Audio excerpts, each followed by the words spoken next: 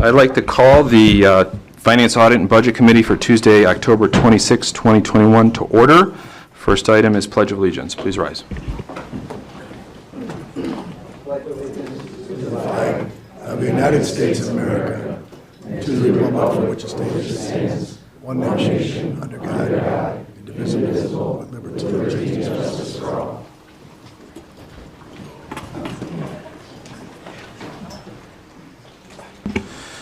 Okay, next item is adoption of the agenda. I need a motion to adopt. Romano adopts the agenda. Zinner, support.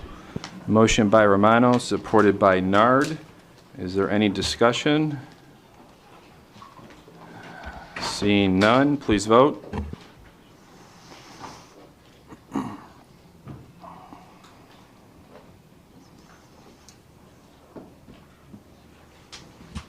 Motion passes 13-0. Next item is approval of minutes dated October 21st, 2021. Need a motion to approve. Motion to approve, Van Sickle. Made by Commissioner Haw, supported by Van Sickle. Any discussion? Seeing none, please vote.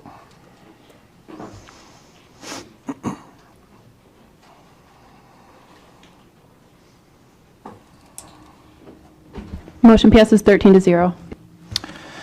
Next item is public participation. This is the first opportunity for public participation for those who would wish to speak for a maximum of 3 minutes on any item which is on today's agenda.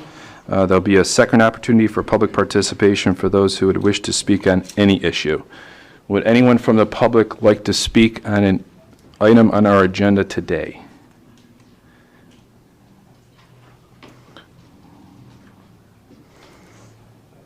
Please state your name for the record. Frank Cusimano, Macomb Township.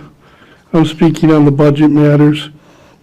American Heritage Dictionary defines hypocrite as a person given to hypocrisy. Hypocrisy is the practice of professing beliefs, feelings, and virtues that one does not hold or possess. I advance that tonight, if the commission votes to approve the budget for the blue coats in downstairs, not only will they be violating their own resolution number 216564, but they'll also be violating MCL 123.1102, which states a local unit of government shall not impose, enact, or enforce an ordinance or regulation pertaining to or regulate in any manner the ownership, registration, purchase, sale, transfer, transportation, or possession of pistols or firearms. I haven't been down for a while, but I had hoped that maybe the prohibition, which is being illegally enforced, would be relaxed, or at least there'd be some notification that holders of CPLs could in fact bring their concealed weapons into the building. As reported by the Macomb Daily on Thursday, June 24th, 2021, this board voted on agenda item 16A, which I've already mentioned the resolution. It stated that it will not authorize or appropriate funds, resources, employees, agencies, contractors, buildings, detention centers, or offices for the purpose of enforcing any law that restricts the rights of any law-abiding citizen affirmed by the Second Amendment. I will state that I am very disappointed in this board's majority, which I used to believe was the rule of law party represented. Thank you. Would anyone else from the public like to speak on agenda items only? Going once, going twice. We'll close public participation. Move to item 6A for budget reviews. Our first budget today is going to be the prosecutor's office. We have the prosecutor here, Prosecutor Lucido. I need a motion to receive and file before we start. Romano receives and file. Support by Zinner. Moved by Romano, supported by Nard. Prosecutor, you have the floor. Thank you very much, Mr. Chairman. and members of the commission. I am privileged and honored to be here with you today. I also, I stand with you in partnership, not only as a thank you for those that had visited the office of the prosecutor, but also those that take the time, reached out to the office, spoke with some of the assistant prosecuting attorneys, came into the office and shared their time, which I know is very valuable, but more important, hopefully share the vision and our partnership together here in Macomb County. I appreciate this board working together and doing what it needs to do to protect and ensure the safety and security of everybody in this community. That's what we do. So I want to talk about, before I get into the heart of it, why all these individuals are here, and the ones that couldn't make it that are still in court or still with victims. They wanted to be here. They want to hear what it is that has to be presented because they represent and support the very essence of what we do. The Macomb County Prosecuting Attorney's Office, in your first, and I want everybody to make sure you all have a packet like this. This is an organizational chart. This organizational chart is very important for you to understand what exactly the prosecuting office does. You can see that there's breakdown of different units within. I share with you today my unit chiefs that are sitting behind me, as well as the individual APAs that make up these special units. You can see that there's a lot that goes into this because we have all host difference of crimes. They specialize in these areas because we have to be specialists today. The law changes ever so quickly. I also want to remark on the fact that there's clerical not here. There's also individuals that are victim advocates, like I said, that are sitting there with victims after a crime's committed, and no one ever stood up and said, I want to be picked that could go through a crime. It's the worst experience anybody can imagine. But thank God that we have individuals that are willing to go ahead and take it in every day as police officers and first responders to ensure that what is done in this community is done the right way. So these specialized units that we talk about are exactly what we put into the budget when it came time to go and look at what we have here in Macomb County. And I want to share with you on the organizational chart, this also was shared with finance and the executive branch, because we needed the prosecutors, and we needed them for this reason. Over 30 years ago, when I became a licensed attorney, I worked in very vast, different areas of law. I was a public defender, I was a probation officer, so I had a chance firsthand to look at how those units work. Became a lawmaker. And I noticed that our laws were changing ever so quickly. So I asked for some additional help. I remember over 30 years ago when Prosecutor Marlinga was at the helm, there were 2 prosecutors in each courtroom. There was a first chair and a secondary chair. That would ensure that those victims that we represent, the families and loved ones that come to court with them, to hold their hand, to be a part of the process, to start the healing and the closure, they would go in there and know that there's 2 people that were working for their interest.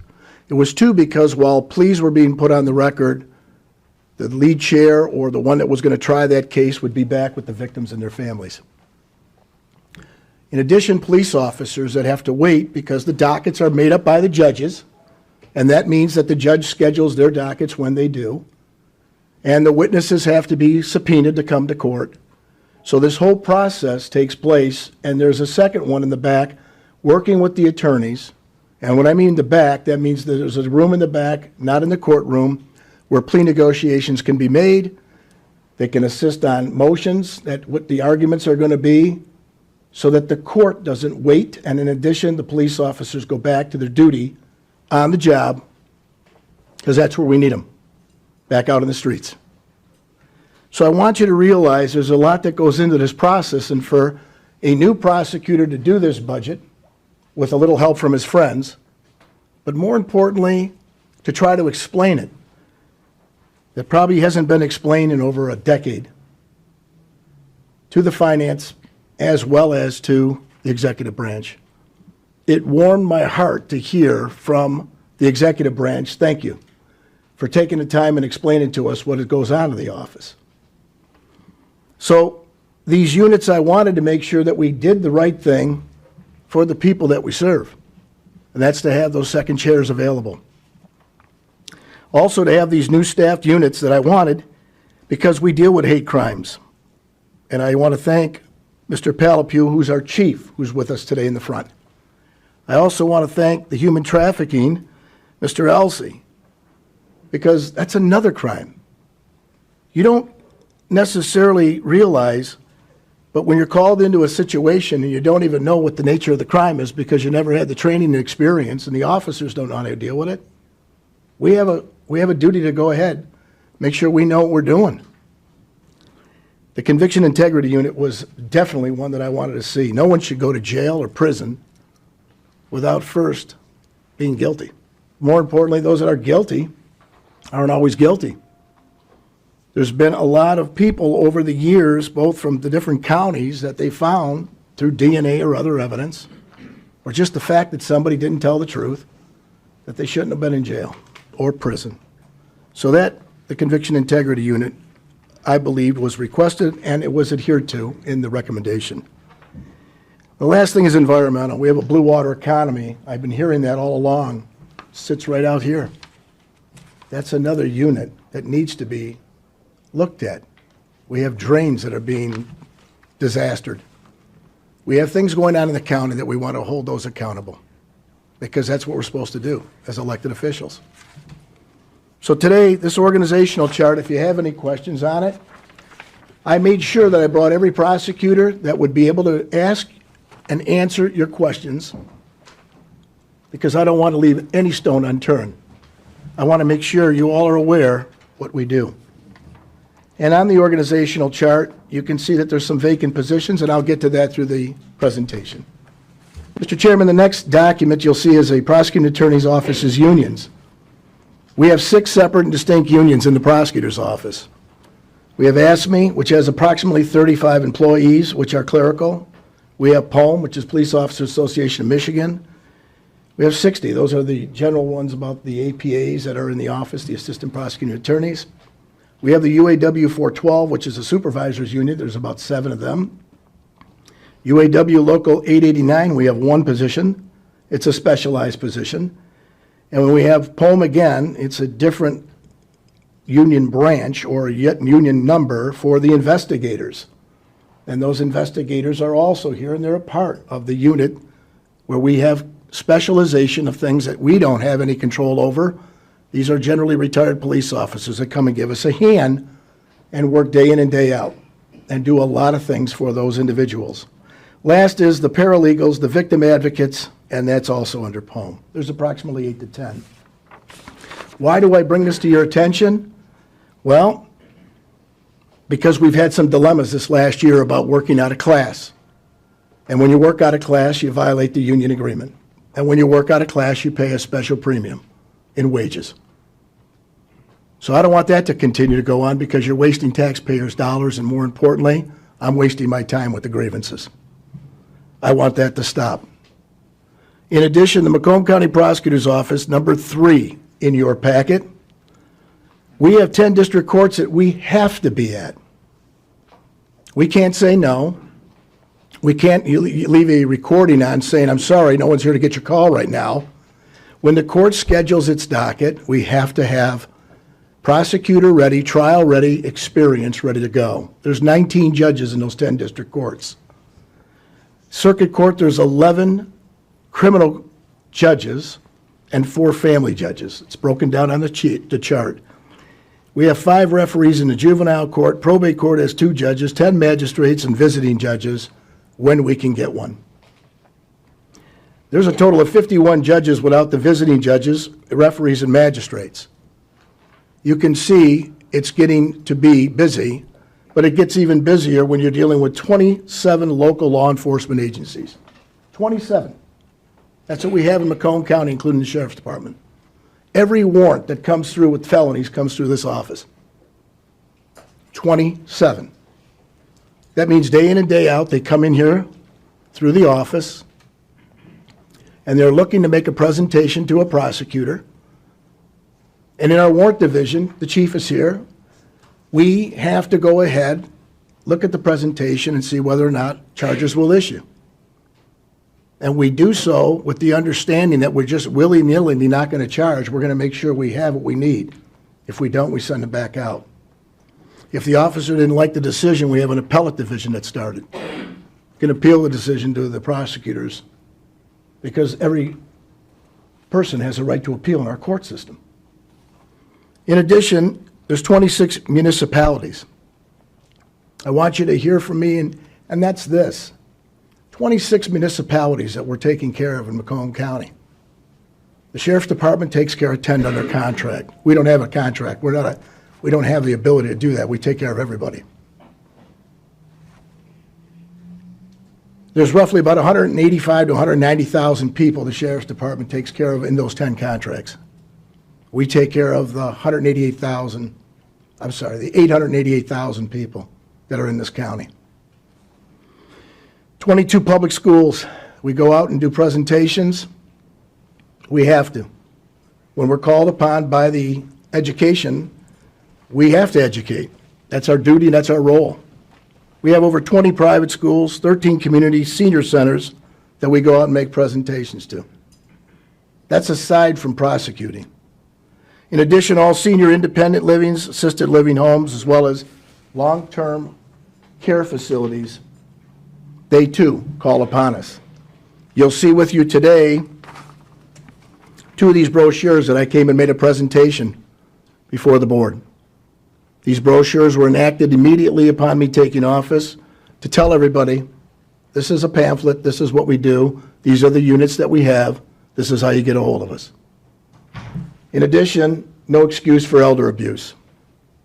I was a little tired because of the aging population to even have to ask what we can do for them. We don't ask, we do. So we put these in the senior units and we make sure that their families know about this. You also see some booklets we left with you. These are available for you to take to your constituents and do what you need to. I want to be very clear about the accomplishments that were made, and that's this.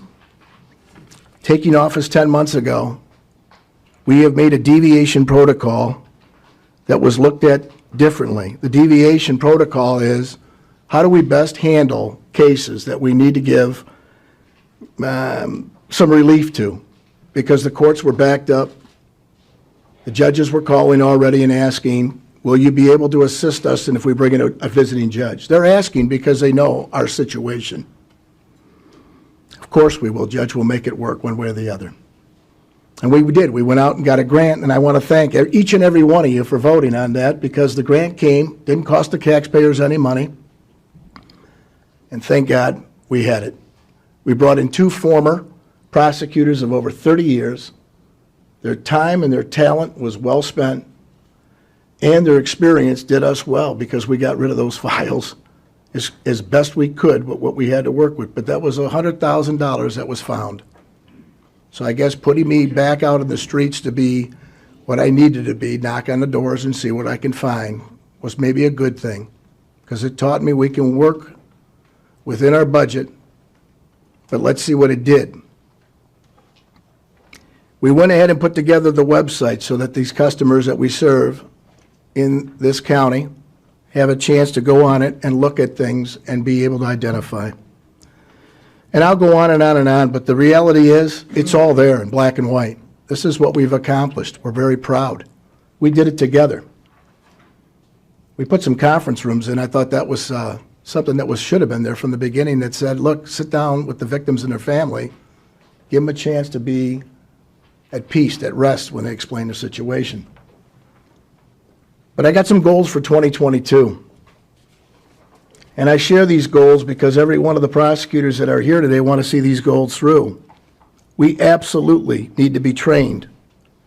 And we don't need to have cross-staffing that's going on here for those hate crime units. In fact, I just got a call today from Assistant Prosecuting Attorney Palapue, and he indicated we just signed another hate crime. I've never seen a hate crime when I was practicing all these years. No one ever brought those crimes. Not in this county, but we are now. Human trafficking unit, I share with you and this is extremely important, it's just as of July of this last year. It's in your packet.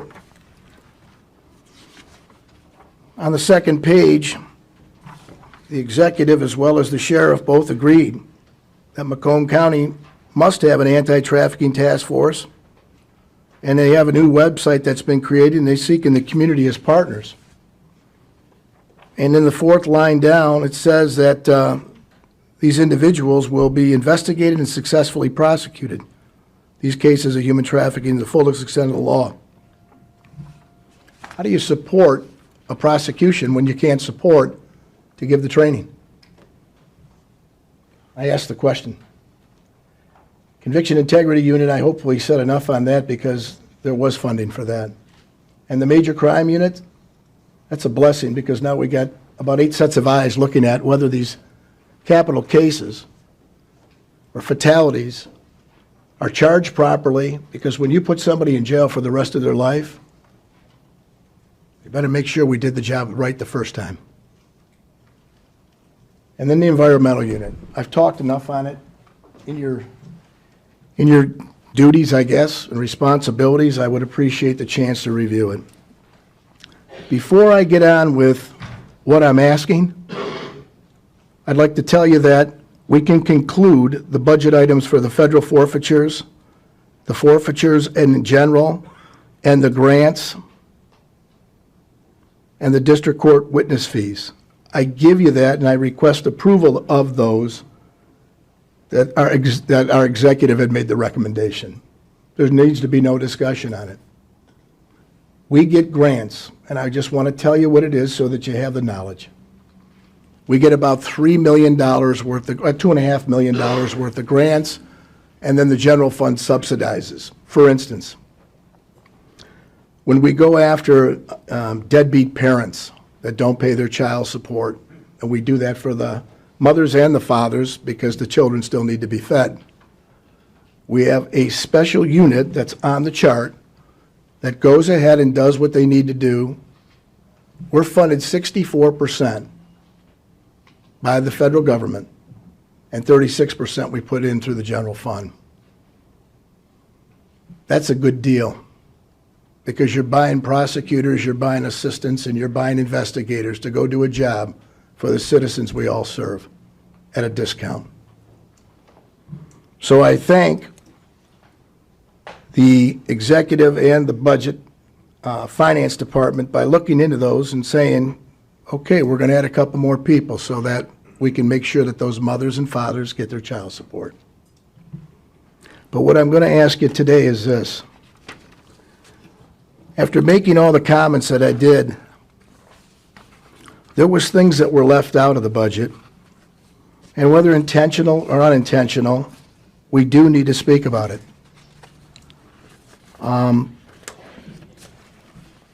We had asked for another 1.5 prosecutors, one full-time APA 2, and another one part-time, special prosecutor.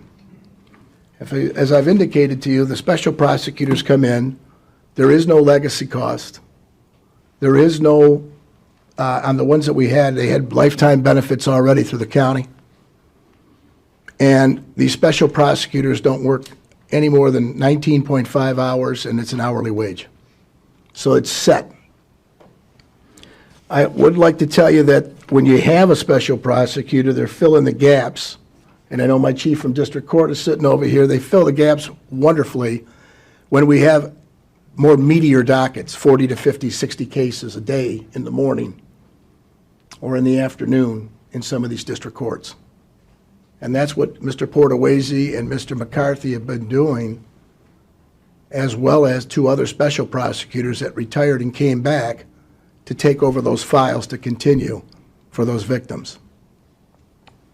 They already had the benefits as it was. It just made sense.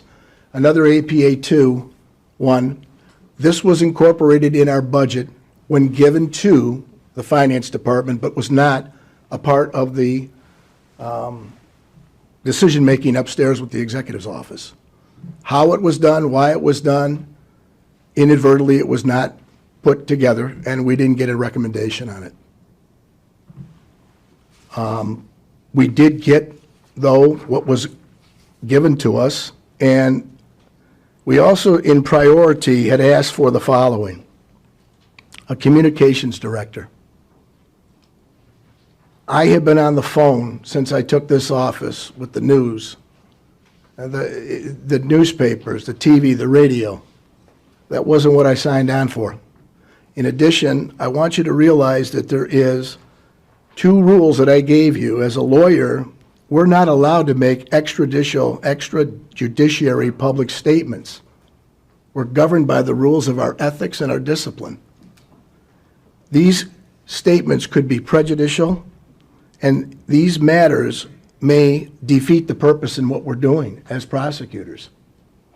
So if I make a statement as the prosecutor, I'm held accountable to that statement, that it didn't subject me to discipline through the Attorney Grievance Commission, as well as liability. There was a prosecutor sued in Oakland County for $1 million, and they collected it for making a statement.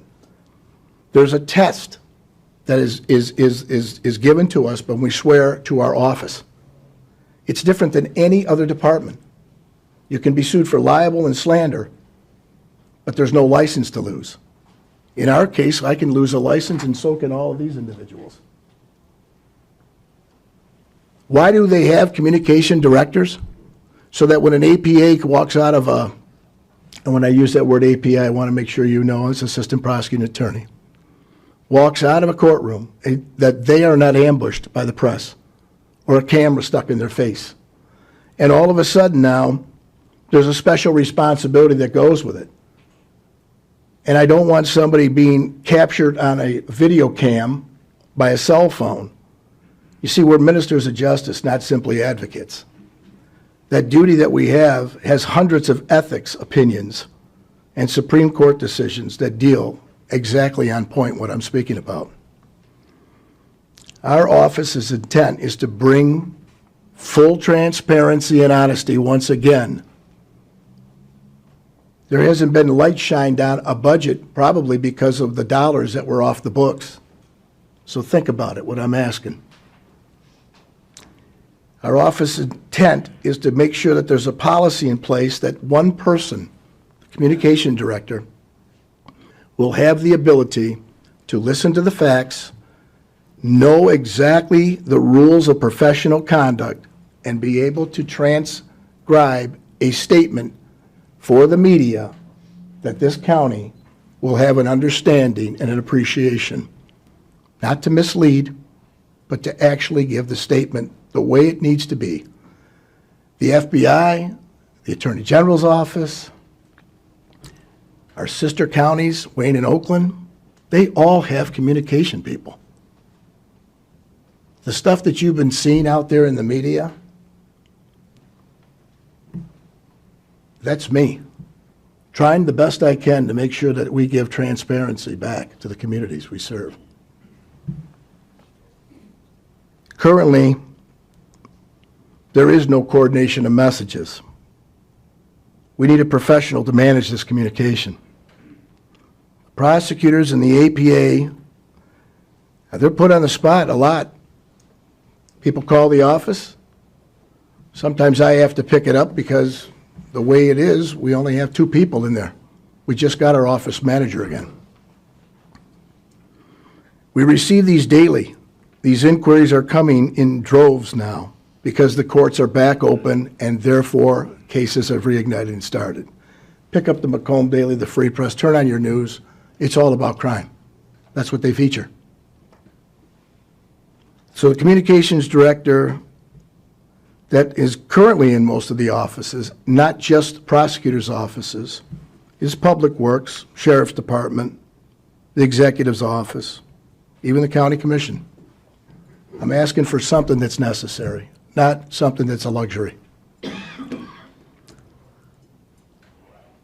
If the communication is properly managed, you'll see even more of a success because it'll add value to this community as to what's happening, where it's happening, possibly why it's happening.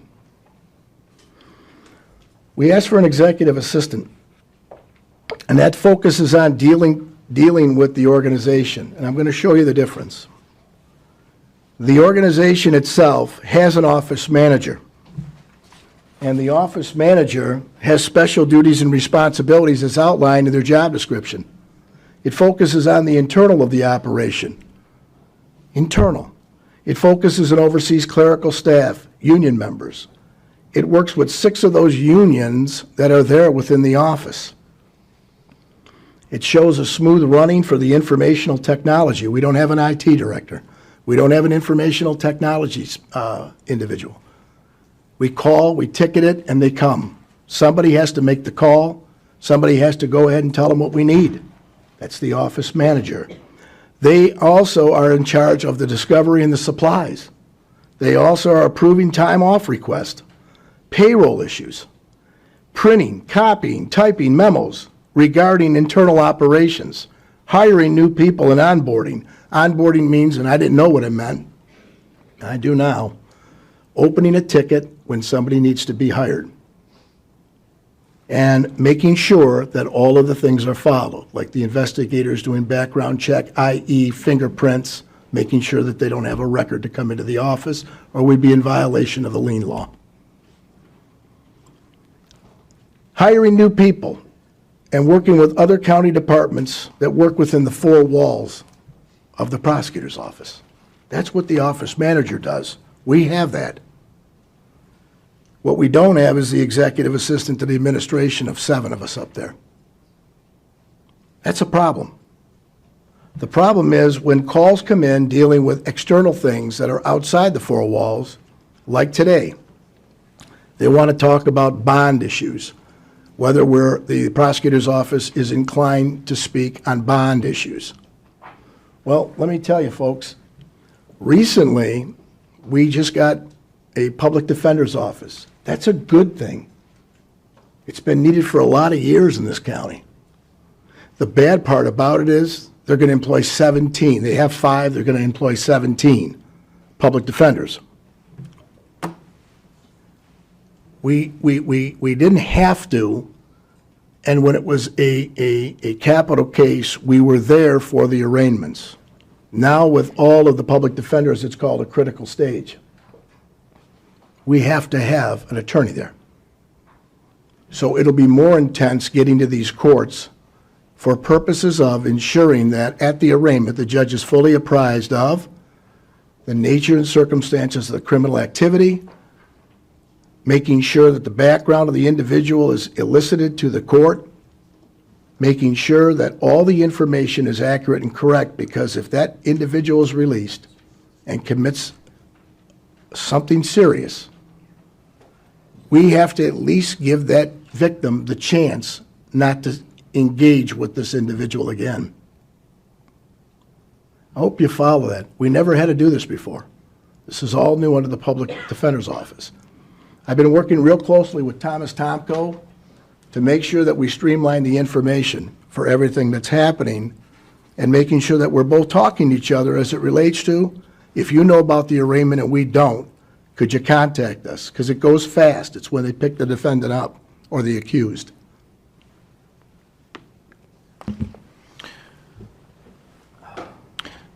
Mr. Prosecutor?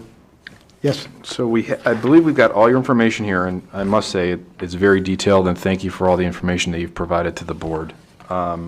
I'd like to get some commissioners to start asking some questions here, because we have some on the list, unless you'd like to just wrap up on your presentation. I've got 2 more pages, Mr. Commissioner, at this point, Mr. Chair, and I would like that opportunity because this is a painstaking effort that happened. I learned a lot, and I appreciate the fact the board being respectful and understanding what my need is. More importantly, if there's any questions that's not answered, I want to make sure you're at least getting the opportunity to ask it and get an answer. So we talked about and this is the one that the ask is. This is in addition to the executive's recommendation. The intern coordinator. We had 40 interns. I'm very proud of that. You'll have a little pamphlet here. I have Mutu. Mutu, stand up. Mutu is here today. Sam was going to be here. We didn't have to bring all 40. These are individuals that assisted us at no cost to the county. Some of them receive credit hours through their program.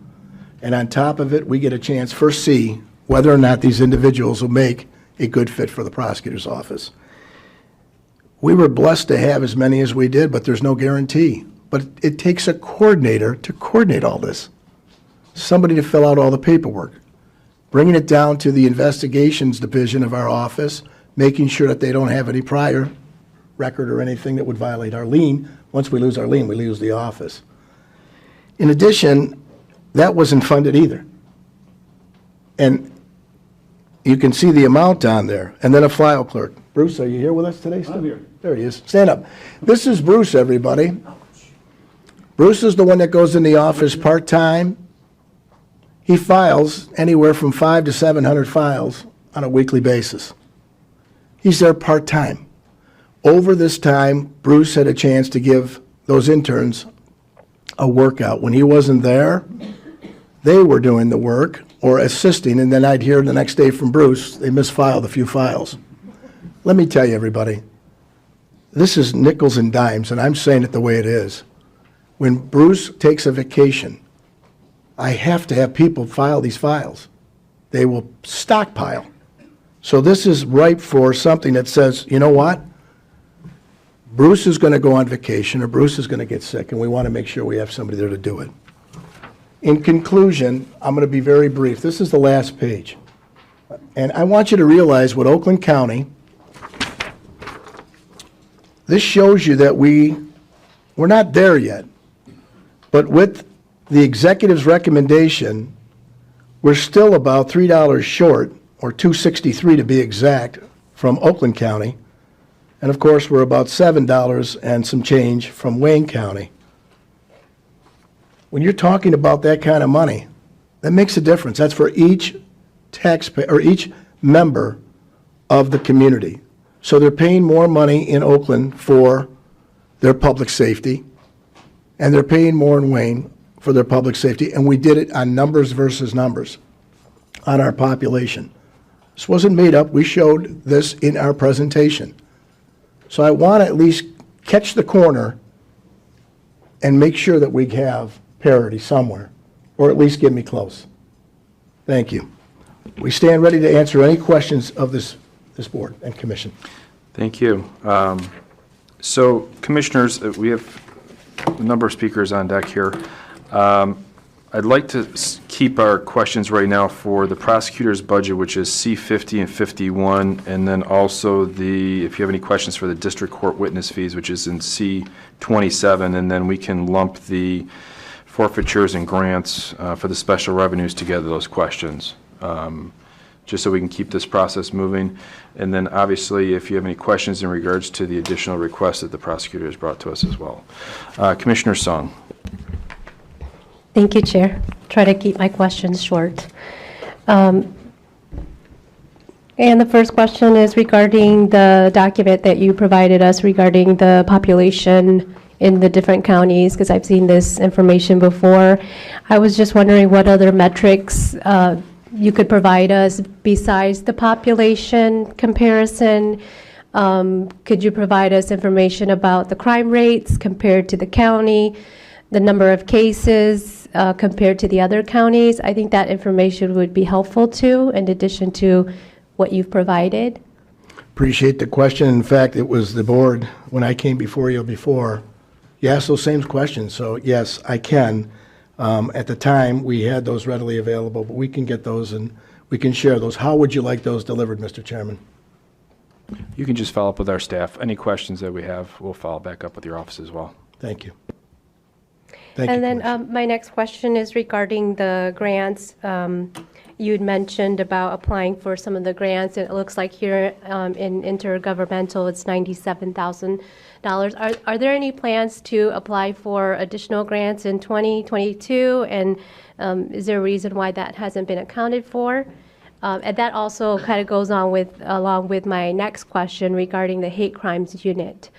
In May, Congress had passed the COVID-19 Hate Crimes Act, and that was supposed to provide additional resources for making it more accessible to report hate crimes, as well as translating material into different languages. So are there any plans to work with the Justice Department to try and get some of that grant funding and those resources to Macomb County. Absolutely, Commissioner. We had applied for elderly abuse and financial liability transactions. We were declined on that, and it's interesting. I wrote the law on that.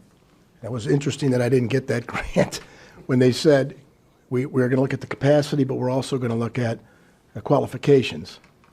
And we were declined on that grant, and we also applied on 2 other grants. One is still pending. It's with Judge Linda Davis of Families Against Narcotics, $3.8 million, to have a true diversion program here in Macomb County, where you pick an addict up off the street, they got a needle in their arm or a seal in a packet in their pocket, nothing violent in their past. Do we need to treat them, or do we want to charge them, make them spend more money and time, and really not fix the problem?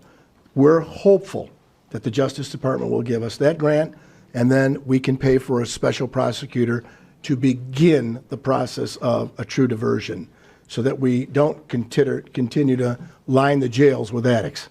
The last grant we applied for sincerely did exactly what you're saying. We had applied every single grant we could look at, and my office will tell you, if you want a one-on-one, every single APA was asked. If you know of any grants out there, if you can tell us of any program, please, let's go ahead and let's get this thing running right now. So all of our units, including Kumar Palapu, will tell you, absolutely looked for those crimes and those grants. The reason why is we need it. Thank you, though. We're continuing to look for other dollars outside the box, as they say. Okay, thank you. And thank you for all the supplemental material. Appreciate Thank it. you. Thank you, Chair. Commissioner Hall. Thank you, Chair. Pete, I've sat through many budget presentations and have never seen one as elaborate as yours, but that was to be expected. So thank you for that and all the material you provided. I was looking at, well, I got 3 questions. I was looking at the personnel, and for 2021 it shows 86 and recommended 93.5 for plus 7.5. Does that include grant employees as well or not? No, there's 2.5 in our grant, and that would fall under our cooperative reimbursement with Miss Beth Kirshner as our chief. She's been here 20-something years. We applied for and received 2 more APAs, 2s, and a half a staffer that'll be taken care of. That makes the total of 10. We received 7.5, if you will, attorneys outside the grant program and 2.5 within the grant program. Thank you. And we're still short up in the circuit court. That's why when I did each one of them, I made sure that I would have it. And it's not for every court, too. It's not. It's 7 of the 11 criminal courts. Because I know that we can't get there. I know that. But at least I gave it, the old challenge that I will, and said, look, at least I tried. I know that those victims deserve more when they're waiting there, and they're waiting, and they're waiting. It's not right. And it's not right to leave an officer there at the wages that they make when I need them back on the street as quickly as I can to protect everybody that's out there, not sitting in a courtroom waiting for a prosecutor. You spoke of 1.5 special prosecutors working 19.5 hours. I understand that's for benefits and legacy costs. What exactly do they do, the special ones? So the Roseville docket goes out. There's 3 judges over there in Roseville. We go ahead now, if the docket has 45, 50 cases up for one judge, we send a special. There's only 2 prosecutors right now in Roseville, or just 1? 3. We have 1 for each judge. 1 for each 3. judge. Right. That special goes in backfills now when there's somebody on vacation, somebody's out with a bereavement, somebody's out sick, a birth in the family. This happens. You can see the age groups here. They're still having families. If a loved one is in need, they take COVID time, whatever it is, they are there to plug the hole for the 10 district courts or go to circuit court right now to plug those holes. What I mean by that, down in Warren, those are massive dockets.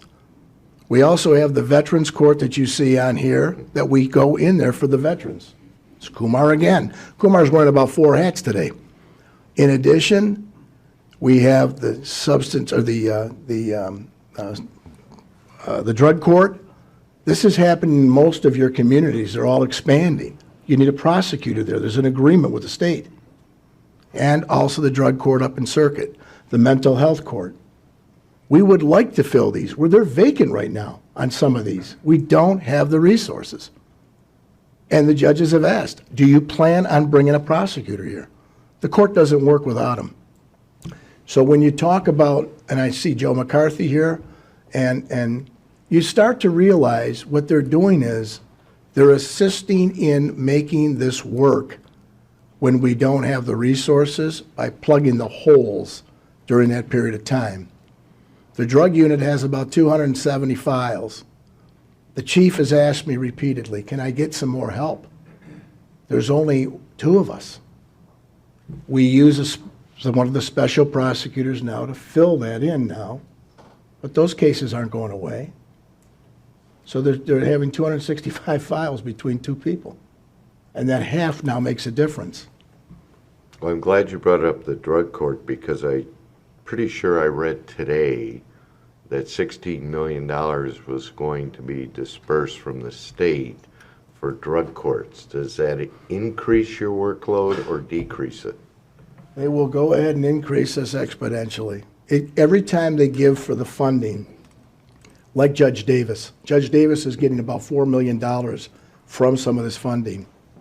There's roughly about 22 counties that have Families Against Narcotics program. I remember when Linda and I started down in the basement over there in Fraser. The reason it's important is families don't know where to turn when they have an addict in the family. And anybody can become an addict. I've met the best of the best. The reality is, this gives the family a streamline to go meet with other families and says, what do I do? I don't know how to deal with this. So, yes, it's going to add more weight on our shoulders, and I'm hoping that we can both work together when that money gets down here, that they say, we need a prosecutor this many days a week. We'll be there. We'll assist whatever we can. Thank you. Last question. You talked about the IT director, but in the process of describing that position, some of it sounded like an HR position as well. Are you getting support from the IT department currently under the executive's office? I am putting in tickets, and I am getting, my phone was not even working for about 2.5 months. I kid you not, I can't make this up. I had a meeting, I had another meeting, they've been in the office. In the IT budget that I came and supported before each and every one of you board members, I came up here because Jaco and I we've learned to live with each other. And I love that guy because I got to tell you, he's had an open heart, and he says, I know. You know, body cams came along, in-car videos came along, doorbell cams came along, footage from apartment buildings or wherever came along. This is all on electronics. We were getting choked in our discovery department. We have to give every shred of evidence to the defense lawyer, or we've committed a Brady violation. And that means that somebody's going to go free, and we are holding a bag for a victim, and I won't allow that to happen, never. The system was designed, you give everything, all reports, all tangible physical evidence, even if it's exculpatory, because that's the way this system was put into place. And at the end, you win them fairly and lose them squarely. But you better do it the right way. So all this extra data that came in, we are loading, and like I told you before, these CDs, and sitting there burning CDs, hundreds of them. The discovery department said, enough's enough. And Jaco said that we're going to have now in that budget, and I'm hoping it's there, I'll tell you, that they have this thing rolling out to 2023 that says, let's get you up and running on that IT stuff, Pete. Because we have this now. We have, this extra money, all this money from wherever it came from, all different. We can get you started on this. Well, started is not going to finish it because we have a turnaround time within 14 days. There's another court hearing, and we have to turn it around as fast as we can. We will do it better if they can have an electronic link to that body cam and all that other stuff that the police get, so that they can go ahead then, and we can get it to defense counsel. We can upload it for storage. We can download it to keep in our files. And it'll look even better when it's before the court on digital data for the court. So yes, I mean, we're really hurting there. And if I spent a day with y'all and you saw it, you'd say, you know what, this is an easy fix. It's going to take money. And we really can't wait. This has been going on for 5 years. It's been in the making. And if I don't get it, then I got to look at, well, okay, now what do I tell the judges? I can't turn around the stuff fast enough? People were working overtime doing this stuff, where if we just had the technology, and we're not talking, huge amounts. We're talking, in the grand scheme of things, very small amount to get us going there, but there's only so many IT people that work for this county when you share them. But I do have some direction and some sense, and I have some, at least hope, that what I've been told is once these implement these systems, that they'll give us an IT person there. Like the jail has a couple of them, the court has 5 of them. I'm just asking when the phones break, the computers go down, and the APA said, hey, I got to finish the briefs. They're due tomorrow. You can't get somebody that quick. You fill a ticket out and you wait. And you wait till they come. They're great people. They're even greater when they get there. Thanks, Pete. That's all I have, Mr. Chair. Commissioner Matuzak. Thank you, Mr. Chair. Mr. Prosecutor, you said that you have a number of employees that have been asked to work out of their classifications, and you've faced a number of grievances. Number one, what jobs are they doing out of their classifications? And number two, how many grievances are we talking about? I like that. It's spot on. This is why I'm here. So for instance, this communication that's going on, who's doing this? Who's typing it up? Or better yet, when I lost my office manager, Jen Meach, and she was the only one that did it for 4 or 5 years, nobody cross-trains in this department. Nobody. You can ask, nobody knows each other's jobs, it seems like. That's stopping right now. So your first chair and second chair, when the first chair is gone or the second chair is gone, they both know their job. That being said, when Jen Meach left, you got to go on board, you got to post for so long, you know the rule. And then at the end, you got to hire somebody, but there's nobody to train them because that person's gone. So I brought up somebody from a different union to at least get me through a couple weeks because this doesn't stop. And of course, I'm going to get a grievance because they're working from this union over to this union. I'm working out of class. And now they got to be paid for whatever differential is. So I'll give you, for instance, we haven't had an operations the whole time I've been here. Who's doing the operations? Who's doing the IT stuff when it breaks down? Who's doing the manager's job? You move somebody out of class, it's not like a family-owned and operated business that I'm used to. This is different. And I asked, what can I do? They don't give me any temporary. There's nobody that knows the job. I did the best I could. But grievances? Sure, I probably got three or four of them. The reality is, it costs money. And I took it from my chief assistant when Mr. Macomb left, and I paid out of class. I paid people that were union employees from money that was a non-union employee position because I had to and because it was the right thing to do. So I paid my office manager, Jen Meach, to do that, which a operations person did. I put the budget in myself. That's somebody from operations. I mean, I'm there on the weekend playing with a budget. I shouldn't have had to. And how does hiring an executive assistant fix that? Tell you how. If I get an executive assistant, I don't have to go to the office manager, who just started with us 2 weeks ago, Ange? 4? And what happens is, they're all trying to help me, and I don't have it because the job description doesn't include it. There probably was at one time with Mr. Marlinga or Mr. Smith, an executive assistant to the administration. But they're not there. And if you look at how a big corporation works, or if you look at how, a sizable one, I looked at the other units of government within the county. They have these. This is not out of the ordinary. Somebody has an executive assistant to help them when I'm dealing with things outside of the building. And I'm being sincere about it. But helping outside the building is different than what you were describing, people working out of their classifications. When I took people from a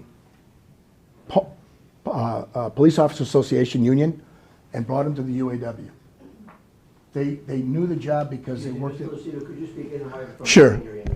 When I took somebody from the Police Officers Association union and I brought them into the UAW, it was working out of class. It was working outside their union. And they were doing a job that which was not in a job description and which they were charged with. But what were they doing? I'm trying to get at what the Oh. work that people are doing that is out of classification that is somehow going to be fixed by an executive assistant. Okay, so I gave you what an office manager does. When I lost my office manager, they were doing the office manager's job. Plus, they were also doing their job. When Jen Meach was there as the office manager, she was doing a job that the chief of operations was doing, which was, there's a laundry list. I wouldn't have gotten the grievances, and I wouldn't have had to pay out of class if it was all right. And what it did was, Commissioner, it took me away from what I'm supposed to be doing, the people's No, work. I get all of that, Pete. I really get all of that. Okay. I'm trying to figure out the tasks that people are doing. Because some of the time it seems like you're talking clerical stuff, some of it is communication stuff, some of it's IT stuff. I'm trying to figure out how an executive assistant fixes those job tasks. The office manager oversees the clerical staff. I had nobody to do that. And the union members. Works with 6 other of the unions. I had nobody to do that. Meaning everything they took regarding time off or COVID or whatever the case may be, smooth running of the information technology, they put the tickets in. Discovery and supplies, they had to go ahead and requisition that. Approving time off request, I talked about that. Printing, copying, typing memos regarding internal operations, hiring new people and onboarding. Nobody there to do that. Worked with all other county departments. Nobody there to do that.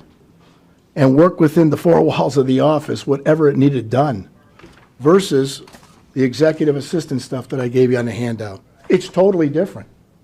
And without it, you're defeating the purpose, because if the grievances keep coming, I'm going to tell HR, go ahead and handle it. And I'm sitting there during step 1, step 2, and step 3 proceedings. For what? Because I don't have the personnel? And I'm paying out of class for what? Because I don't have the personnel. Truth. Thank you. Thank you, Mr. Chair. Commissioner Kleinfeld. Thank you, Chair. And I do want to try to be as brief as possible because we have a lot of departments. I don't know if we'll get out of here before midnight, but a couple of things I want to clarify. First of all, you just spoke with Commissioner Hall relative to an IT person. You don't have that person on this request list. I just want to clarify that. No, I don't, Commissioner. Thank you. I just wanted to clarify that. I had it in my, what I wanted. Your and- original request list. Right. Okay. And just in defense of the county executive in this situation, he's given a lot of positions, which we're not used to seeing a lot of positions granted to that extent. He's responsible for the health of the entire budget, and he gets hit with these from every department. They don't all come to us and say it publicly, but I just have to defend on his behalf. He's got to worry about the entire budget. You only have to worry about securing what you can, and it's your job to fight for all of that. So I just wanted to put that out there. Commissioner Zong started with what my original ask was, but I want to be a little more specific. I was really surprised when I saw the dollars per resident sheet that you gave us. I want to clarify, did you say you didn't get all the second chairs, but you got several of, how many second chairs did you get, and how many were you seeking? I I received what I received because the way I broke it down was I have people doing two jobs. They're in the district court and they're doing something else. You can see from the organizational chart, there's stars. It says shared duties. For instance. Okay, but your request for second chairs, that's what I'm interested in, is I just wanted clarification. Okay. Are you getting the second chairs you're requesting? I'm getting second chairs I'm requesting. Yes. Are you getting all the second chairs you're requesting? No, I'm Okay. I'm one, and if you look at it, it's 1.5 that never made it from Okay. the ask when it was put in through the system to the executive's office for recommendation. Okay. So we've had a discussion with respect to caseload, because you know that my son works in the prosecutor's office in Wayne County. You gave a comparison per population. You did not give a comparison per judge or a comparison per caseload. Those are the two comparisons that I would be looking for. I do not know, and the other question, do you know if Oakland County has second chairs? I know Wayne County doesn't have second chairs in most of their courtrooms. I know Oakland County not only has second chairs, but their specialized unit have no flop over, which means when you're put in the hate crime unit, you're there and you're scheduled for that unit.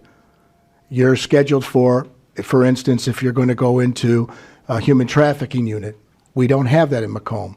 And I'm not asking for anything other than right now trying to get bodies in to learn those positions because just as a conviction integrity unit, the recommendation was kind enough to give that, but we still have training to do. Okay, so Oakland County has second chairs in their circuit courtrooms. They do. That was my question there.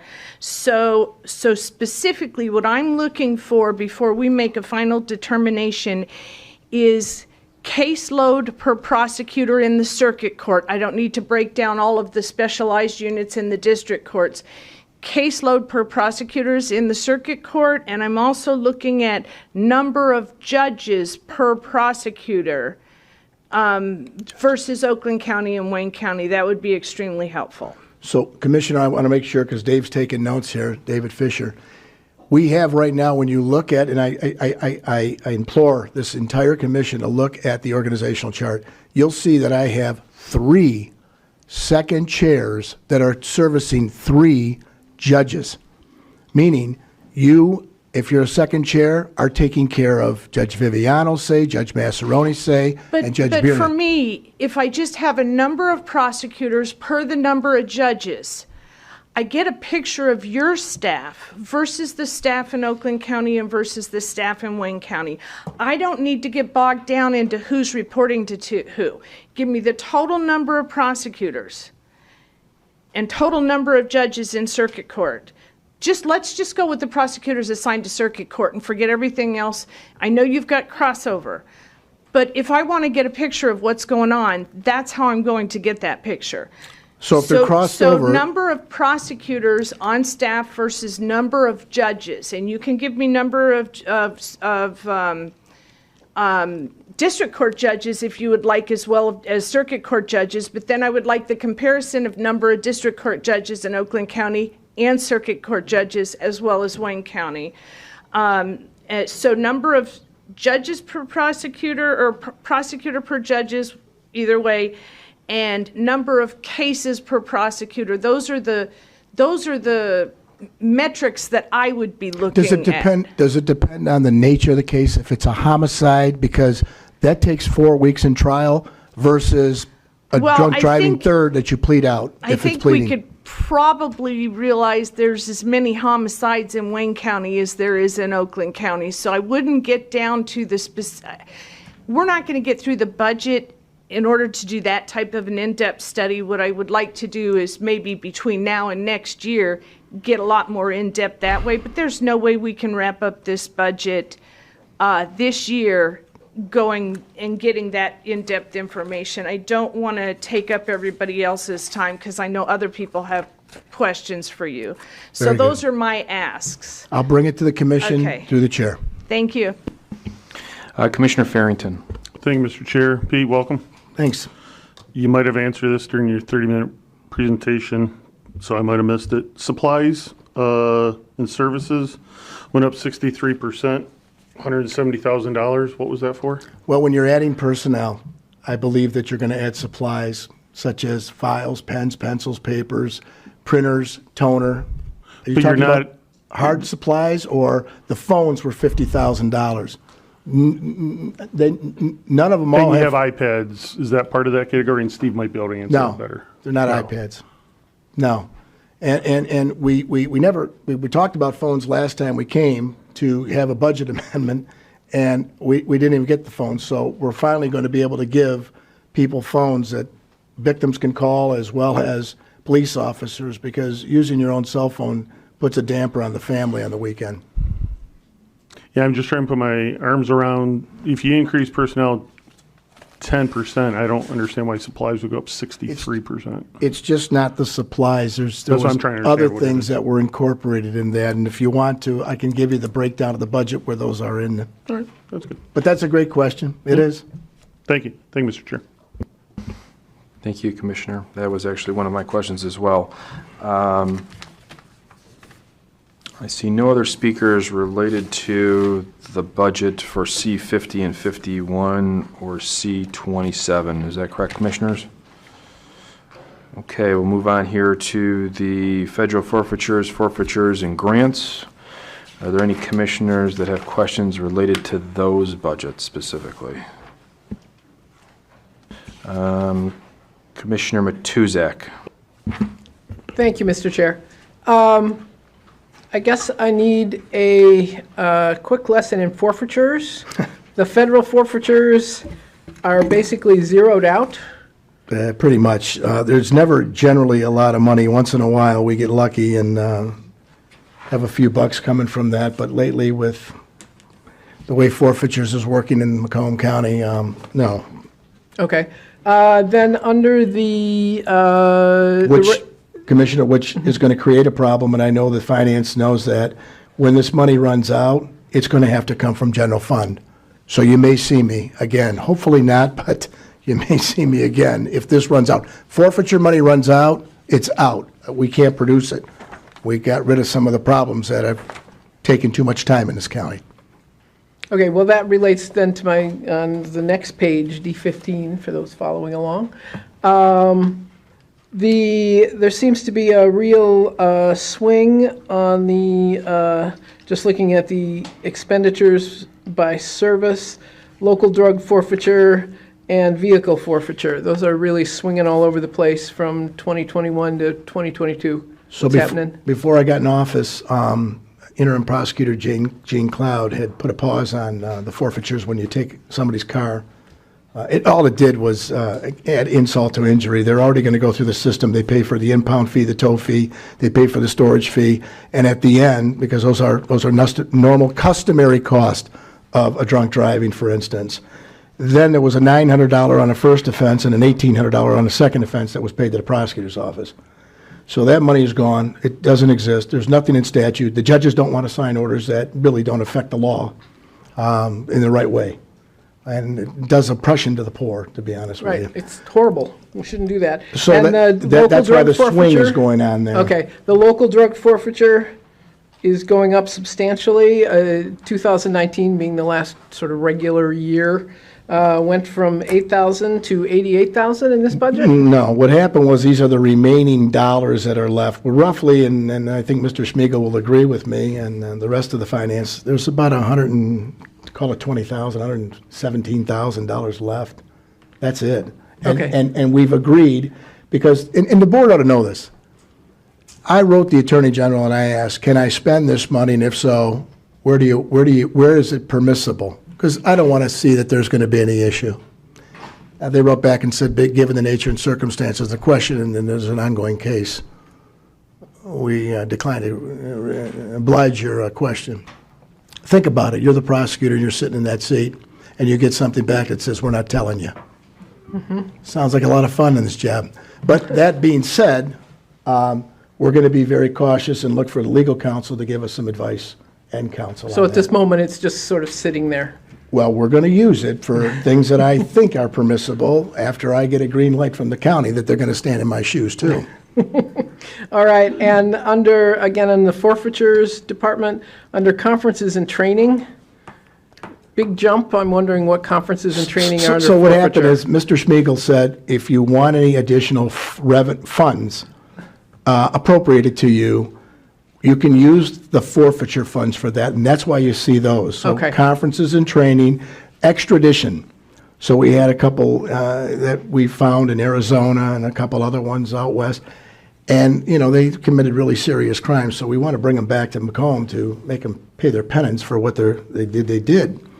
We need to pay for the stay for the officers. They pay the stipend the officers get from their locals, but we pay for all those incidental expenses to get them extradited back here to Macomb County so we can go ahead and prosecute them for crimes that they committed. Then why isn't this in the extradition There is money in page? the extradition. If it's in the extradition portion. We looked at the $100 and some odd $100,000, and we started plugging it into things that we believed were permissible that could be used instead of appropriating it under general budget dollars. Take it from the forfeiture fund. Did I say that right, Dave? Okay. Okay, so this $46,500 in the budget for conferences and training under the forfeiture fund? That's forfeiture money that was put there. And what kind of training is it going to be used for? That's what I'm trying to get So we're at. going to have some training for, of course, these new units that we started. If we can't get any federal grant money to do anything for us, which the state should provide, but I haven't seen it, then we have to look at what other sources of revenue or sources of pocket can we go.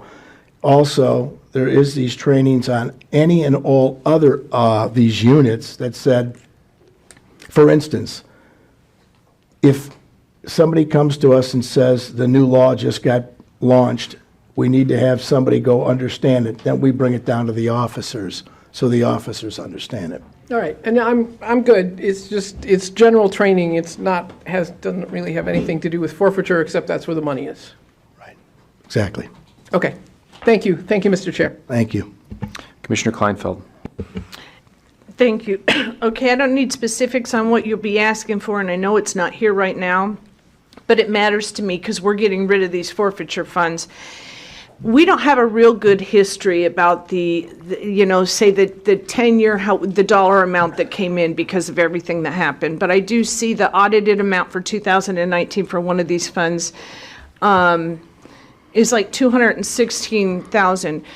So when these funds go down to zero, and this is your choice to end these programs, these forfeiture things that existed before, and you'll be coming for the ask, and I don't know what the county exec's office will say, but what do you think the dollar amount of what you'll need is, what you'll be losing? Okay. We just don't have a good record to tell exactly what it is you think you're going to lose per year. So I'm just looking at a dollar amount through all the forfeiture funds that are going away. It's a great question.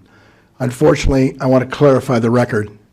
I had 2 trainings with all the police agencies throughout the entire county. Twice I brought them all into a room and I said, by a show of hands, who wants to continue the forfeiture on the automobiles as it relates to the drunk drivings? Not one hand went up.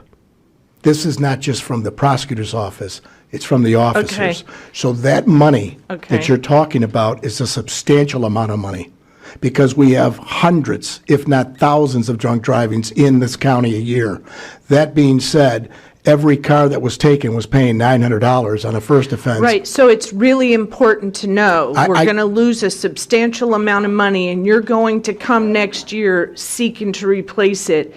It's really important to know what we're about to get hit with. So I think what we can do is, I know that Mr. Schmiegel has been running the books before I got here. He Are may you have running the books? Okay, so. He may have a So better- I could just get with him to get Sure. an estimate as to what it is that we need to be bracing for. Unless he didn't know about the forfeiture money, which is also incorporated in the budget, how did that stuff get paid for? Oh, no, I mean, I knew it came up, there's a whole long history there. It came up in 2015. at a meeting relative to that, because I specifically asked about conferences and training, why the prosecutor's office doesn't have that. I know there is required training for prosecutors. So I do know that that money is coming. And so it wasn't whether or not they existed. It was the argument over who it is supposed to be reported to that was the delay. But anyway, I don't want to get into all of that. I'm just trying to figure out how much money that we need to brace ourselves for. I do know that you have to have the training. Right. And if we're going to lose it out of there, we are going to have to replace that. I appreciate that. All right, I'm thank glad you. that you have that depth and scope, because a lot of people don't, and we are obligated to know the law. Right. Okay, thank you. Commissioner Hall. Thanks, Chair.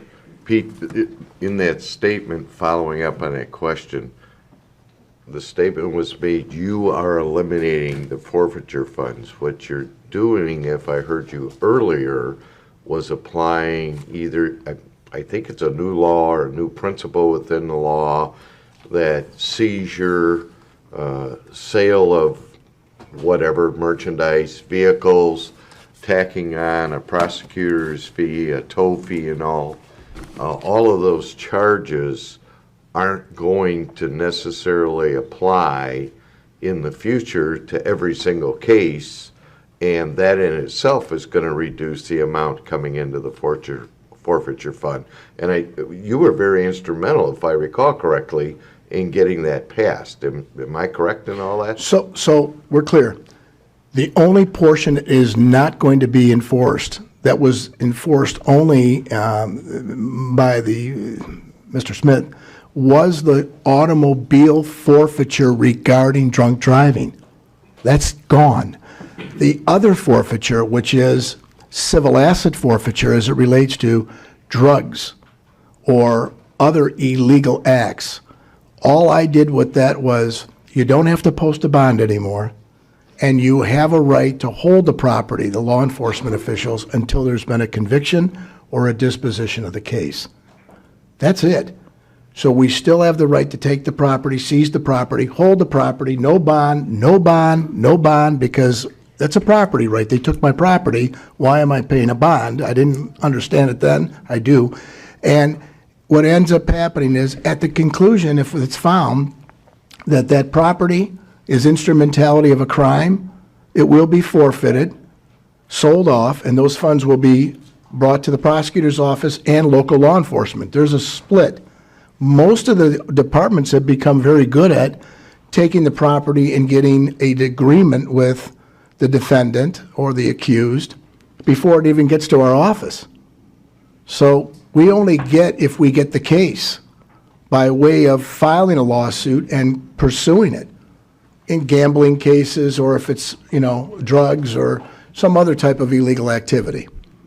So we will still pursue it. We will still go after the bad guys and girls, but at the end, we have to go ahead and get it. Now that they've legalized marijuana, there's less and less forfeiture because they're selling it in the stores at the dispensary.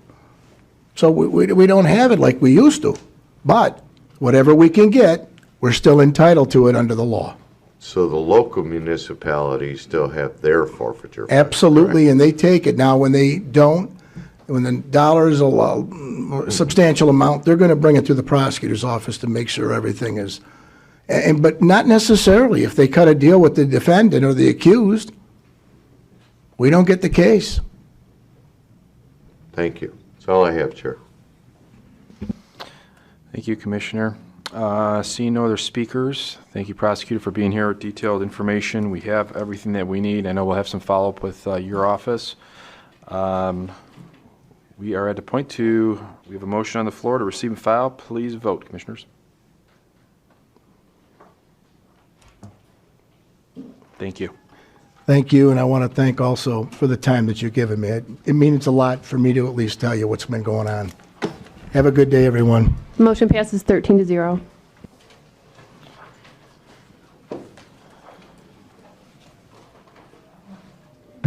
Okay, Chair- next Mr. item Chair- on the Mr. agenda. Chair, can I clear Yes, everybody yes, out now? Yes, please. Pete, don't forget There your may be a boards lineup down. outside, so please stay to your right. Stick around for the rest of the meeting. Wait a minute. Tony's guys don't like them.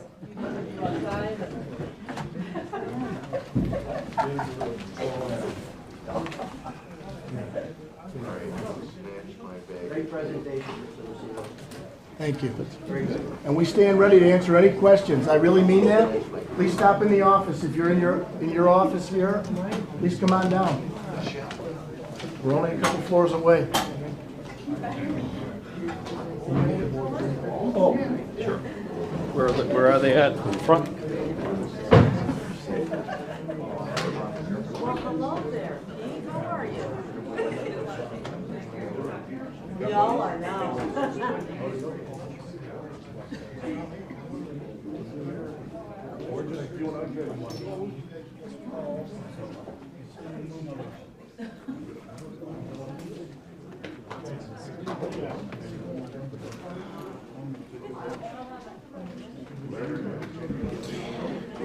Okay, next item on our agenda is the clerk's office. We have Clerk Forlini here, who's been patiently waiting.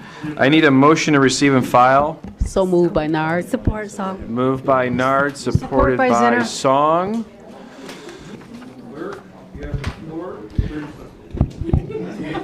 I just want to know who moved me to number 2.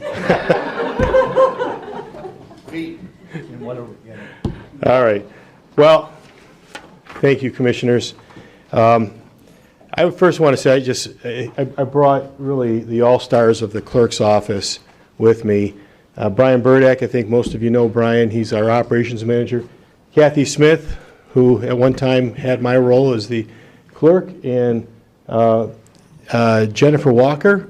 Jennifer Walker is our Register of Deeds, and Michael Grix, our elections guy, who's very, very busy this time of year with the obvious and the unobvious that has been coming up. You know, when I took the clerk position, very few people know what the clerk does, right? I mean, it's clerking. You know, so what do you do? Clerk. But we're the clerk of the court. We got, you know, between that and the jury room and the file room, we've got about 45 employees. Register of Deeds and Vital Records, between those two offices, we do over 300,000 documents a year. CPLs, we're doing 30 to 100 a day. And of course, we have elections, and we have 4 people taking care of the county elections.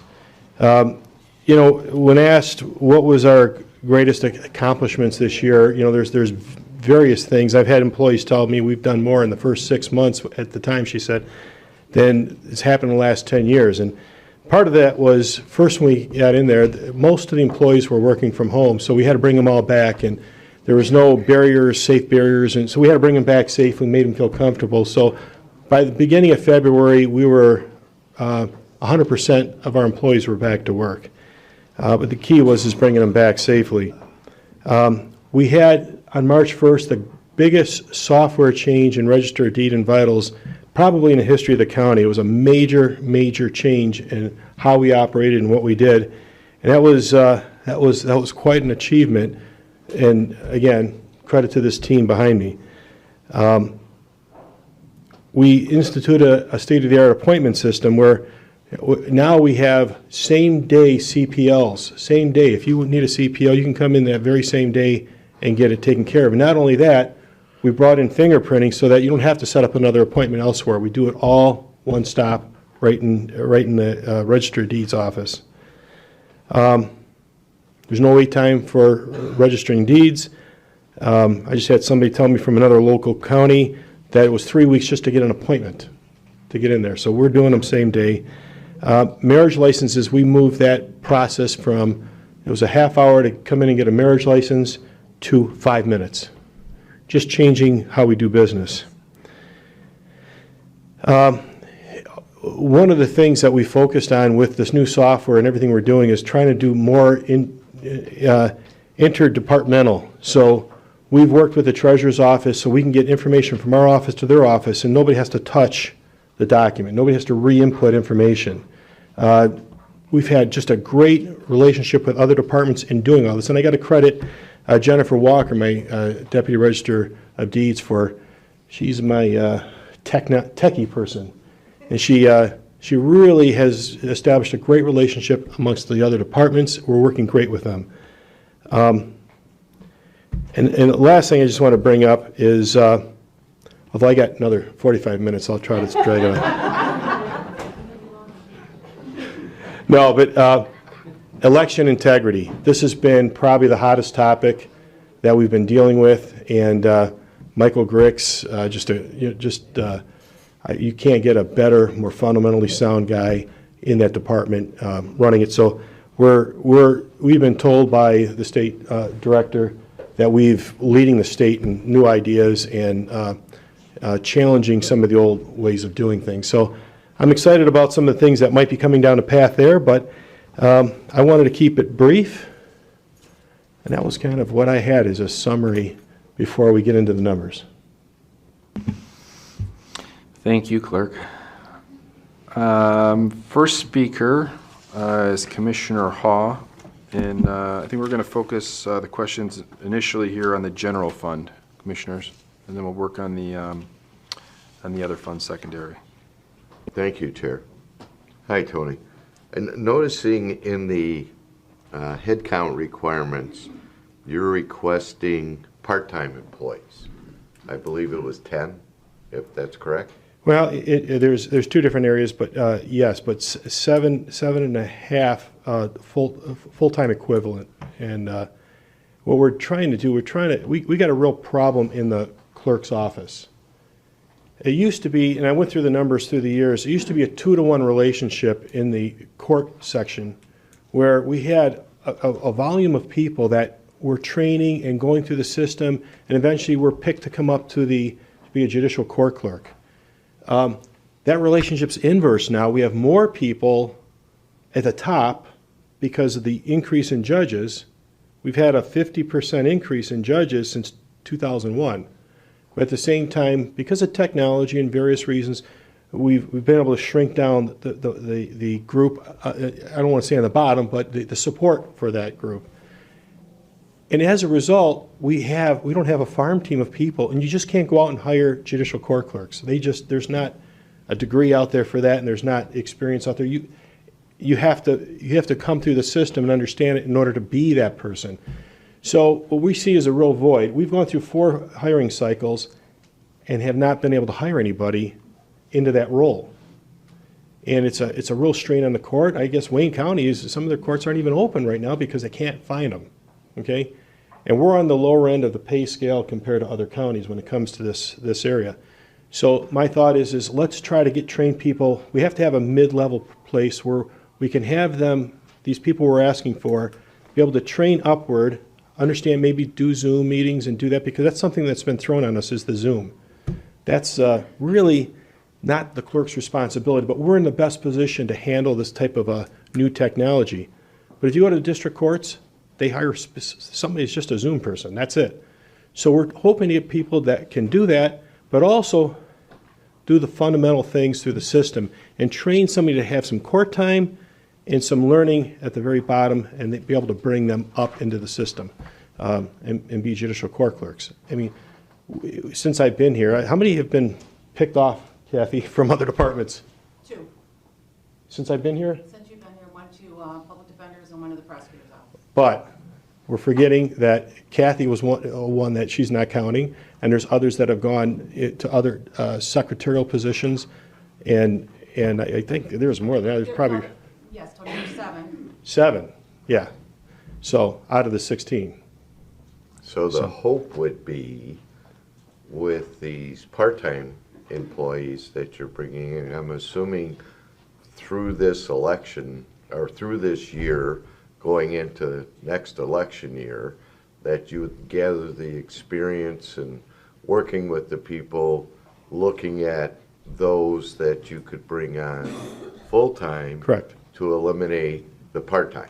Yeah, and that's Or really what we're... supplement it would be a better word. And we've done that in the Register of Deeds office very successfully. People come in, they're not sure what they want to do, and it's been successful where they've says, hey, I'd like to come in full-time, and that's worked out. We're hoping we can do something along those lines here to get people, get their feet wet and offer opportunities to advance.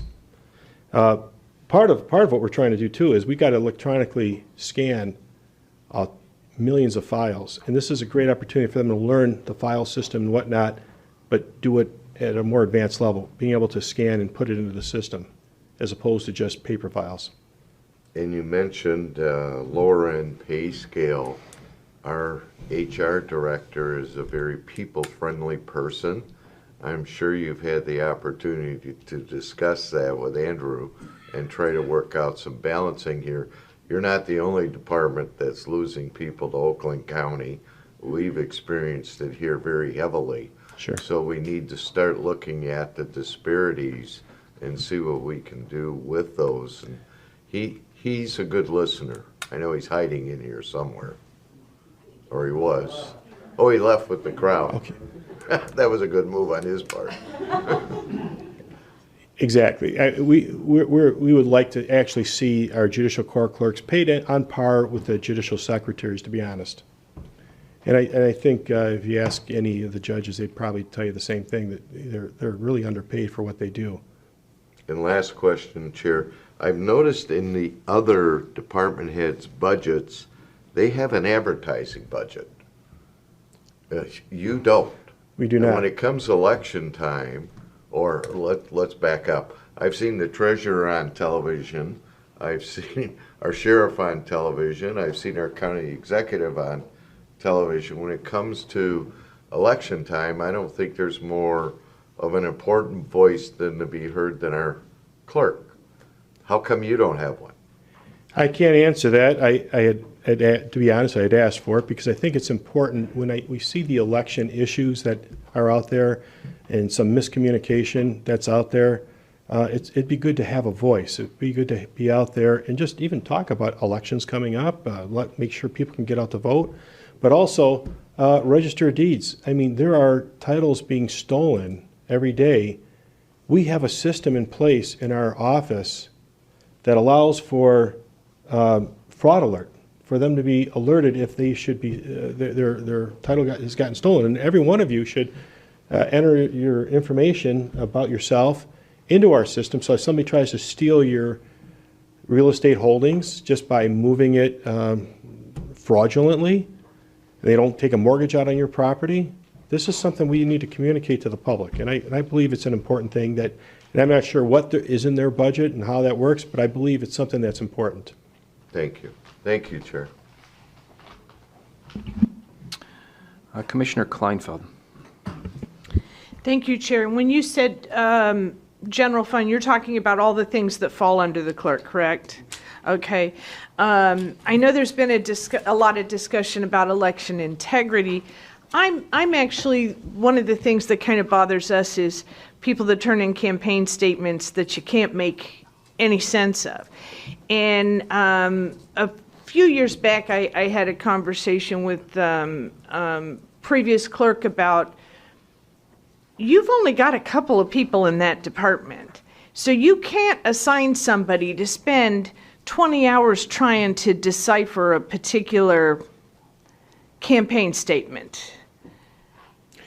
Worse than that is when they send them in, we're actually re-inputting the information off PDFs into the computers. That's going to change, Commissioner.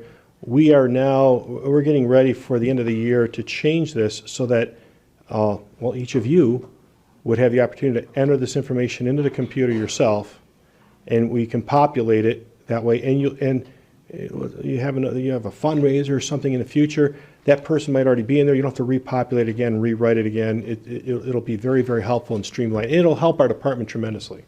But you're right. Yeah, that would be a better way. I mean, I was always surprised that we fill this thing out, but then we have to, well, in my situation, actually, we print and scan and email. Right. Which doesn't make a lot of sense. But do you have a dedicated person that doesn't have to receive files, a dedicated person with respect to contacting people that aren't paying fines and going over problemed files during your downtime? Because you have real busy times and then you have downtimes. Yeah, I believe it's Debbie. Is that? No, we don't have anyone, that's part of. Nobody the job, specific, but they all, nobody's dedicated. yeah, they all, the more I think about it, I hear from one person more than others, but, and we've had a turnover since I've been here of a person that was very involved. But they all seem to share it. I mean, we've got Mike and 3 other people in that department. And you don't have an avenue if somebody just doesn't make the corrections. You really don't have an avenue, do you, with respect to that? I mean, I'm watching it happen on, Prosecutor, no, we don't. Well, he gets turned over to the prosecutor. and nobody's ever been prosecuted for any of this. Okay. And we're really trying to focus on compliance. And in the past, there was more of a movement of sending a letter, trying to reply. And I says, hey, pick up the phone. Let's try to get this resolved quickly, and let's try to get this off our back, really. And let's encourage people. Let's push them along. So we're trying to do that to clean the books up a bit. And when somebody signs that thing saying they don't owe any campaign violations or anything of that nature under penalty of perjury, it's not under penalty of being removed from office or not being able to take office. Do you check that against whether or not they actually do? I believe we do, because there's been a couple situations where people couldn't run for office because they did not pay they weren't in order. I think there are people that have run and taken office that owed you money and signed that document. That's why I asked that question. I know there are, as a matter of fact, people of that nature, at least. So, okay. Shouldn't be since the law went into effect. Yeah, it hasn't been that long since the law went into effect, though. Okay, and then, let me just back up for a second here. Oh, register of deeds, just a personal thing. I tried to figure out how to get one online. I really struggled with making an appointment, and I don't know if it was because I was doing it on my iPad, but I was not successful, so I need to make an appointment with you. Give me a And that call. might be user error because I get accused of that on a regular basis. If you actually come into our office, it's so streamlined now that you can come into our office. We got tablets right there, and you can just set the appointment and just go right on in. Okay. All right. I wanted to check. I mean, there used to be I don't have hour any. waits, hour or so waits. There's nothing right now. All right. I don't have any other questions. Thank you, Chair. Commissioner Song. Thank you, Chair. Hi, Anthony. How are you? Hi, good. So I asked the prosecutor about grants and thought I'd ask you the same questions. I don't see anything here for grants. Is that something that your department could qualify or apply for or look into? And this kind of goes hand in hand with Commissioner Hall's question about the advertising.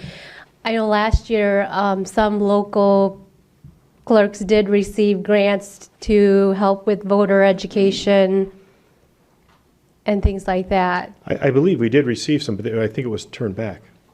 It was turned back. I think so. That was last year. Mike, was 100 and some thousand? Yeah, the previous clerk made that decision, but if I remember correctly, there was so much, Controversy. so much controversy around that grant that we were awarded the grant and then returned it to avoid the appearance of any kind of impropriety or controversy. Okay, got it. Yeah, I didn't know about that. And then my next question is sort of regarding elections too, is that, Macomb County has an increase in the, Asian American community and also non-English speakers. Is there any plan to translate ballots? There already is that in place.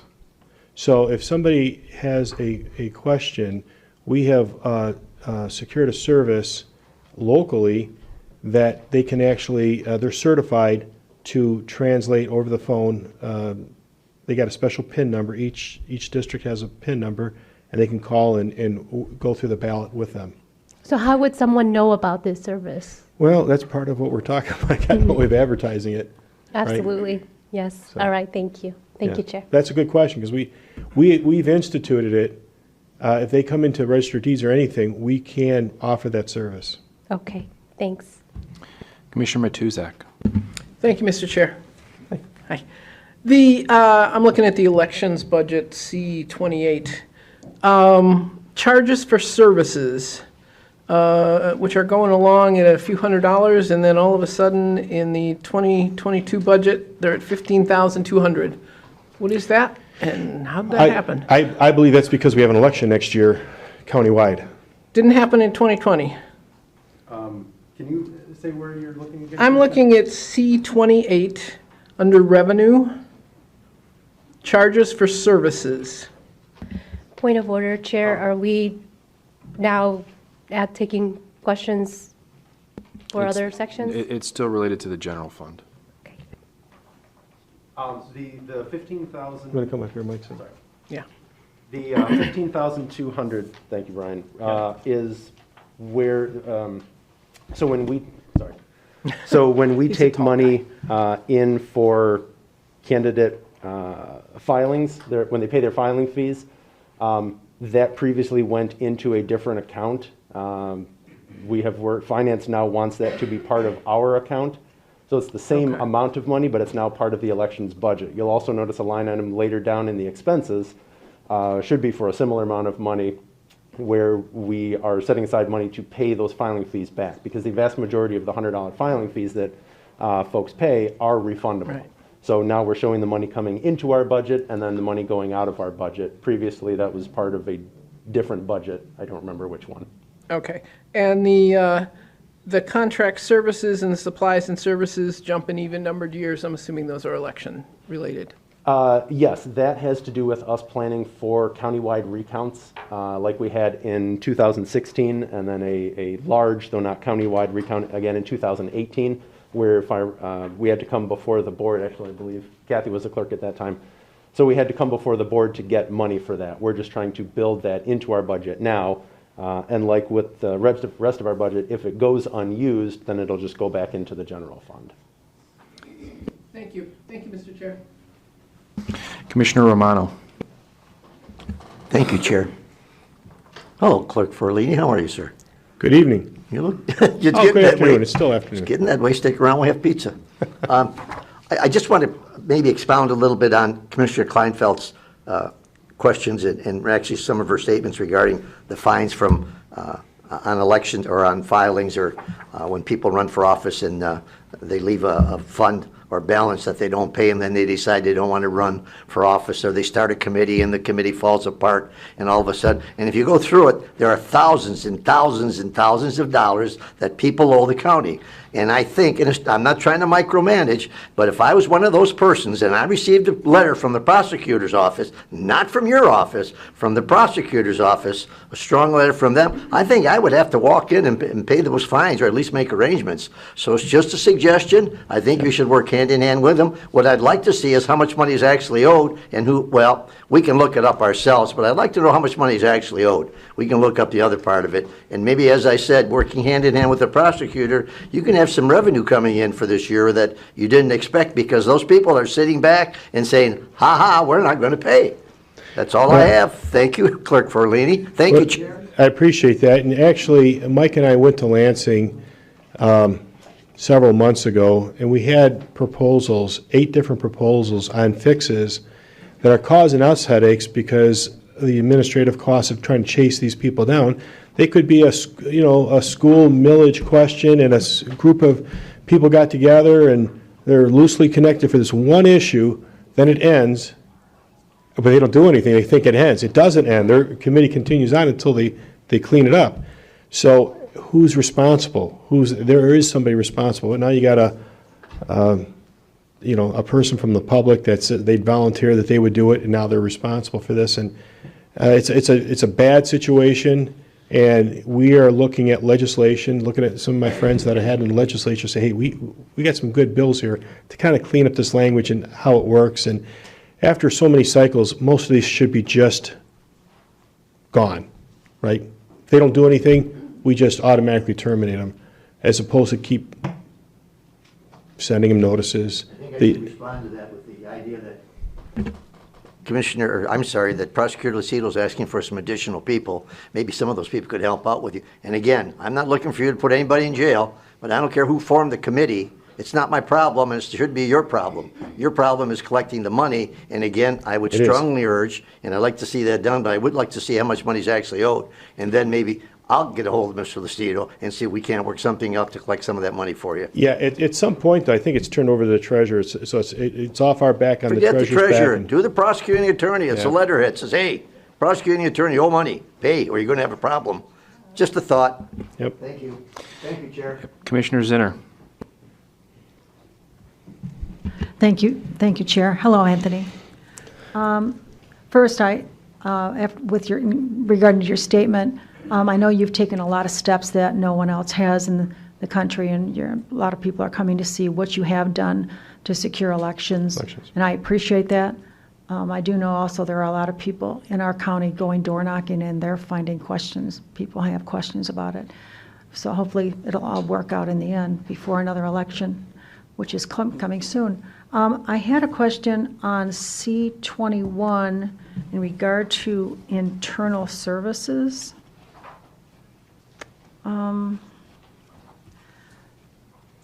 There's an increase there. We don't think those costs. I believe it's $229,000. Is there? I was told to defer this to, Oh, yes, he's here. There you go. That took care of As it. I've indicated earlier, Commissioner, that's almost going to be all entirely due to increases in that indirect cost allocation chargeback. All right, I thought it'd be something like that. Thank you. don't go too far.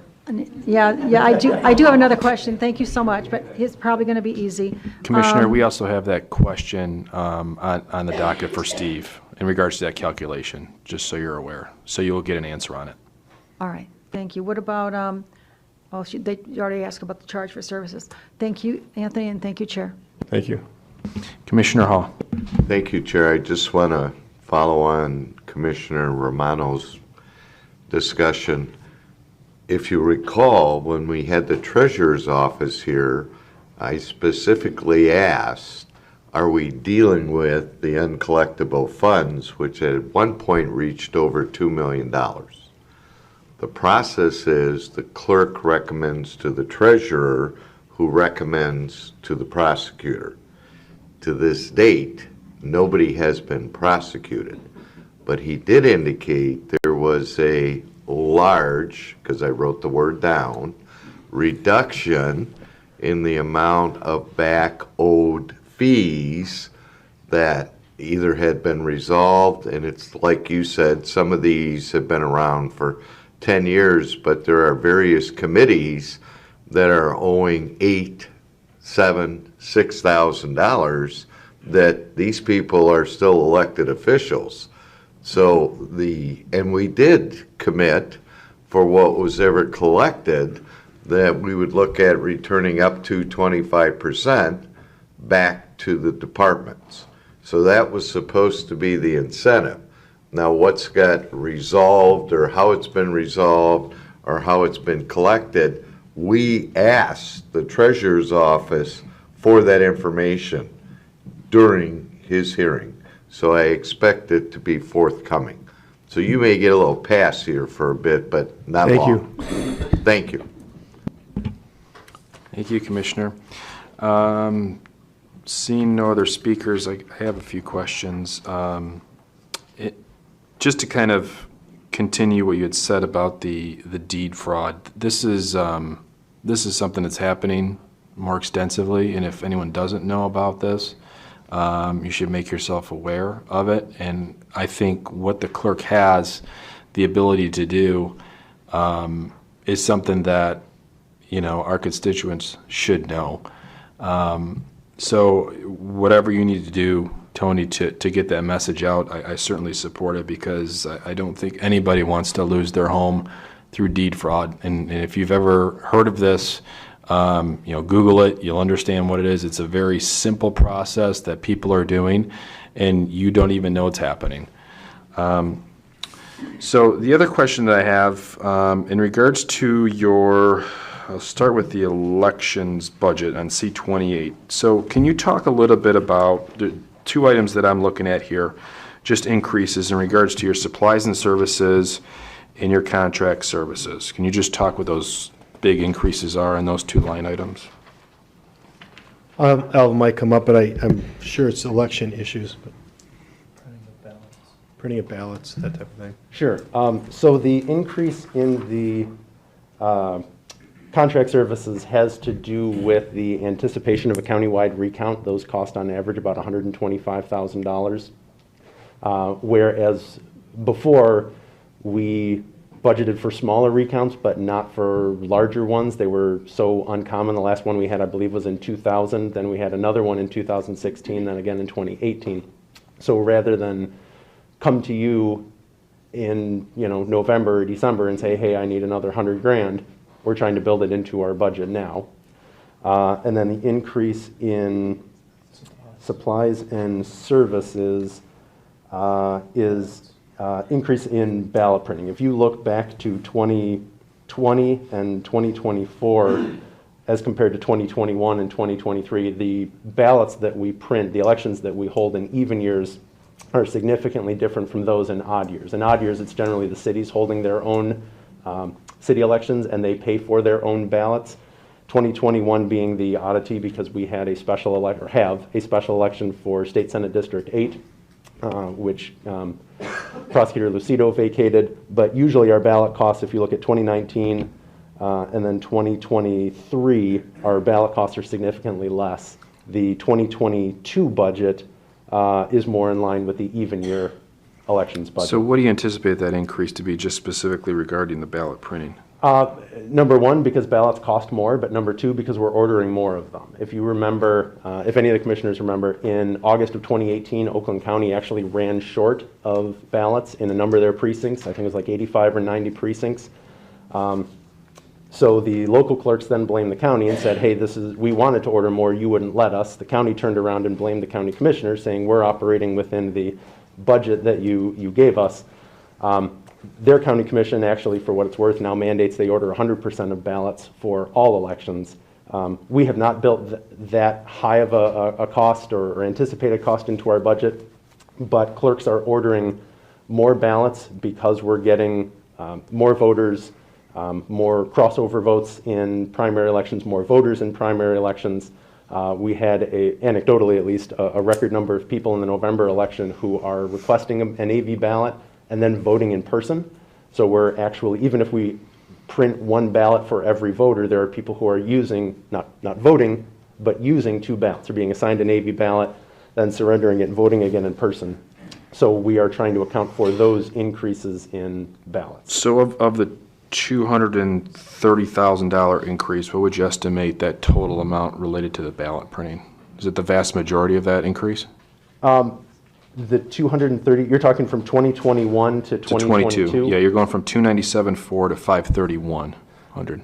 Well, the 297.4 is because we had the state senate special election. Normally, that would actually be significantly smaller, more in line with like 2023, because for the even year elections, we are paying for all ballots, for all communities, for all elections. For any even year election, we have to pay for 100% of every ballot we order. For the odd year elections, we pay for, generally speaking, none or very few of the ballots because the cities pay for those on their own. So the increase from 21 to 23 is because we have to pay for all of the ballots in the even years, whereas in 2021, we are only paying for the State Senate District 8 ballots. Got it. Okay, next question. Jury Commission, C43. Contract services, just what are the contract services that are part of that department? Brian? So, not my specialty, but the major contract there is a software system that sends out and tracks the people that are mailed letters requesting that they show up for jury duty. So it's a annual contract. And that's the whole system that the jury uses to pull people that they send out the notices to and keep track of them.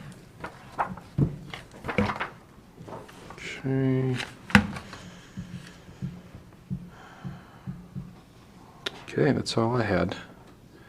Okay, so now we will move, Commissioner Song's same. Okay, Commissioner, you have the floor. Thank you, Chair. And I just want to follow up with the first question that you had regarding the contract services on C28. So Mike, this question is for you. You are already anticipating that there's going to be a recount. Well, hopefully not. I'm not anticipating, but I'm trying to You're budget budgeting, for it. you've budgeted for it, so, Yes. I mean, to me, that tells me that you already know that there's going to be a recount. And does the No. county pay for that? Well, to answer the first part of your question, no, I do not know that there's going to be a recount, but I'd like to have the money for it in case there is. If we, and the reason for that is because we are required to pay for it. If there's a countywide recount, we foot the bill. Okay. So the other option, I suppose. We don't call for the recall, somebody else would, and then we're responsible. Okay, I thought that if someone had called for a recall, that they would have to, Recount. recount, yes, recount, that they would have to cover the costs. No, So that is not the case. The petitioner for a recount does pay a deposit under state law. However, that deposit does not come anywhere close to covering the cost of the recount. Okay, I'd like to see, because I don't have, years past of the contract and services, because if we're just looking at, 2020, I mean, it's significantly less. So Chair, could we see that information?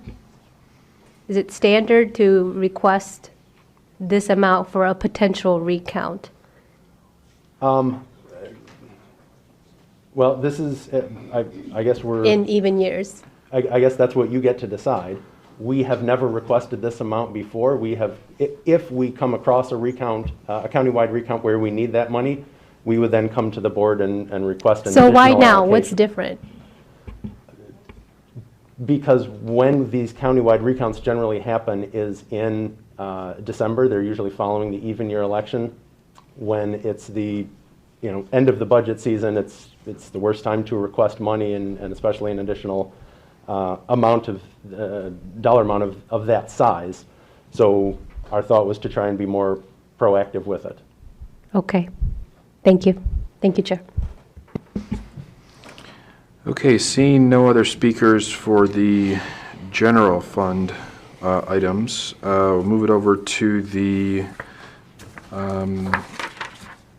special revenue. So we have D16, 17, and 18. So Register of Deeds and the concealed pistol license. Are there any questions on those specific budgets, Commissioners?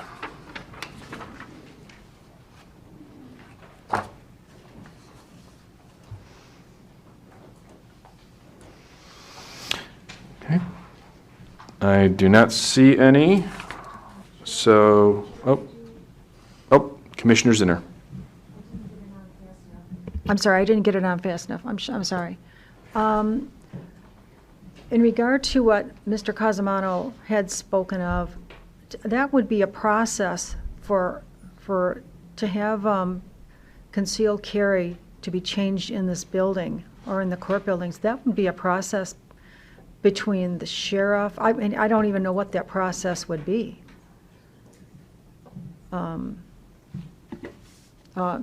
Anthony, do you have any idea what that process would be? We just issue concealed pistol licenses, that's it. You guys decide. Chair, that would be under, I think, under the sheriff's department, wouldn't it? Are the blue coats and the gray coats under sheriff's?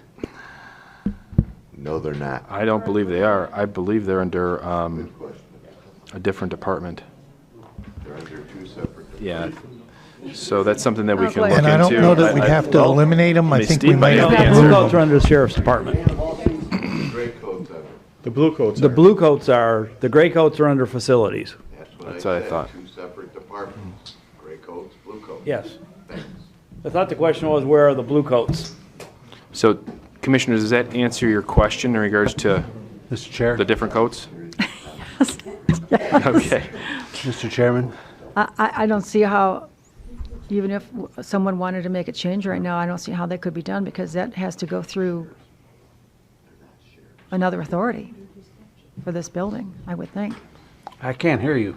Yeah. Even if we wanted to, even if the board wanted to make a change on that, I would assume it would have to go through the authority of the executive, because he runs the building. I don't believe we would have the authority, even if people wanted to do that here now.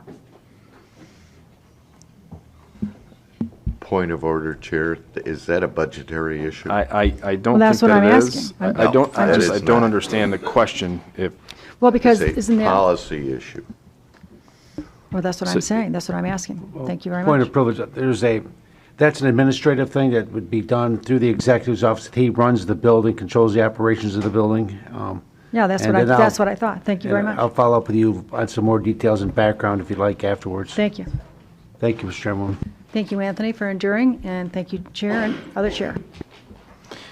okay, seeing no other speakers under this budget, please vote. Thank you, Clerk.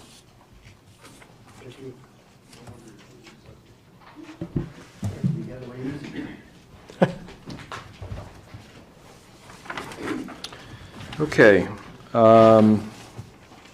Commissioners, we're going to get through one more section here, and I think then we'll take a 15-minute recess. So next item is the courts.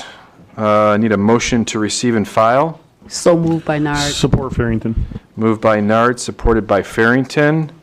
And we have Chief Judge Biernat here to talk about these budgets. And his staff. Judge, you have the floor. Okay. Shall I wait for Chairman Brown? No, just put on your microphone. Just Please put your turn the mic microphone on. Your microphone. There's a button there, right? On the bottom. Oh, there you go. You didn't hear all the funny stuff I just said about Chairman Brown. Hello, everybody. I'm the Chief Judge of Macomb Circuit, Probate, and the 2 district courts, one in New Baltimore, one in Romeo. I brought with me Judge Sandy Harrison from Probate Court. And I want to just go through, since last year was COVID, it was on Zoom, and this is the first time I've been here since then. I think it was, since 19. Just to go, and there's a lot of new faces, so just to get an understanding of the size and scope of all the courts. To my right is Julie Bobashen. She's my court administrator. She oversees the entire operation, which includes, pre-pandemic was 320 employees. We are at 308.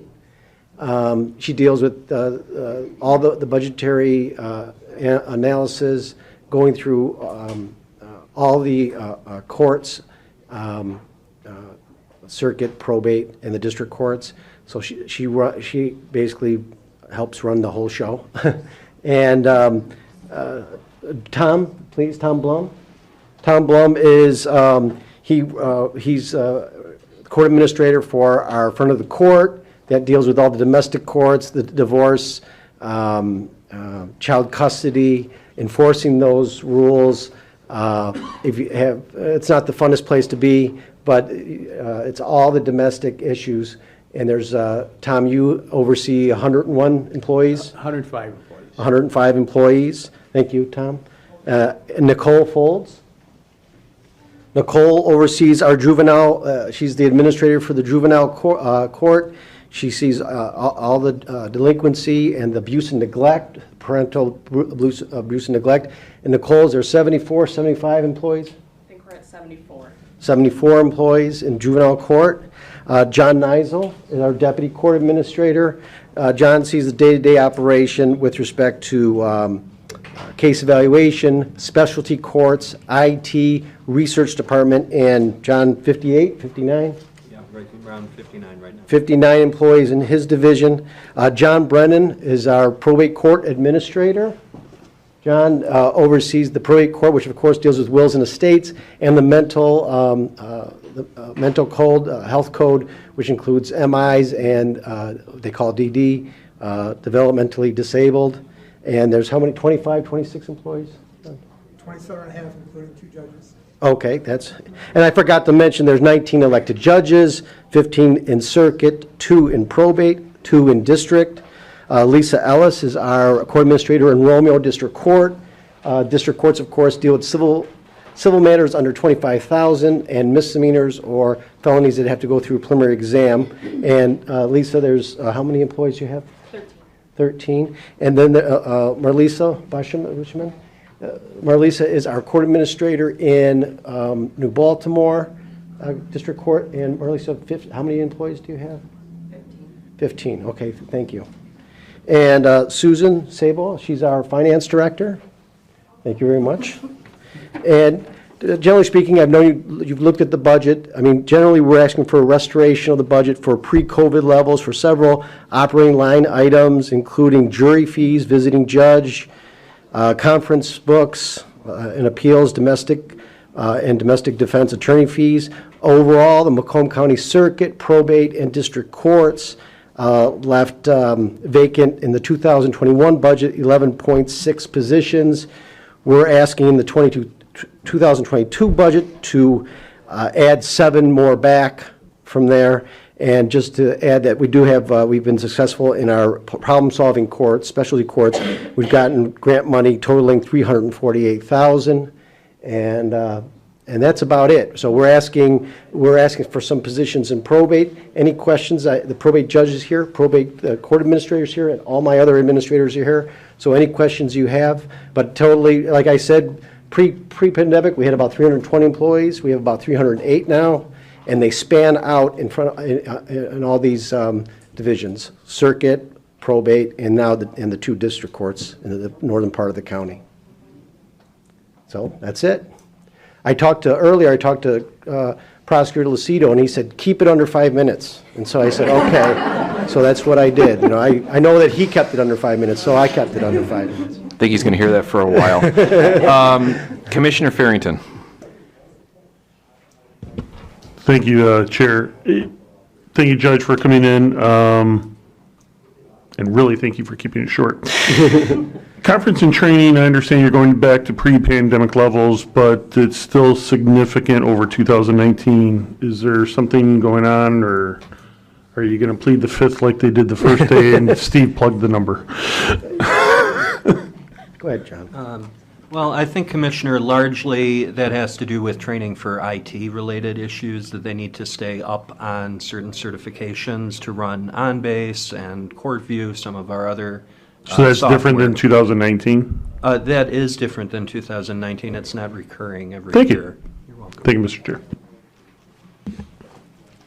Commissioner Haw. Thank you, Chair. Hi, Judge. Hi.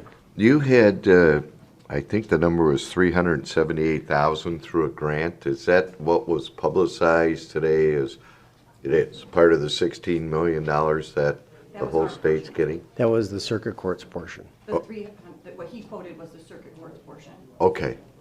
So it's not the district court included in that portion, Not is it? all of them in the county. Okay. They each got their own parts of that. And you Well, heard... It includes Romeo's. Romeo. Yeah. Thank you. You heard, maybe you did or didn't,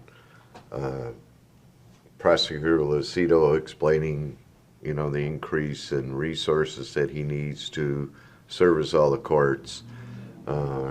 Tony, our clerk, indicated he needs resources, but yet can't find people to fill the resources. You had just mentioned 7. Where do you intend to find your recruits? Well, it depends on where they're coming from, but for the most part, I mean, we've just hired, I mean, there's different positions, so we just hired a referee, of course. Those come from attorneys who apply. We have many people coming from other counties sometimes. I mean, quite frankly, just talking, maybe it's harder now to recruit people. I mean, prior to 2016, there was a pension. Mm-hmm. So obviously, it was easier to recruit candidates for hiring during that period. But right now, I don't think we're having any problem. I mean, maybe we could talk to probate or other divisions, but there are some difficulty in retaining people, and maybe that has to do with other things. And I don't know how much it has to do with what the effect of the pandemic had. But at this time, we're doing our best to fill these positions. Well, what Tony was explaining is a lot of the draw to the court environment is the people that work in his office, and then he can't find replacements for those people. So we got a snowball effect here somehow. We do. It's a strange thing. For example, with respect to the clerk's office, a judge has a clerk. A lot of times when the judge's secretary retires, the clerk leaves the clerk's office and becomes the judge's secretary. So the clerk's office loses a clerk, and that happens. That's very common, actually. And so, but all departments have different struggles, some easier than others. And I would agree with Mr. Forlini that specifically with the court clerks, those jobs could be lost through other avenues, where a circuit court secretary opens up or something of that nature. Thank you. We don't poach too much from each other. Yeah. Thank you, Chair. Commissioner Matuzak. Thank you, Mr. Chair. I'm assuming we are doing this the same way we did the other, which is all the general fund departments under the court? All right, cool. Under family counseling, C35 on my page, 2 questions. We have revenues coming in under licenses and permits. I'm wondering what that is? Those are marriage licenses. Oh, okay. And then under expenditures, contract services, we have $2,500, which seems like an incredibly small amount compared to the rest of the budgets we've looked at. And so I'm wondering what that is. I am not really sure. It is a part-time position. Okay. So, honestly, I'm not really sure, but I can find out for you. That would be great. You're It's just talking about the, it's under contract services, and just an incredibly small amount, and Steve knows the answers here. here comes. Or Susan knows the here comes answer. my rescuer. Yeah. What's that? Oh, psychiatric fees. Psychiatric fees, okay. See, I knew that answer for you. You knew that answer. All right, moving on to juvenile court, C44, for those following along. Again, my question is regarding charges for services. Number 1, what those are, and number 2, why the drop from previous years moving into 2022? Charges for services. Susan, I just want to clarify between the reimbursement and the charges for services, or Steve? How you code that. So we did have a change just to address some of, because there is a reduction here, and you'll probably see it in the Juvenile Justice Center budget. We had a change with how we assess discretionary fees in delinquency cases.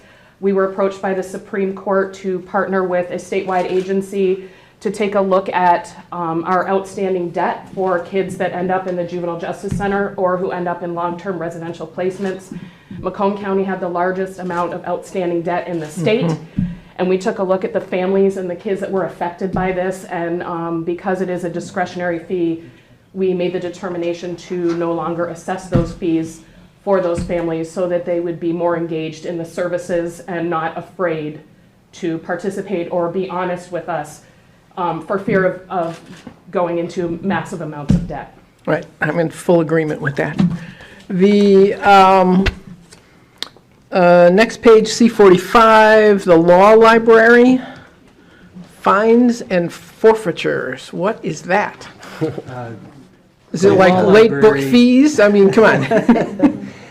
No, the law library is funded entirely by statute, so that is unrelated fines. There's a statutory law library fund. The amount stays the same every year, so it never goes up, it never goes down. But that's what's funding that. It's not late book fees. And actually, we use a lot of that to actually provide electronic access now. So we've got a beautiful Westlaw account in the law library that people can come in and use that if they're representing themselves in pro per. So it just gives some resources for the members of the community to use. Great, thank you very much. Thank you, Mr. Chair. Commissioner Romano. Thank you, Chair. Good afternoon or good evening, Your Honor. I think it's evening out there.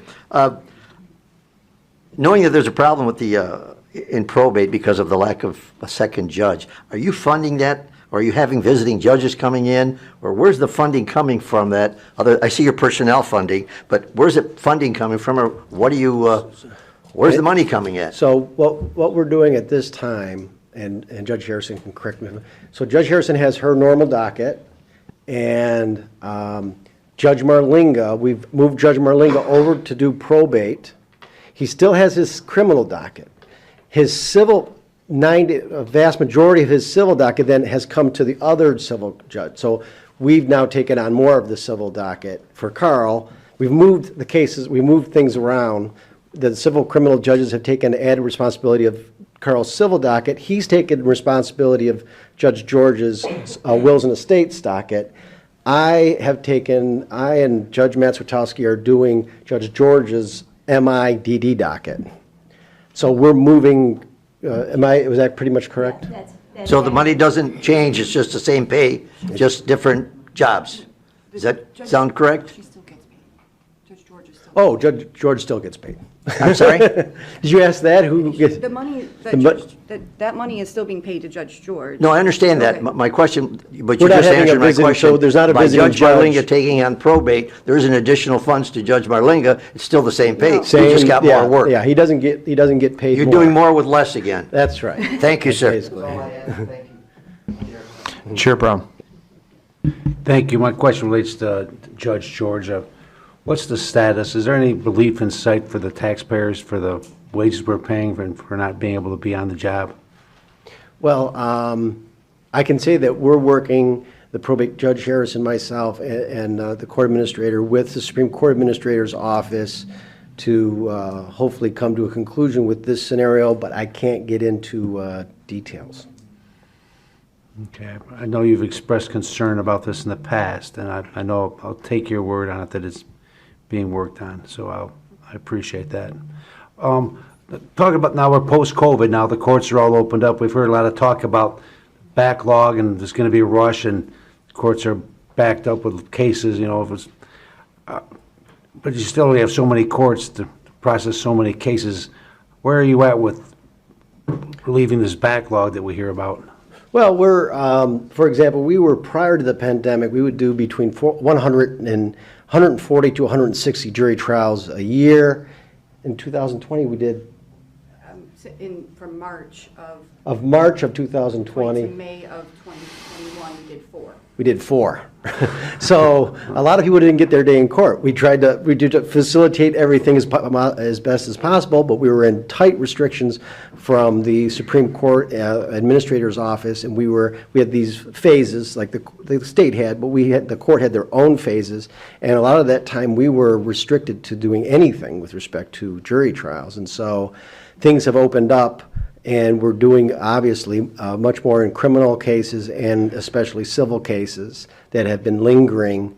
I mean, a lot of these cases now are older. That's part of the problem. I mean, there are a lot of cases, they're just older cases that now take more time to go through. And since now the civil criminal judges have more civil cases, because one of our civil criminal judges is now doing part of probate, then it just becomes more and more work.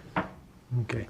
How is the virtual work environment that we did through COVID, now if it's translating, now if it's carrying forward now into the court, does that help the court be more efficient, or does that put a more increased workload on your court? So for the staff, and I think Mr. Forlini was saying this, and I can tell you, our staff, I'll give you a scenario, okay? We have civil attorneys who have to come in for a settlement conference, okay? Now, when they come in person, they just come into my court, they talk to my clerk, and my clerk says, go over to that room over there and you guys talk, okay? Now when you're on Zoom, and you've got to put people in rooms, now all of a sudden any communication between those attorneys, now the secretary or the clerk has to monitor every conversation and move this person over here and this person over here and put back into court, put them back into court, take them back out. And so the situation that used to be more fluid because people would just come into court now is monitored by clerical staff. And so clerical staff are doing more work in that scenario. Other than that, it's the virtual is, there's the good, bad, the ugly. I mean, it does help. It doesn't really pay to have a settlement conference, let's say, on civil cases where you're having people come in from all over the state if you're just going to have a 10-minute talk and have another conference 3 months down. It makes sense that something should be on Zoom. In probate court, the mental health division, instead of dragging somebody from the Carroll, bringing them in onto the 5th floor, just do it through Zoom. It's much easier. And of course, we use, it's Zoom, or what do we use? Polycom from the jail. So instead of having all the costs of taking everyone from the jail, bringing them over, putting everyone in jail cells in each court, which of course during COVID it's not really good to have 10 people all next to each other in a jail cell. Now we do Polycom for Monday afternoon, our criminal arraignment pretrials, where the judges talk to everyone who's in jail is by Polycom. So they're virtual. They don't come in. But as a criminal defendant, you have a right to be in court. You have a right to confront your accusers. You have a right to be sentenced by the judge in court. And so there's a lot of constitutional issues where you can't just say, I'm going to have you be sentenced by Zoom. That person has a right to be in court if they want to be. And so there has to always be, and right now we're in that process of finding that medium of between Zoom and in person. And of course, the Supreme Court at the end of this month, or hopefully this month or next month, are going to set rules. We don't know if it's going to be binding rules, or they're going to be strong suggestions what cases should be done by Zoom or what cases would not be done by Zoom. But if they mandate by Zoom, that could be problematic, but they have the ability to do that. We won't know though until. But in other words, it does help. It does help it creates some efficiency, but at the same time, the Zoom created more work for certain people. Okay. Thank you, Mr. Chairman. Commissioner Kleinfeld. Thank you, Chair. I know we have a discussion every year about the district courts. I have a couple of questions for Steve, I believe. So I'm just going to go with the New Baltimore one as example and not get into both of them because I like to pick on Phil. It's because it's the larger one. So Steve, on and what is this, C24? So the transfer from the county is would be the $2,047,000, correct? That would be the general fund. That's what subsidies. we're paying in. Yeah. On the intergovernmental, under revenue, what's that? Most of that is, we call it judges' standardization payment. So the circuit and the district court judges get two checks. They get a check from the county. So and they it's that's a state money. Yeah, so we pay them $45,724 a year out of county payroll. State reimburses that for every circuit judge and 2 district judges. So that's all the state, and then the charges for services would be tickets and such? Oversight fees, court costs, ordinance fines, et cetera, et Is cetera. there any money at all that the communities that get these services are paying? Not that I'm aware of. Is there any money they make? Do they get a percentage of the tickets or anything? Do they get any I'll defer to benefit? the court. Specifically New Baltimore because it's located there, but there are other communities involved.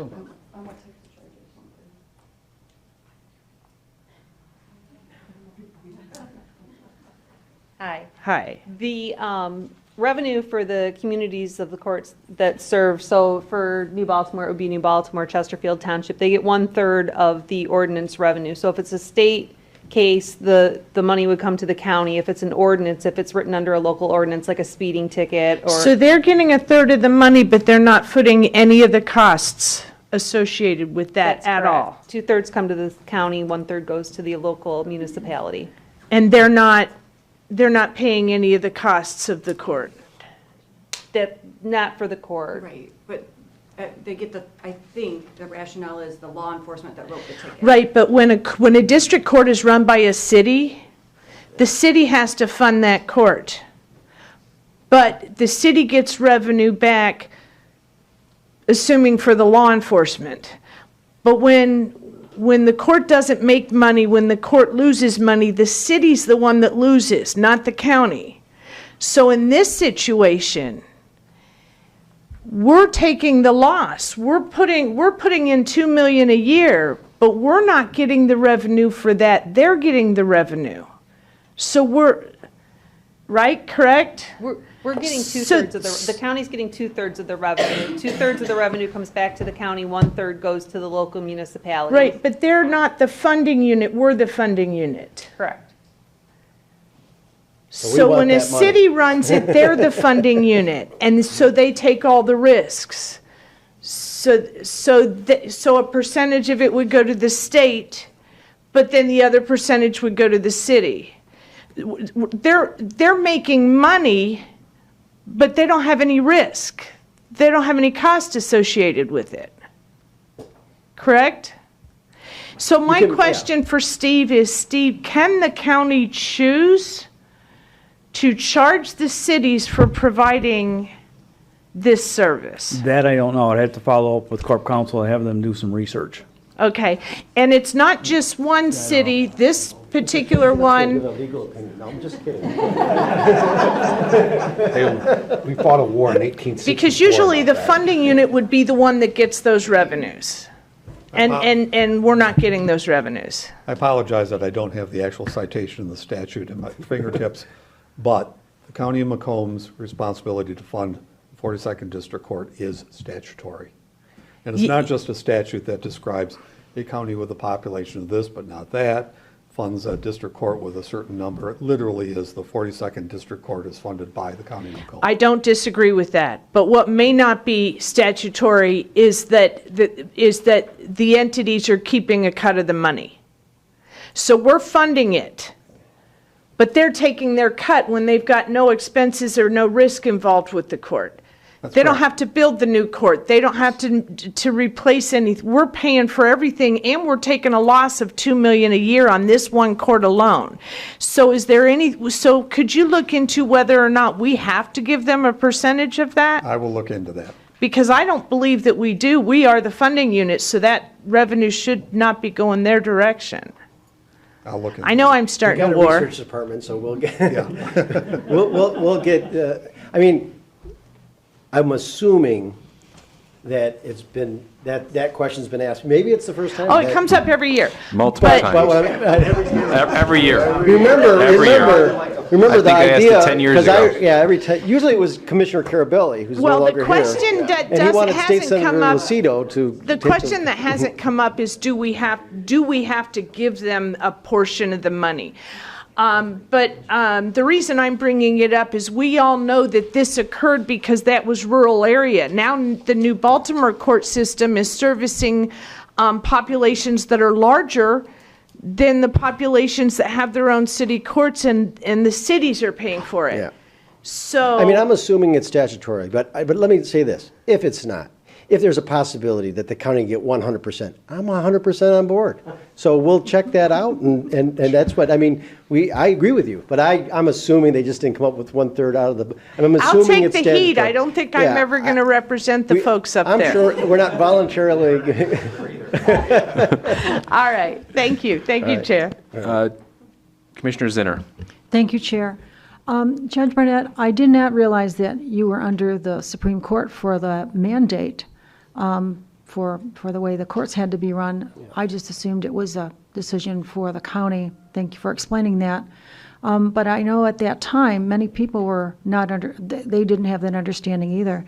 And I wonder if there's a time when, if that situation would be going on for quite a while, longer than before, which I don't expect will happen,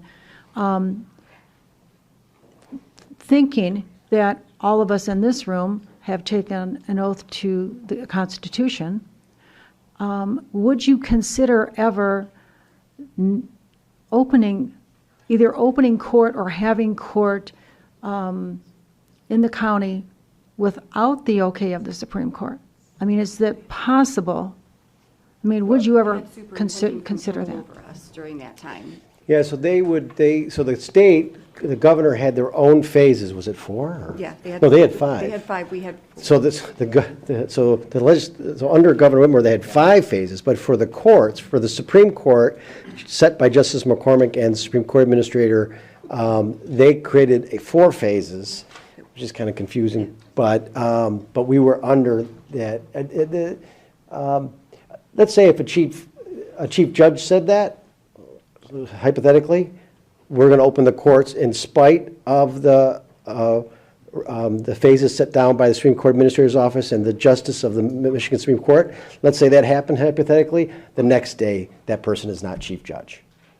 The next day, somebody else is chief judge. It's appointed by the. It's appointed by the Supreme Court. I'm appointed by the Supreme Court to be chief judge of Macomb Circuit. So, with respect to COVID, it was top down from the Supreme Court under Supreme Court Administrator's Office through all the courts in the state of Michigan. And there was flexibility. So let me put it this way: we're far more open than Wayne County. Wayne County is still.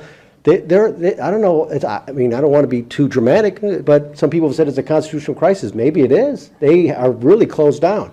We're far more open than Oakland.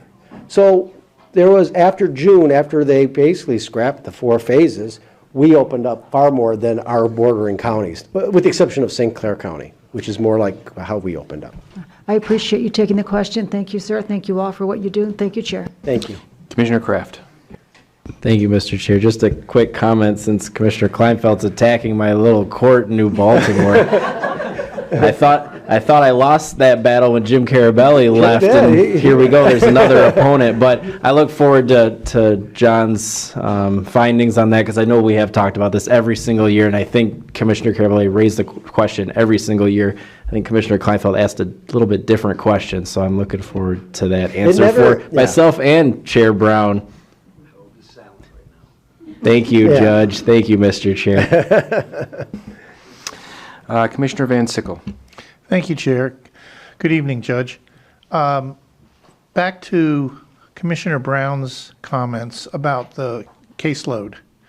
Do you have any estimates as to when you have more cases backlogged right now than pre-pandemic? Yes. Do you have any estimates as to when we might get back to pre-pandemic backlogs? 5 years? No. No, we've been able to hold about 50 jury trials since May of 2021. So I think we're going to. We're getting back. Sorry, Can you I hear? don't want to get too close to you. So we're moving pretty quickly on that. Jury trials is our biggest backlog by far. Almost everything else we were able to do pretty efficiently, remote, or being able to bring people in on a limited basis. So I mean, within the next year and a half, I think we'll probably be pretty close to where we were before. As long as things get better. Things keep going. And there's nothing else that goes wrong. Okay, good deal. So basically by the end of next year, more or less. That will be our goal. Thank you. Thank you, Chair. Thank you, Commissioner. Okay, seeing no other speakers for general fund issues, I just have one quick one in regards to probate court on C-47, the employee count going up by 3 FTEs. You may have already said this earlier, but can you just tell me exactly what those positions are specifically for? Okay, and Judge, you want to do that, or John? Do the detail of it all. He's our numbers man. Good evening. Hi, John. How you doing, John? Nice to see you. Those positions are going to be what we refer to as a deputy register. So in the past, when we tried to streamline things and reduce staff, we eliminated about 5 clerical positions, rolled all of those duties into the position of deputy register. So those people handle everything from answering the phones, dealing with the public, answering questions for the attorneys, doing all the file paperwork, pulling the files for the dockets, actually doing all the work when they come out, processing orders, etc. So with what's happened, we just finally hired 3 new people, which was a real battle. As Commissioner Hall was saying, we would try to interview 10, 12 people and get 3 or 4 to show up, and they're not always the highest quality people. We are at full staff now for the first time in several months. We had 2 retirements and another employee left the county. We're currently at about 5.5 weeks in a backlog. We've been 4 weeks behind since COVID set in. We went from an emergency basis only for 4 months, we've never been able to catch up. So these people, hopefully they'll get us back. It's only 1.5 people more than where we were pre-COVID, and hopefully it's going to give us a chance to catch back up. Okay. All right, we're almost there, Commissioners, here before our break. So moving on to special revenue, so circuit court programs and front of the court, budget pages D24 and 25 and D34 and 35. Do any Commissioners have any questions on those budgets? I don't see any Commissioners. So I think we're at a point here where we can vote and receive and file. Thank you, Judge. Thank you, everyone, for staying later and bearing with us.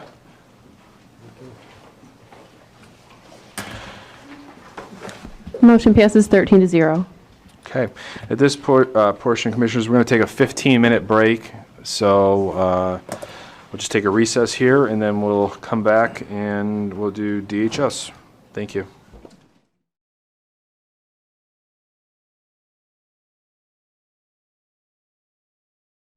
Meeting back to order.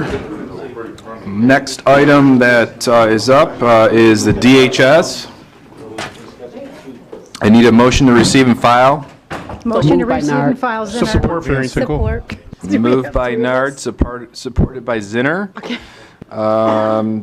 No, who's handling DHS? Steve raised his hand.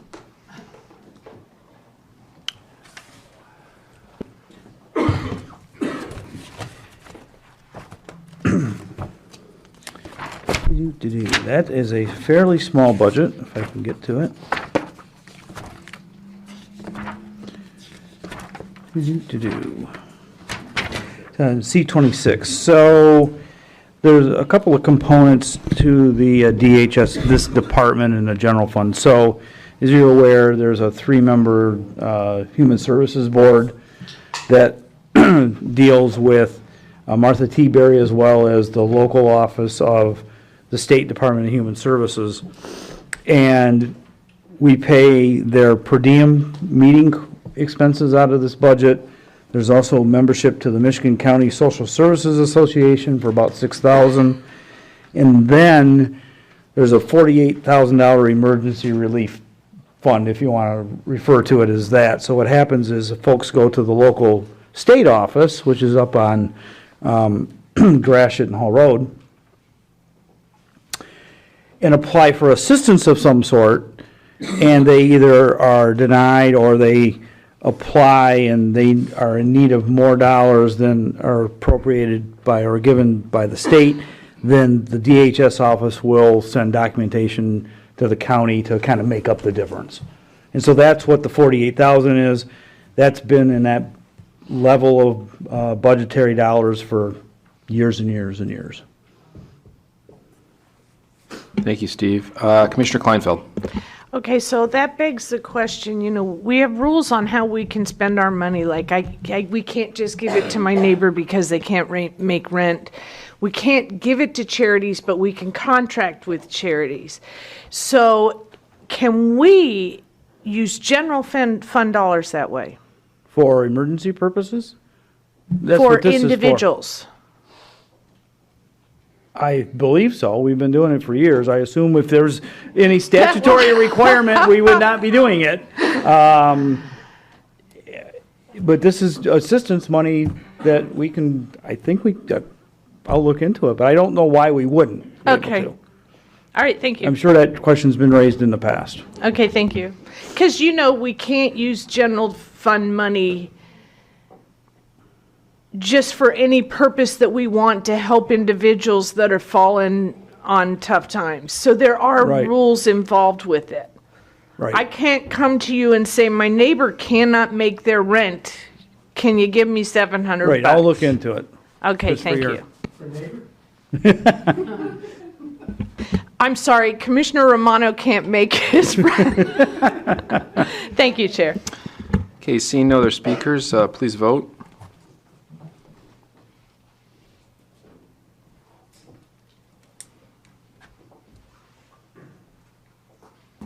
Motion passes 13-0. Okay, next item is probation budget. Need a motion to receive and file. So moved by Nard. Moved by Nard, supported by Wallace. Alex Goodney, is Alex here? Is anyone here to speak about this budget? Steve, do you want to speak about this budget? Not particularly. What I'll tell you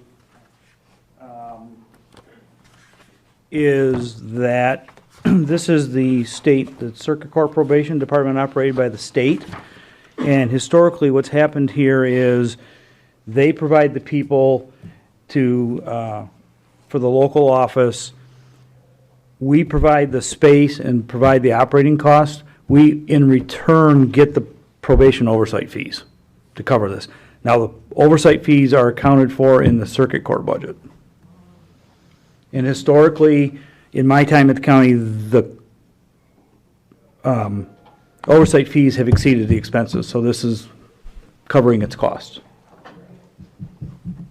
I don't have any information relative to caseloads or staffing or anything like that. Okay. So they are housed over at the Clemens Center. Commissioner Farrington. Thank you. That begs me to ask, why don't you have it in this budget instead of the overall circuit court budget? We made Just for that change transparency probably purposes. 15 or 16 years ago. I can't remember the reasoning why. It just seems for and we reasons of switched it. transparency, you'd want to put it where it came from. So- Yeah, I can't remember as I stand here the reasons why the court wanted it that way. Oh, so it wasn't your choice? Right, it was the court's request and we granted it. All right, thanks. Thank you. Okay, seeing no other speakers, please vote.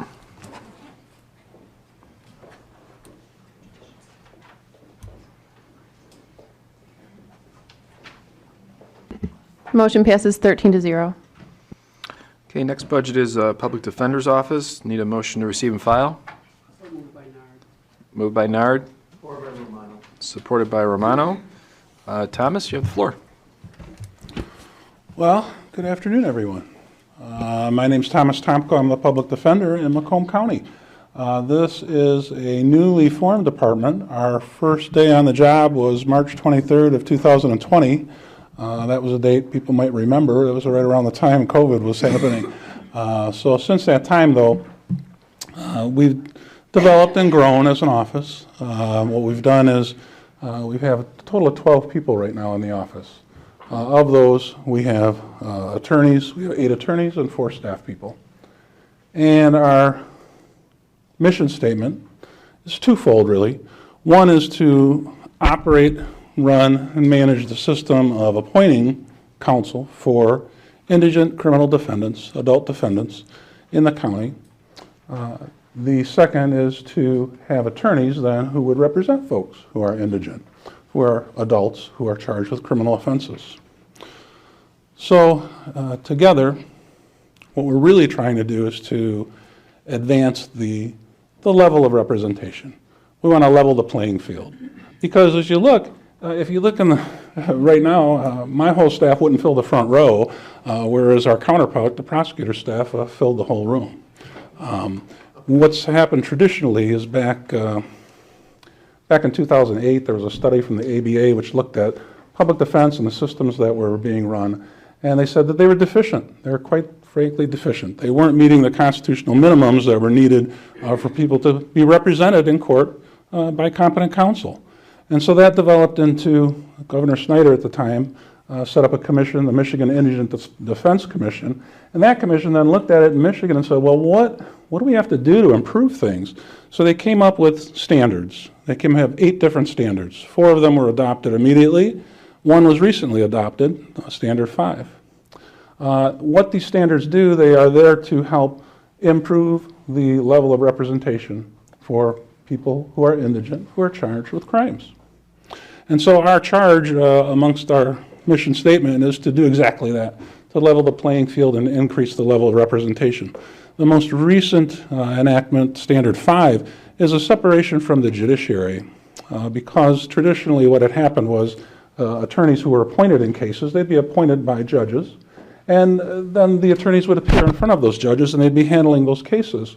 Well, if there were a judge who was inclined to, let's move the case along, that may not be in the best interest of the client. So you can't have two masters. You can't have the person appointing you and the person you're representing, because those things are going to conflict invariably. Also, when it comes to other things involving the judiciary, it has to do with appointment of investigators or experts.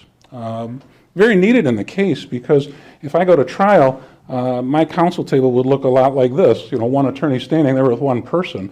The opposing side, on the prosecutor side, you'd have an officer in charge, you would have a prosecutor, you might have someone who took care of the IT, you might have another person that's greeting the witnesses and bringing them in and out. So here I am alone, representing my client, trying to garner my witnesses and everything else.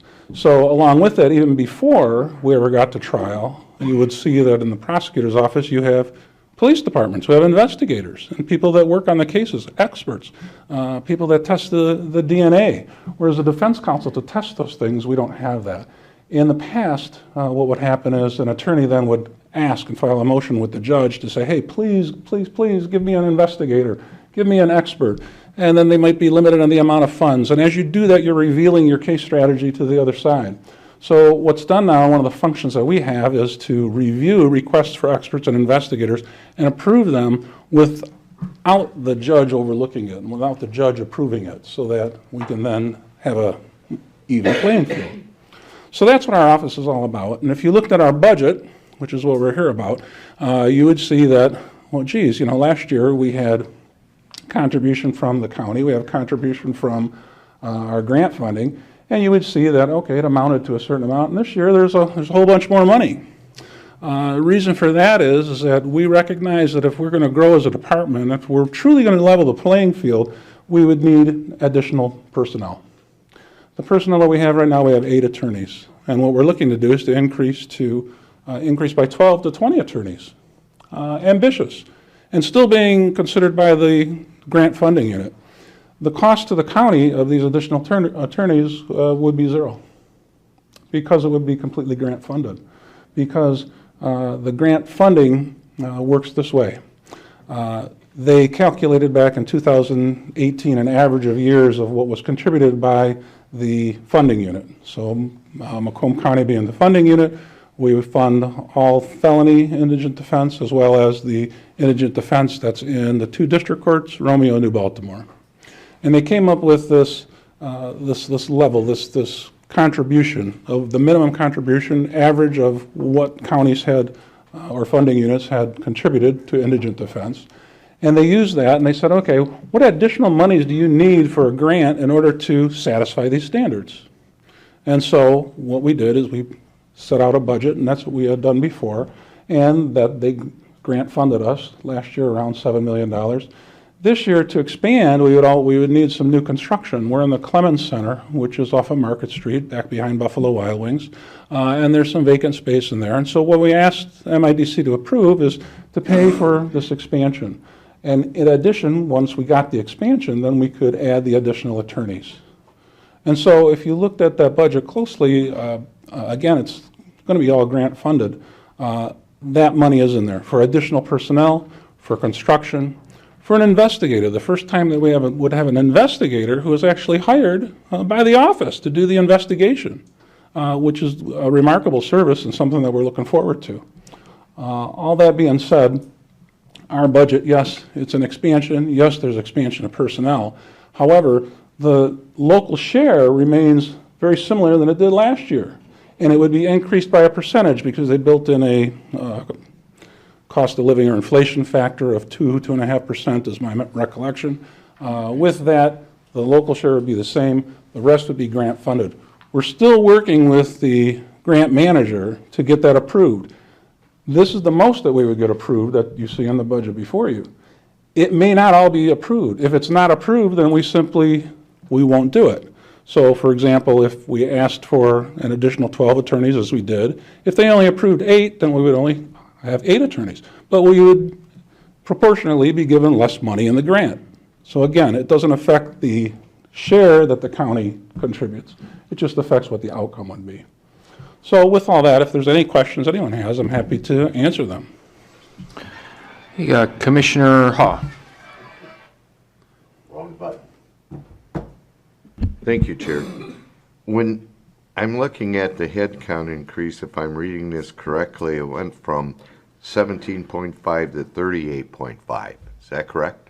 Yes. And you indicate that is entirely grant funded? Yes. And how long are those grants for?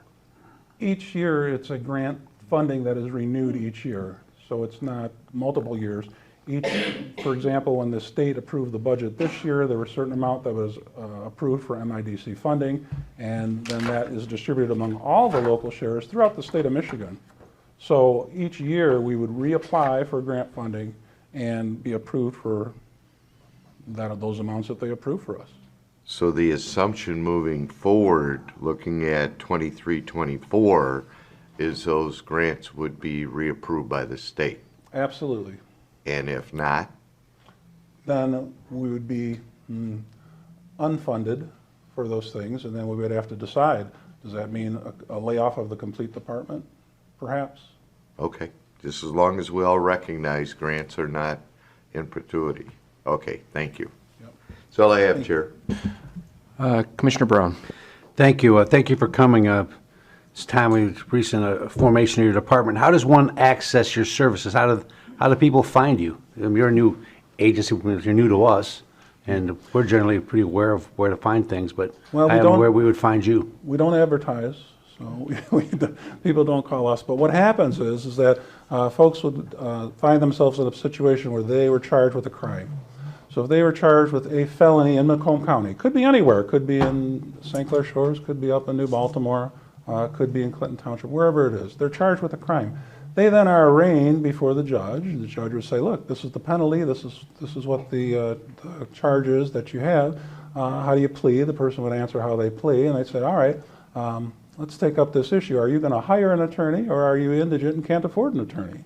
And at that point, there would be a determination. If they are indigent, and they're charged with a felony, and they're an adult, then, okay, that person is entitled to counsel by the Constitution, and the processing at the district court would be to notify our office that, look, this person needs court-appointed counsel.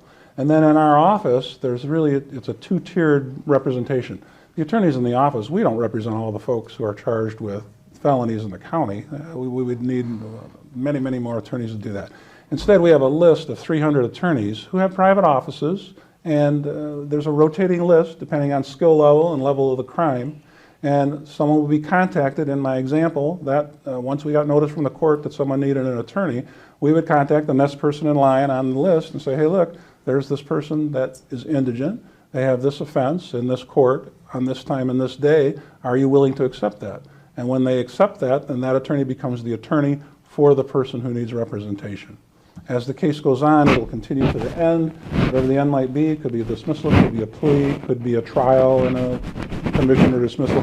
At the very end, the person who represented the indigent person, they would send a bill in. They send the bill to our office. We then review that office, verify that they did the services they're charging for, and we send it to finance to get paid.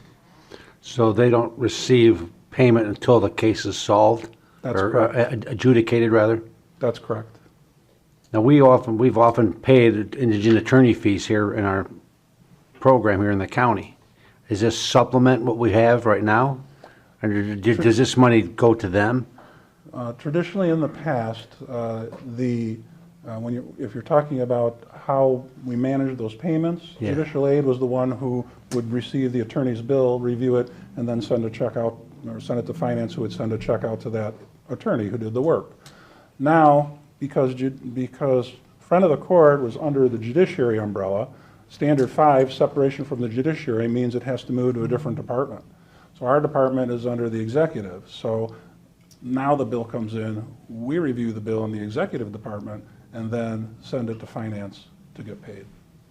Did that answer the question? Okay, because there's been always concerns that we're always getting asked for people increase indigent attorney fees because they weren't being paid enough and we were having a hard time getting numbers. Well, is any of this money helping them with that prospect? Our budget has 4 different aspects, things that are new in the budget, if you looked at it closely from last year. One of those things is construction. One is additional persons. A third one is to revise that pay schedule that attorneys had been working under for years. And the final one is to take on new responsibilities. But that third one is what you're asking about. That fee schedule, if you looked at it closely, you would see some of the fees are based on $25 an hour to reimburse the attorney, which you can imagine how difficult it is to get an attorney to work for $25 an hour. It's next to impossible. And so what's happened is in the neighboring counties, when they do the same thing, so like in Wayne County and in Oakland County, when they submit their budgets and they then go to MIDC and they ask for money, they ask to revise their fee schedules.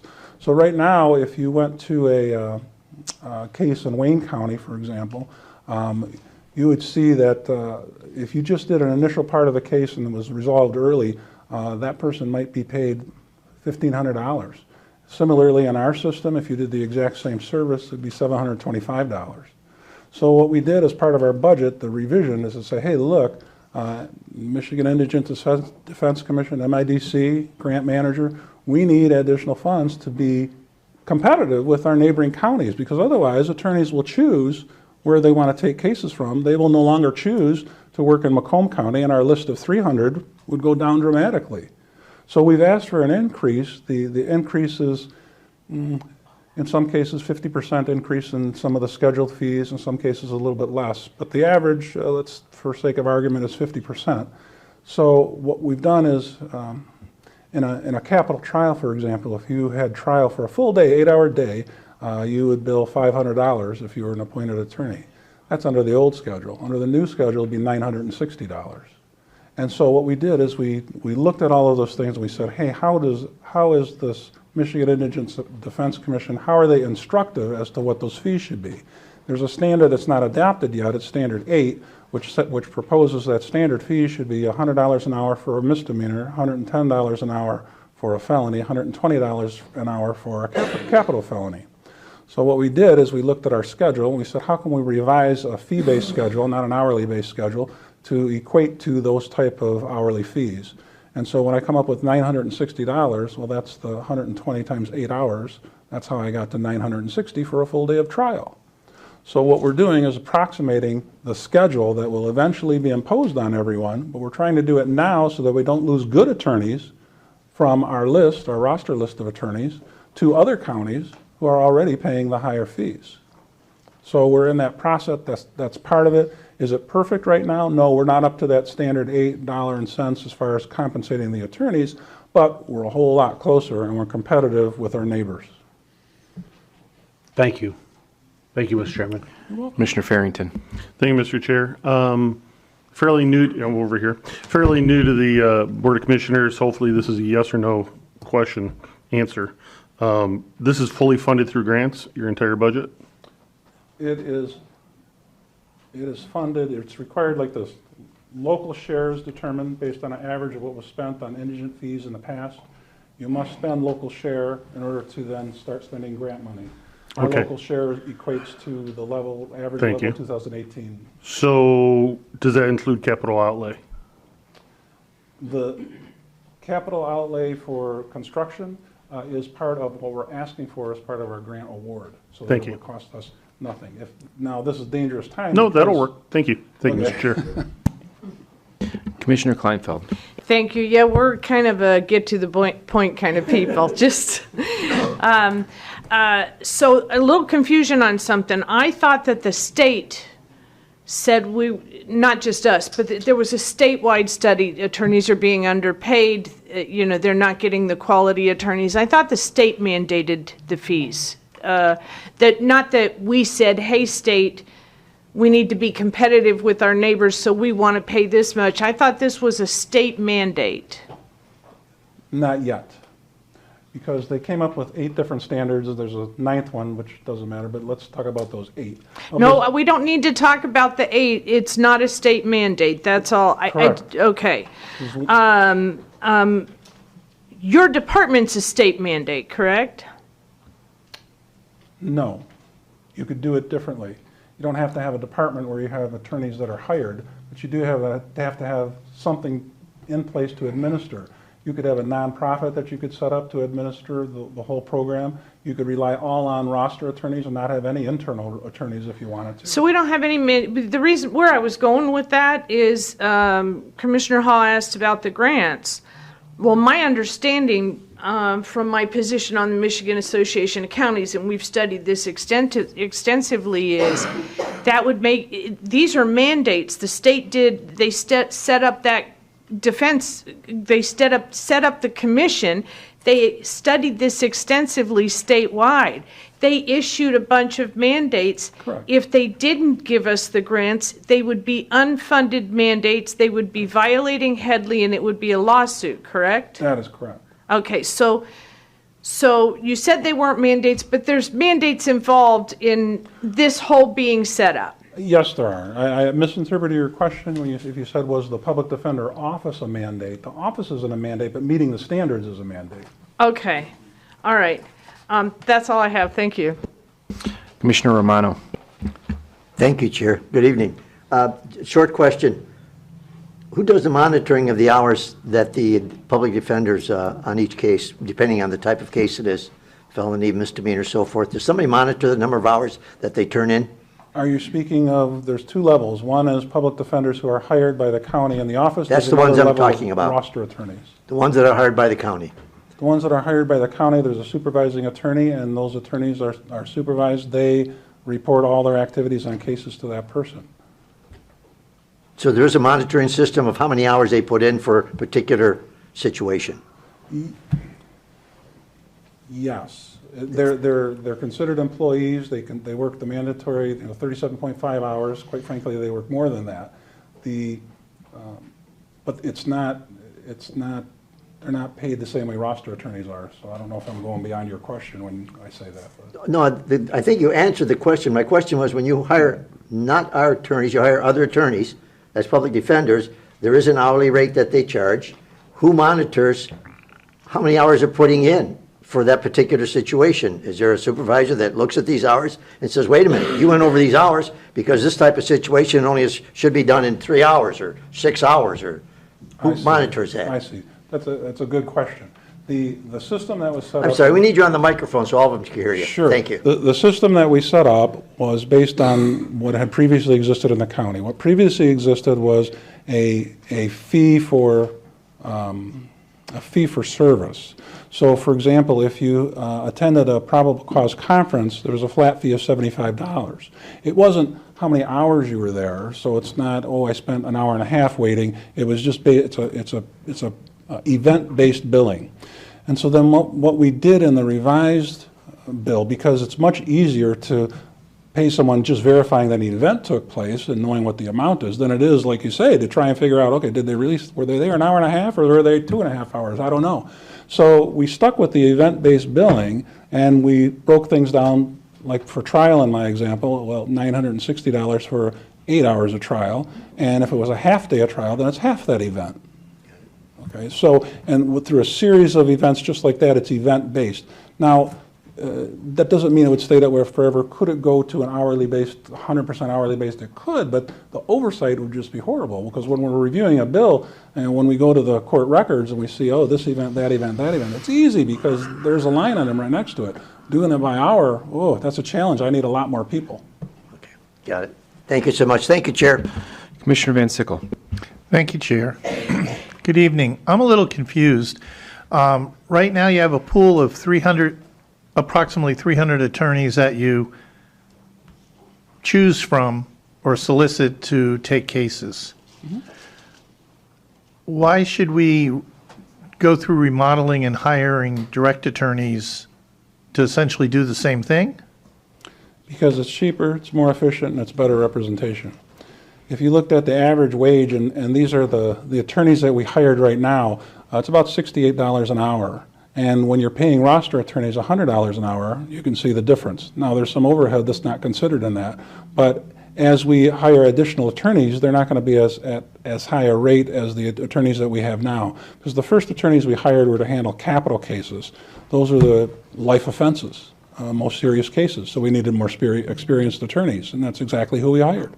So as we would expand, we would hire attorneys that were brand-new attorneys, a new attorney that comes in, less than $68 an hour. So, okay, so there's a financial advantage to have a public defender in most cases. Another example would be in the district courts, for example. They were paying attorneys to do arraignments. The arraignment is where the person, the first time they're in court and they're before the judge and they're pleading guilty or not guilty, they're setting bond. The fees that were being paid in the two district courts in Romeo and New Baltimore, those fees, they amounted to $60,000 plus. And by hiring an attorney, we found that we're spending less than that, even though even taking into account all the fringe benefits for those attorneys, what we found was that, well, we're actually saving money by doing it this way. We could reduce the grant request, basically, because it's less money. The final thought is, as you listen to the prosecutor talk, and they talked about different departments, and they talked about, a forfeiture unit, or talked about a drug unit or section, or whatever it is. That's because they develop specialties over time. So certain cases lend themselves to that. So imagine cases involving DNA. Those are very specific, very specialized cases. And so if you have a department that you have people that over time, they repeatedly do those same cases over and over, they're better able to spot issues, they're better able to defend against claims that might not be very good claims against the clients, and they can do it more efficiently. When you have 300 attorneys and you spread those cases out, none of those attorneys develop that specialty because the cases aren't together. So what happens is we elevate the level of service. At the same time, when we provide education for the 300 attorneys by putting on a seminar and saying, hey, we have a person that's done a lot of DNA cases, and for 4 hours you could spend time with that person online or in person, learn about DNA and elevate their skill level. So we can save money in most cases. We can develop expertise and have the efficiencies. The $68 an hour you quoted, is that just the attorney, the salary, or is that including benefits and facilities and the whole thing? Salaries and fringe, but not overhead. Okay. And how many cases in 2019 and 2020 have you handled? Well, in 2019, 0, because we weren't Okay. even created Excuse me. yet. But our target that we've set for ourselves is 25%. If we look at the average of 2018 and 2019 for capital cases, you would see that there are 175 is about an average. You look at non-capital cases, it's about 3,500. So if we take 25% of that, that would mean that we would be taking 44 capital cases and 1,040 non-capital cases.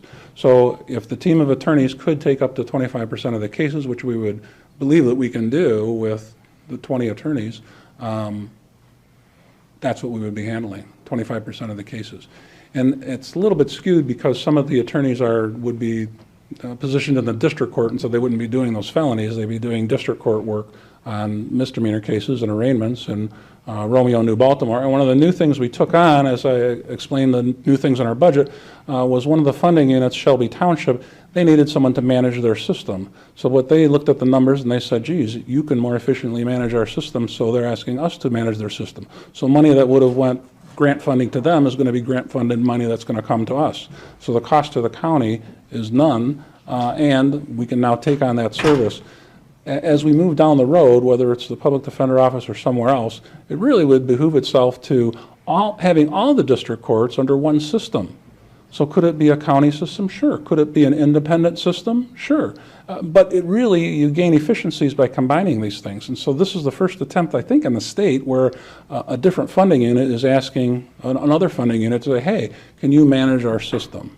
And we said, okay, good, let's try it. Will it be funded? We asked the grant people. They said yes. So I said, okay, if you will fund it, we can do it because we're already managing 2 courts now, Romeo and New Baltimore. If I understood you correctly, your goal was 25% of the cases that come through the courts? 25% of felony cases, yes. Yes. But I didn't hear the answer to how many cases you actually did handle. Well, if you looked right now, we've touched to the tune of 750 cases. The attorneys have just been, let me think about my numbers, because the attorneys really just got on board in April. So we've only got 6 months' experience. If you want, you can get back with the answer. I'd be interested in how many cases you handled and how many attorneys that was handled by, which sort of breaks down cases per attorney or per attorney week or month or whatever, if they haven't been there a whole year. Our target for case load is 45 cases each attorney has open at any one time. Your answer to your question is difficult because there's so many different types of cases, because you have capital cases which are very work intensive and probably are going to trial. There's very low level, like the shoplifting case, that is going to go in and maybe be a plea or a diversion. Well, if you want to break it down into 2 categories, that's fine too. Boy, I wish it was that easy, but I will get you what I can. Take a stab at it. I will. Thank you. Thank you, Chair. Commissioner Song. Thank you, Chair. You said that the MIDC was established in March of 2020. Correct. So I'm confused because... No, not MIDC. Our office was established. Your office. Okay, because I was confused about the revenue and expenditures for 2019. So if your office was just established in 2020, what is this history? When we look That at, when we're dealing with numbers and trying to determine the right size and the right, how many attorneys and how many cases each attorney has, if we use the comparison point of 2020, that's pretty difficult because things were altered because of COVID-19. So the next useful information we could get, we looked at 2018 and 2019, and we averaged the two. We also did a study, we looked at capital cases, all the capital cases that were done in 2019 to determine how many went to trial and what were the average costs and things like that when we were trying to formulate the revised fee schedule. So I'm sorry, point of order, because he's losing me on things. The question was very specific. Why is there any revenue in 2019? So when you're she's trying to learn a specific thing, and you're going into these long stories, and you're losing all of us. I'm just going to be honest with you. I apologize for interrupting, but she just wants to know why there's money in there in 2019. Thank you. Excuse me. Hi, Commissioners. I can answer that question. Tom was not employed at that time, so I will answer that. And I know this is what happens when we have long meetings. So in 2019, the program was just initially started, so there were funds in there. At that time, we were starting the separation. It was run through the court system. Barb Caskey from Community Corrections headed up that initial process of doing that. So there were items that the court was handling, had been handling for years, that we started to separate out. There were some initial grant funds that came into play. And I think one of the earliest items, too, that was in there that started to come in as well was there are officers for the court from the sheriff's office that have been part of that separation as well, that started back in 2019, as well as some other functions that the court was doing. Okay, So, thank you, is that Vicki. helpful? That clears it up Sure. a lot more. So my next question, you had mentioned that this commission is under the executive department. So maybe this question might be for you, Steve. Why is it still filed under circuit court? Or is that just how it's organized? How would we determine? We can take a look at that, Commissioner. It's sort of the way it's organized. It's not really it's not going to say executive, more of, because Yep, the got it. history was it was a court function at one point in time. Okay. All right, thank you. Thank you, Chair. Steve, really quick, I've got a question for you. So what is the capital outlay for 1.4 million?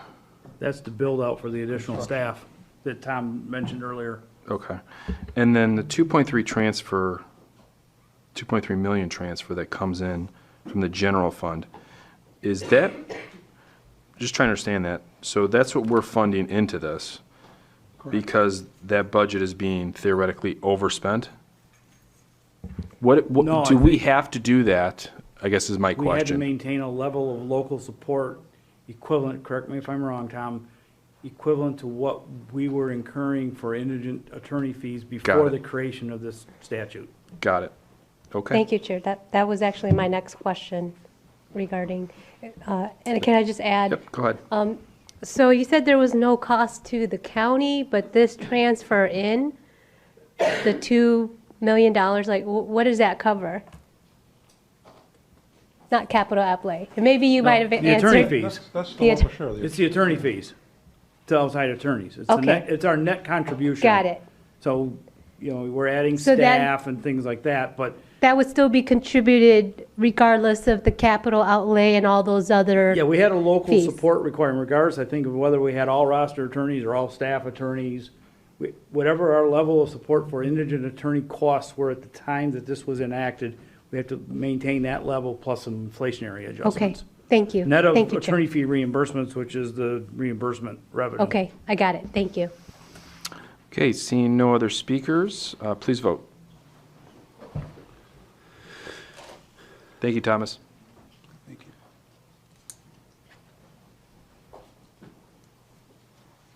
you. Motion passes 13-0. Okay, next item is Juvenile Justice Center. I need a motion to receive and file. Made by Nard, supported by Romano. Okay, and Rhonda? Hello, good evening. I think I've met everybody, but again, oh, I'm sorry. So before Rhonda starts her portion of the child care fund, I just want to point out to commissioners that on the agenda, it's mentioned that it's the Juvenile Justice Center, but this is actually the child care fund, which has more components to it than just the detention facility itself. So you have the housing facility, which is under Rhonda's purview. You also have treatment programs operated by the juvenile court. So Nicole Falls, the court administrator, is here if you have questions about that. And you also have placement. So the court will place kids in outside facilities, not our own, or becomes wards of the state. And so on D27, those costs are under what's titled juvenile court placements. And then Kim Borgia from the local office of the state DHS is here to talk about basically foster care and neglect and abuse cases. So that's the $2 million under DHS placements. That's mostly foster care kids in foster homes. So there's all those components. And Rhonda will start out to talk about the JJC. Thank you. Again, I'm Rhonda Westfall. I'm the Juvenile Home Director, Juvenile Justice Center Director, for those of you I haven't met. And boy, the glare is not in here tonight that was last time. It's nice to see everybody's faces. I thank you for the opportunity to meet and discuss the Juvenile Justice Center proposed budget, and of course answer any questions that you might have. I didn't bring any staff here with me tonight to join me, but I did want to take a moment just to share how proud I am of the Juvenile Justice Center in the last year and a half. It has been a tough year and a half getting through COVID. The staff have been there daily. Because we're a 24-hour facility, everyone needed to be at work. And they were able to provide all of our services and programs, though in some cases in a more virtual approach, and also maintain a really high level of safety and security for the kids. We did not have a resident COVID outbreak during COVID. We're proud to say that.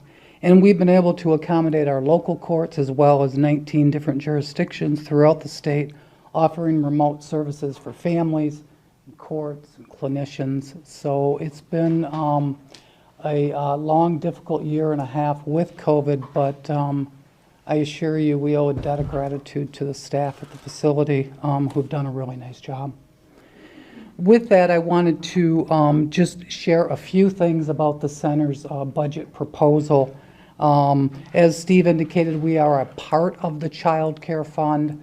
It is a multi-department budget, so we are a portion of that.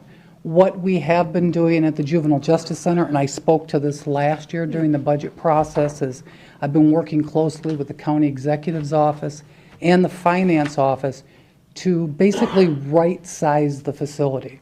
Because our population has been gradually reducing over about the last 10 years, we're trying to right-size our staff, and we've done a nice job with that. We have went from 97 approved FTEs to 64 FTEs over about 4 years. This year is no different, and I'm recommending the unfunding of 2 additional positions. So we're not here to request positions. We're not here to request additional funding. Other than that, that's built into the normal personnel increases that comes out of the finance office. We also continue to provide detention space to other counties to increase additional revenues. So some of those beds we are housing from 19 different jurisdictions so that we can bring in some additional revenue for bed rental. We have decreased our educational staff in an effort to also right-size because of the population drop. And we continue to use contract staff for our food services, evaluating the best approach to that, providing those food services to the kids in the future. So those are just some highlights of the budget. But if you do have some specific questions regarding our portion of that child care fund, I'm here to answer anything that you might have. We do. So Commissioner Kraft, here first. Thank you, Mr. Chair. Hi, Rhonda. Hello. Over here on your right. Thank you. What's the current population at the JJC? Our daily average is 29. Today it was 33 this morning. Okay, and then you said we are renting to 19 different jurisdictions. Do we have kids from all 19, or is that pretty fluid? I guess, what are the It's out-of-county? fluid. Most of them are coming from St. Clair. Today we had 16 kids from other jurisdictions. I believe 7 of those were from St. Clair County. So we're housing kids as far away as Grand Traverse County, Wexford County, Gratiot, Lapeer. We did some Ingham overflow. We did some Berrien overflow because they had some staffing issues. They actually had to shut down their detention. Okay. So it is 19 different courts. Sanilac comes to mind, Genesee. I was surprised 19 seemed pretty high. That's interesting. Yeah, last time I think I was here, I think it was 17, but we had a couple additional courts call us. And then has Raise the Age totally kicked in?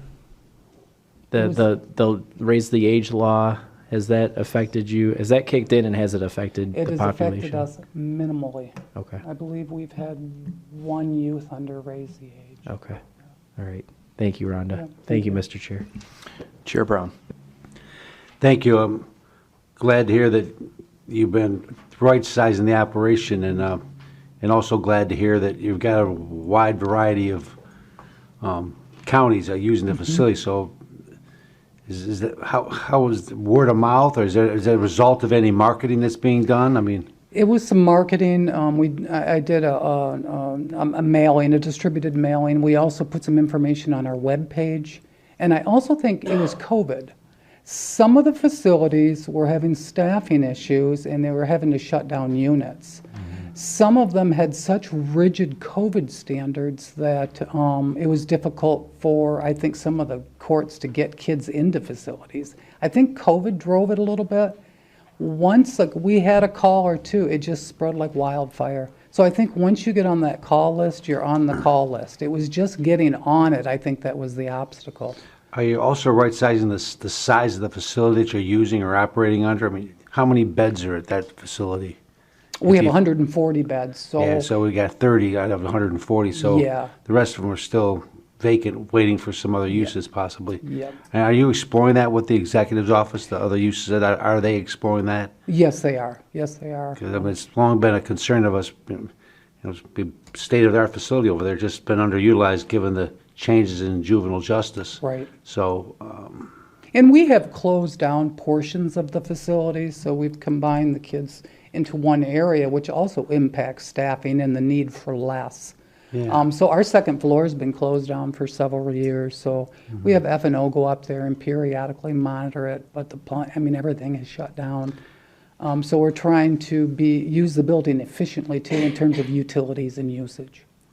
Are there any active discussions now about someone else using a part of that facility that you're aware of? Not that I'm aware of. The county executive may be able to, Vicki might be able to speak to that.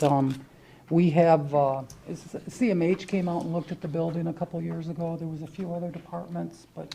Yes, that's correct, and we have discussions from time to time that people seek us out or otherwise, but again, with that facility, it's very limited, if any, where you can share the facility, because there are such strict regulations for sight and sound. Yeah. So that's what makes it difficult. It's almost where we would have to look at, if we chose to keep providing a juvenile justice center, we would need a facility for them in one location, and then the best route may be to have someone else use the whole facility as it is now for their purpose. So that's what makes the conversation difficult, is you really can't share that space. Thank you. Ron, how many other facilities like it are there in our area? I mean, we've got a unique center because people are coming to us. How many other alternatives are there for? Oakland County has Oakland Children's Village. They've got 190 beds over there, including both detention and treatment. What's their experience with staff and with residents? Are Residents they at capacity, or are they? No, they're not at capacity. They've had a decline in population too. I don't know if it's been as dramatic as ours has been. Wayne County also has a facility. I want to say they could have about 100.5 beds over there. I'm not sure on their population. And then Washtenaw County has a small facility. Monroe County, there are actually 20 facilities in the state, and there's 83 counties. Mm-hmm. So most of the facilities are smaller, an average of 25 to 30 beds. The facilities in the Metro Detroit area were built larger because of the history of, these are large communities, highly populated communities. Sure. Okay. All right. Thank you. Appreciate it. Mm-hmm. Thank you for what you do over there. Mm-hmm. Thank you. Thank you. Commissioner Hall. Thank you, Mr. Chairman. Thank you, Chair. Rhonda, could you explain detention diversion program? That would be under the juvenile court. Oh, okay, here she comes. Okay, there we go. Thanks, Rhonda. The detention diversion program is a diversion program we operate for usually first-time offenders and lower-level offenders. There's a statute that governs it, the Juvenile Diversion Act, and so every case that gets filed with the juvenile court, we screen it to see if it's eligible for diversion, and then we would set it on that informal docket. They would participate in the program, have a worker assigned to them, and avoid all formal court processing if they're successful. Thank you. Yes. Thank you, Chair. Commissioner Song. Thank you, Chair. And this question is probably for Rhonda. So you mentioned that on a daily basis there are 29, on average, juveniles in this center right now. Correct. And is that a daily average for the past year, or because you mentioned there was like a 4-year decline? So what would you say was 2021 and what you anticipate for next year? The 29 average is for 2021. Okay. 2020 was lower than that. I want to say it was 17 or 18. Then we go back into 19 pre-COVID. That number was about 36. Okay. And how long do they usually stay in the system for? Our detention program is designed for short-term detainment, if you will, pending further action of the court. So the kids that are coming into short-term detention may come in for a probation violation. They may be there for a week. They may come in pending a decision of the court. The court may leave them there for a period of time and then determine that they're going to go back into maybe intensive probation. Or maybe they're going to be placed somewhere. They're going to look at placement for them. So it really varies. The average length of stay is about 15 days in 15 short-term days. detention. We also have waiver youth who could be there. We have 2 kids who have been there for over a year waiting for placement. treatment, our Bridges program, we refer to our long-term, our residential treatment as Bridges. Think of that as, that is the court's disposition. So the court has determined that this youth is going to go to a more long-term treatment placement as opposed to the short-term detention. That, the average length of stay is about 7 or 8 months. Some kids a little over a year, some as few as 7 to 8 months. Okay. What would you say is the average cost per juvenile for the county? Well, we're charging $183 a day for an out-county detention stay. So our average cost is about $180 to $190 a day. Okay, and that's per juvenile? That's per juvenile. Okay. And it depends whether they're in the treatment program or the detention program. Treatment program, if we out-county treatment admissions, we charge $235 a day. Those costs are going to be a little bit higher. Okay. So would that, those charges, is that under the charges of services? And I'm looking at D26 here. And then I was going to ask about the reimbursements too, because there is none for 2022. Okay, so the charges for services is the per diem that we charge another court to place a youth with us. The reimbursements, I'm going to have Nicole speak to that.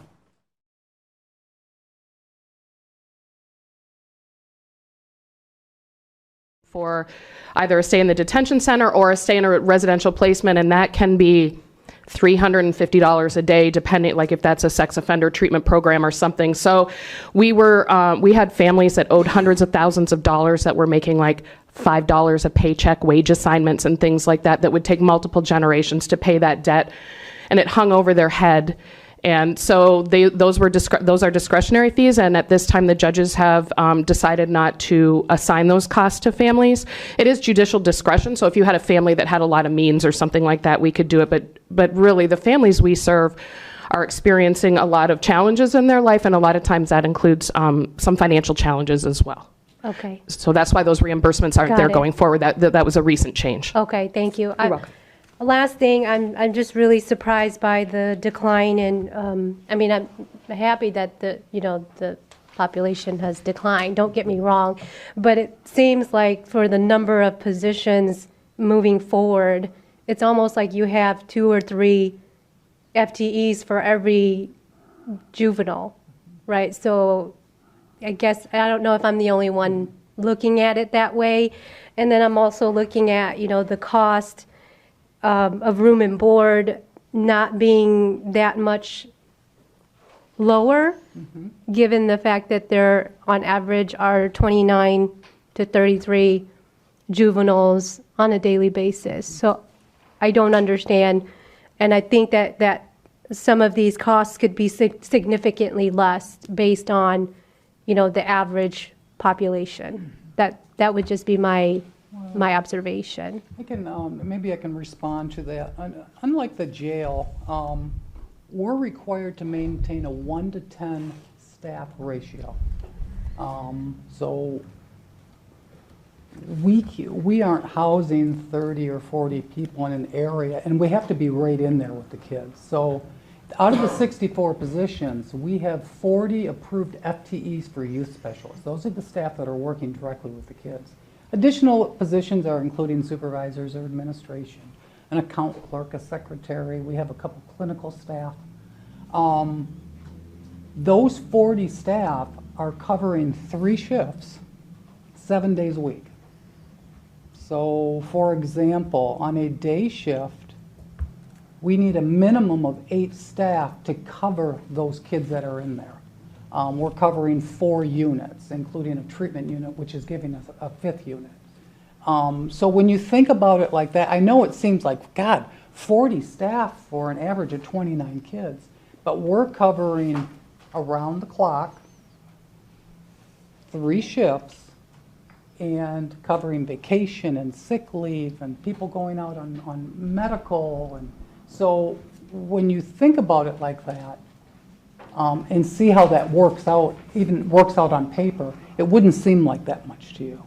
As far as getting the cost lower, Juvenile service, unlike jail services, are not going to have daily per diems of 30, 40 days, or 30, 40, $50 a day. It's going to be higher. We're providing clinical services, treatment services. That's where the cost is going to come into it, medical services. So it seems high, probably, but for youth services, not really. I mean, there's private agencies out there that have per diems of $300 and $400 a day. Well, I appreciate you explaining all that to me. Thank you. Thank you, Chair. Commissioner Zinner. Thank you, Chair. I've forgotten your name, I'm sorry. Rhonda. Rhonda. That's all right, thank you. Thank you. In that facility, are any family members allowed to come and visit the youths there, the young people? Yes, we do have family visitation for our treatment kids. We do have virtual visitation for our detention kids right now. We're still under COVID quarantine and COVID masks and everything in the youth home. And we do make some exceptions for in-person visits depending on the circumstances, but we do try to lean towards the virtual visiting. Our treatment kids do have face-to-face visitation with their families. So those are our more long-term kids. And that's probably under state law? Or is that under state law, or have you had COVID in there? Or? No, it's recommendations that come out of DHHS. Yes, I understand. So, Okay, yeah, thank and you. we're following the highest level of I that understand. recommendation. Thank you. Did the family, what percentage actually visit the family? Is that, and they probably work and they probably have whatever, I mean. Yeah, you see it varies, it depends. I would say on an average, maybe 70, 80% of our families visit. Oh, well, that's good. I do have a question for Nicole. Yeah. Thank you. On this detention diversion. Yes. How do these young people, do they take their, do they visit from home, or how does that work? These are community-based kids, so everything underneath the juvenile court programs in that little section on D27, those are all what's called the in-home care portion of the child care fund. So these are all community-based programs. So these kids are at home in their community being supervised by a worker. And maybe you said somebody said before how many you have at this time in the county, how many? So right now, we have, I just looked at our stats for That's all September right. too. I'm sorry, it was like 55 kids that were on diversion right now. Our caseload has gone down a little bit during COVID. It's starting to pick up again now that kids are back in school. And also on October 1st, there was a change in legislation that put 17-year-olds under the purview of the juvenile court. Previously, 17 went to adult court. They're now part of the juvenile court. So we expect a caseload increase as a result of that too. Thank you very much. Thank you, Chair. Commissioner Van Sickle. Thank you, Chair. Good evening. I was curious about the couple of juveniles you have for over a year. Is there any attempt to educate them, like a school or anything like that? Oh, yeah, we have an on-site school program that's provided by the L'Anse Creuse Public School District. So we have teachers on site. We run a school just like any other school. We're required to by law. So does everybody participate in that, even the ones who are there for a week? Oh, And they okay. earn credits as though they were attending a local high school. Even the short-term detention kids, if they're there for at least 30 days, will earn credits. One of the other things we're doing have done with our short-term detention kids is parents can bring their homework in from their home schools. So if they're detained for 4, 5, 6 days, our school teachers will work with them to maintain their work from the local district so that they don't get behind. Awesome. And I was curious, not that I want to raise the budget, but you don't have anything for recreation. We do. Is that built in someplace else? No, we have, you mean like physical recreation? To buy basketballs? Oh, yeah, yeah. Whatever, you Yeah. know. We, most of those purchases come through Title I grant. We're eligible for Title I D, which comes from the state of Michigan. We actually, last year, we had over $70,000 that we got from Title I. So that's where we're purchasing things for the commissary, for incentives for the kids. Art supplies. We pay for art classes and music therapy classes. our parenting classes are purchased through the Title I funds. Any outings that the treatment program would be doing outside of COVID, we're not doing outings right now. We have yoga classes and weightlifting classes with the kids on site. That's all funded under that Title I, which is 100% comes to the county, and we're eligible for it through the local school district. Okay, I don't see the Title I funds in the budget. Do they not have to be included? Well, what happens with that is we will expend that out of a line item. So we have a line item called recreational supplies. We'll go ahead and buy basketballs and volleyballs and recreation. Then we send a bill to Lance Cruz, who then reimburses us, and we pop that money right back into that fund. Okay, so they don't give you the money and then you spend it out of the pool. Correct. They just reimburse it as Some required? of the billing we'll do directly with them. For example, the art teacher, we'll send that bill directly to Lance Cruz, who will then pay that person as a 1099. Okay, good. I'm glad you're not just letting them sit and watch TV or something. No, and we do have a gymnasium on site and outside recreation area that's secure. So the kids they have a gross motor activity at least 1 hour a day, sometimes more. Good, thank you very much. Sure. Thank you, Chair. Okay, seeing no other speakers, please vote. Thank you, Rhonda. Thank you.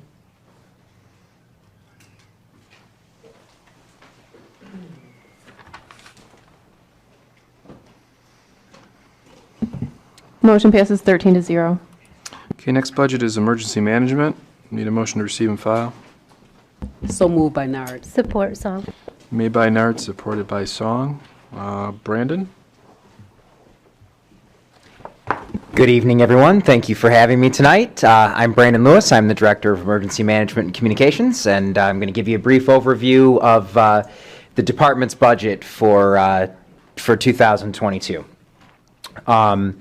We are the county department principally charged with preparing for, mitigating, responding to, and recovering from disasters and coordinating the efforts that go along with that for not only county government, but for 23 of the communities in Macomb County. So you probably know me best from my appearances in the COVID briefings and all of our COVID incidents over the past year and a half. But we also have a very full portfolio of activities that we've been trying to work on during COVID and that we're very eagerly looking to get back to. So there are two items in particular that I'd like to speak to you about that are included in our 2022 budget request this evening. By and large, our budget request is in line with what we received for fiscal year 2021 and in line with what was proposed by the Finance Department.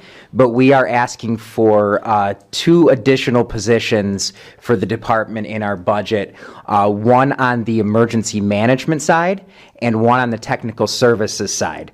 We also oversee the maintenance and management of the infrastructure behind our 800 megahertz public safety radio communication system. I'll start with the new position on the technical service side.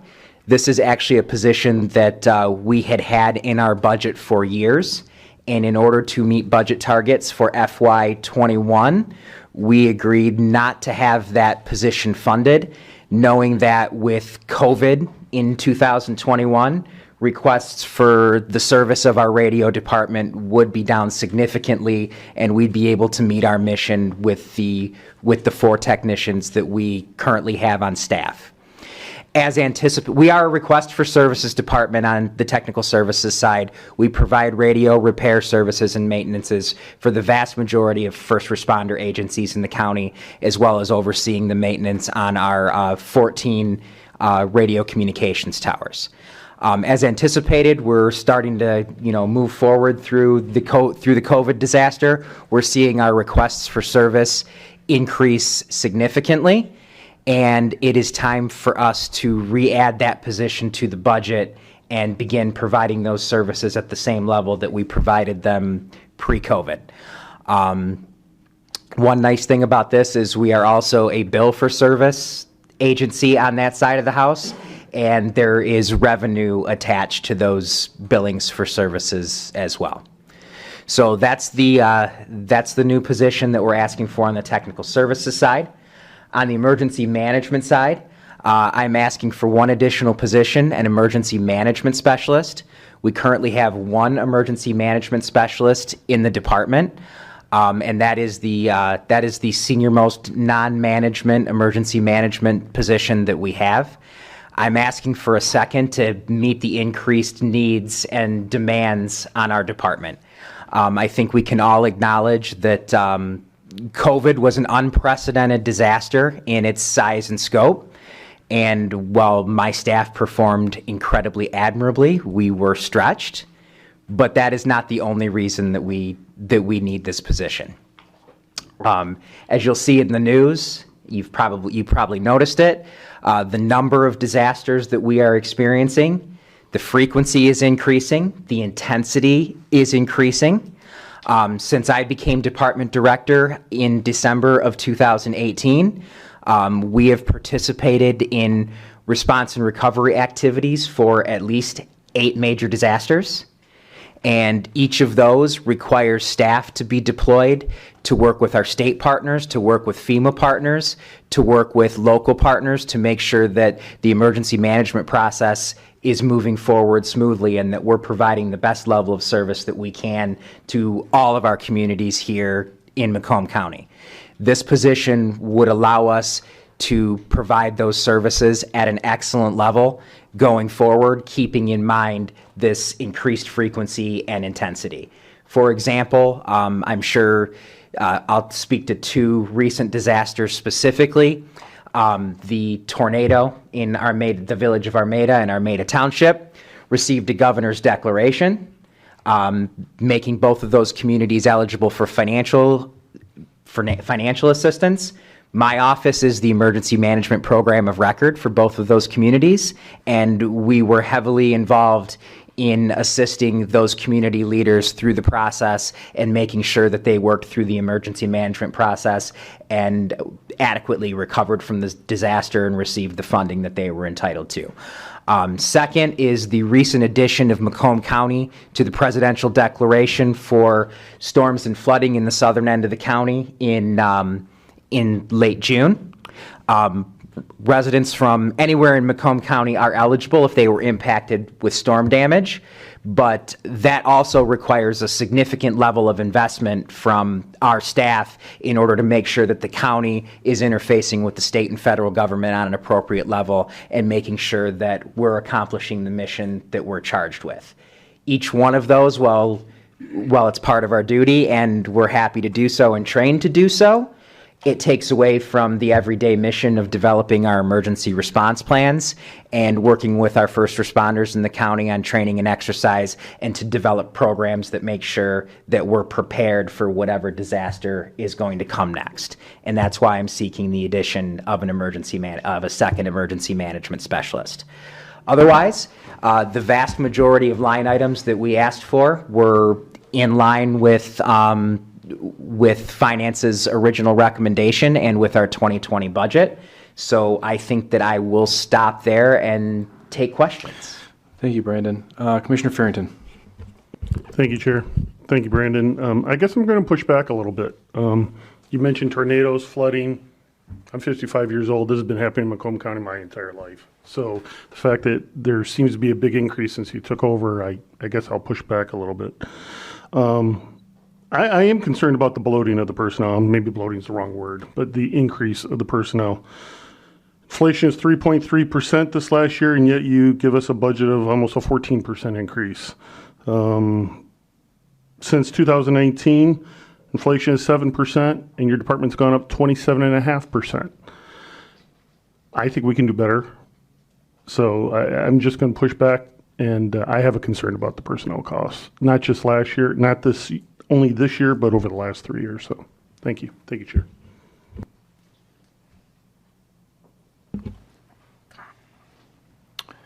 Okay, seeing no other speakers, please vote. Thank you, Brandon.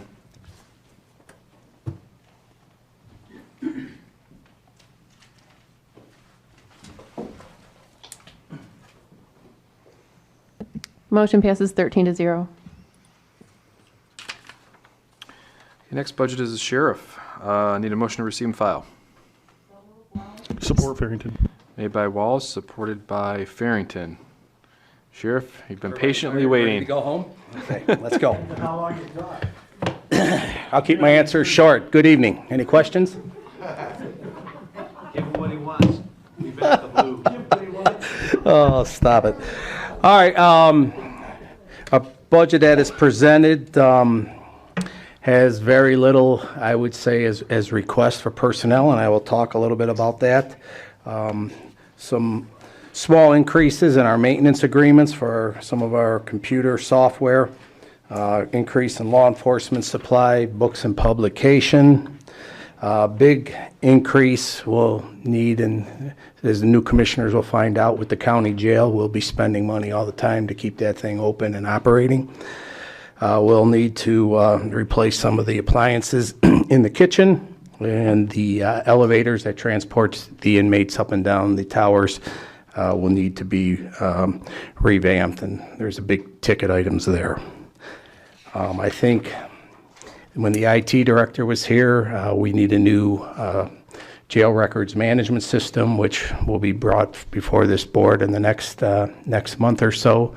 Our current system end of life is December of 2022.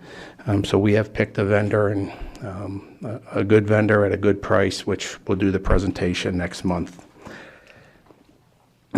As it relates to personnel, for the new commissioners up till 2020, I had a full staff of individuals trying to fill positions. 2021, when the budget was presented, we kept 12 correctional positions vacant for all of 2021. We kept 6 deputy sheriff positions vacant for 2021 and 1 computer maintenance clerk for 2021. For 2022, because we are now seeing the jail population starting to increase again, courts are opening, more trials, more people being remanded to the county jail. I am asking for the return of 7 additional 7 corrections deputies, and they're not new positions. They're positions that we kept vacant to handle inside the facility. The trade-off is I will increase the deputy sheriff, the sworn deputies, till 10, just due to the fact that we just don't have the individuals to put on the road right now. We're going to be 25 short come January. I have 2 individuals in the police academy, and I hope they'll stay with us. So even if everything worked out right now, it'll be a whole year before we can fund another 15, or at least hire 15 more deputies to get out there. So I'm very confident with keeping 10 deputy sheriff positions vacant to do my part in trying to reduce some cost here for the county.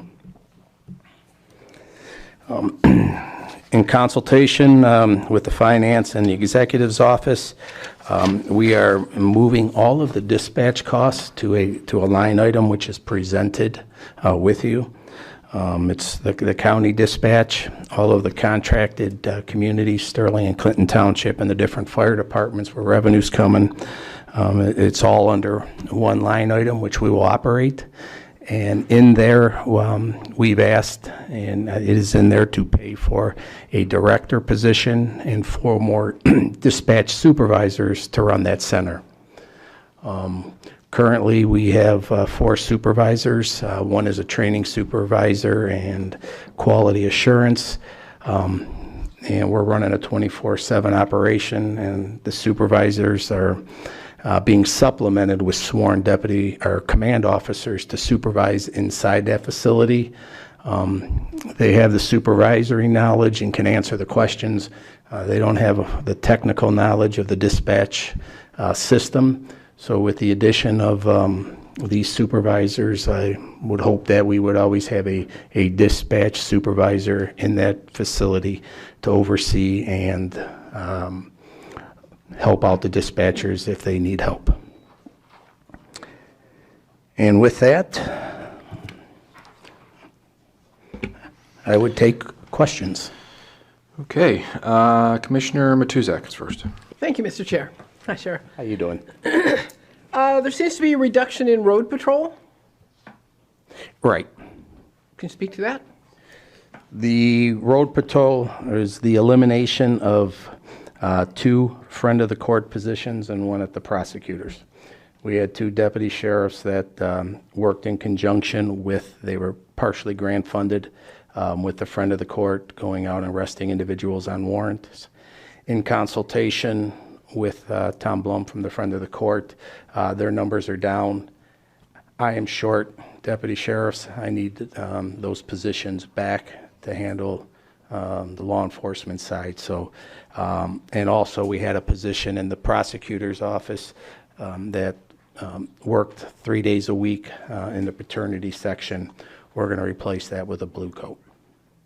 Okay. So it's not really a reduction in people no, it's providing road patrol to the no, townships? it's just being 25 deputy sheriffs short, I have to pull some people back. I'm making some other internal moves for 2022 just to make sure that our contracted communities can be policed. I can service the courts and the other constitutional mandates that I'm required to do. Okay. Until we can get back up to staff. I have a question about training, conferences and training. I read through your little book, which I like a lot.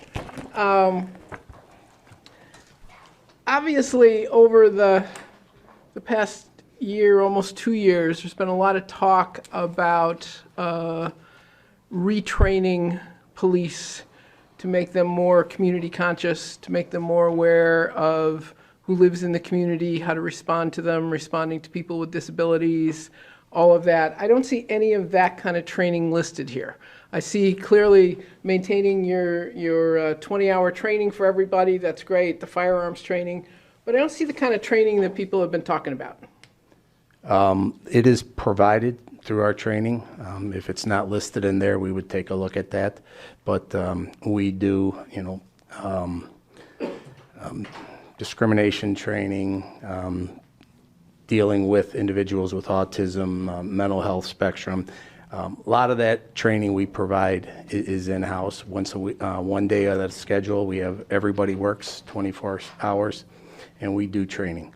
So that there's the 20 hours that's required by the Sheriff's Training Council for Corrections, and that's related to the corrections, but we also do in-house training for the deputy sheriffs and the corrections, and there's also, we call it in-service training that's outside, that we would send people either to the college or other police academies to get additional training. So if it's not in there, we are providing it. Okay. Use of force training, all of that seems to be Right, the hot. because that's what the community the has been community. talking about and has Yeah. been concerned about. Exactly. I did make one notice of your book, which I looked through all the book and all the pictures. The people pictured here do not represent a lot of the people in our communities. Okay. I mean, this is it's pretty noticeable when you look through here. And you're talking about hiring folks, so I would like to know specifically what you're doing to hire a more diverse force. So what we have done for the last 20 years is trying to hire a more diverse force. We go to all the colleges, go to the different high schools. We do everything we can to recruit and make sure that we have a more diverse workforce. I am one of the sheriff's offices are very unique. Any individual can go and pass a reading and writing test and a physical agility test, and they can send their application in, and we have the ability to take those applications and start a background. Some communities have to go through a civil service where they have to take the test and they're ranked in different numbers and they go through that process. So we do everything we can to get a diverse background. I can guarantee you that. We can't force people to come work for us, but we do everything we can to go to different communities and make sure we have a good representation. I would only say that if you've been trying for 20 years, what we're doing is not good and needs to be better. Nope. And I think I would certainly be happy to try to work with you to try to figure out how to increase You are the more than diversity. welcome to come on with us on our recruiting and work with our people and see what they do. And 'Cause if I you, think and if it's- you have ideas, we would love to hear them to help us out. And particularly given the last census in this county, we are a much more diverse county than this book shows me. So, thank you, Sheriff. Thank you, Mr. Chair. Commissioner, oh, just changed here, Commissioner Kleinfeld. Thank you, Chair. Tony, does Dakota or Romeo reimburse us for the liaisons? So Romeo, Dakota. So in Dakota and Chippewa Valley, those two deputy positions are funded by Chippewa Valley Schools and Macomb Township. Romeo High School Liaison Officer is funded by Washington Township and the Romeo Schools. And Dakota? Chippewa Valley Schools. Okay. Yep. All right, that was my question. Thank you. Yep. Commissioner Nard. Hi, Sheriff. Hey, how are you? Good. Thank you for, Commissioner Matuzik for her, that was one of my concerns, was the diversity that I noticed. And I also noticed, I'm in Warren, which is the largest city in Macomb County, and I don't notice a presence there. And I have constituents asking me, you know, how far back does Macomb County go? I just want people to remember that Macomb County goes all the way to 8 Mile. So I didn't notice Warren in this book at all. And I don't know if it's because we are larger, do we take care of our own policing, or, you know, what was the reason that Warren wasn't represented in this book? Because the individual communities that have their own police department, they police their own communities. If they need help from the sheriff's office, they pick up the phone or they give us a call, and we will send resources down there to help out. We have a working relationship with the different communities, so we don't go in there. They handle their type of complaints. If they need us, we're there for them. We're down there with a grant right now that Warren didn't want, so we're down there. Okay, yeah, because the constituents were asking me about it, and I noticed I didn't see much of a sheriff's presence, so I would like to see the sheriffs down there more. I think that would probably help with some of the crime, too, if they kind of see you guys in Brown down there a little bit. Got it. But okay, I kind of wondered if that's what it was, is that we were doing our own policing. You have your own police department. We usually don't go in unless asked to help out. Okay, thank you. Commissioner Hall. Thanks, Chair. Hi, Tony.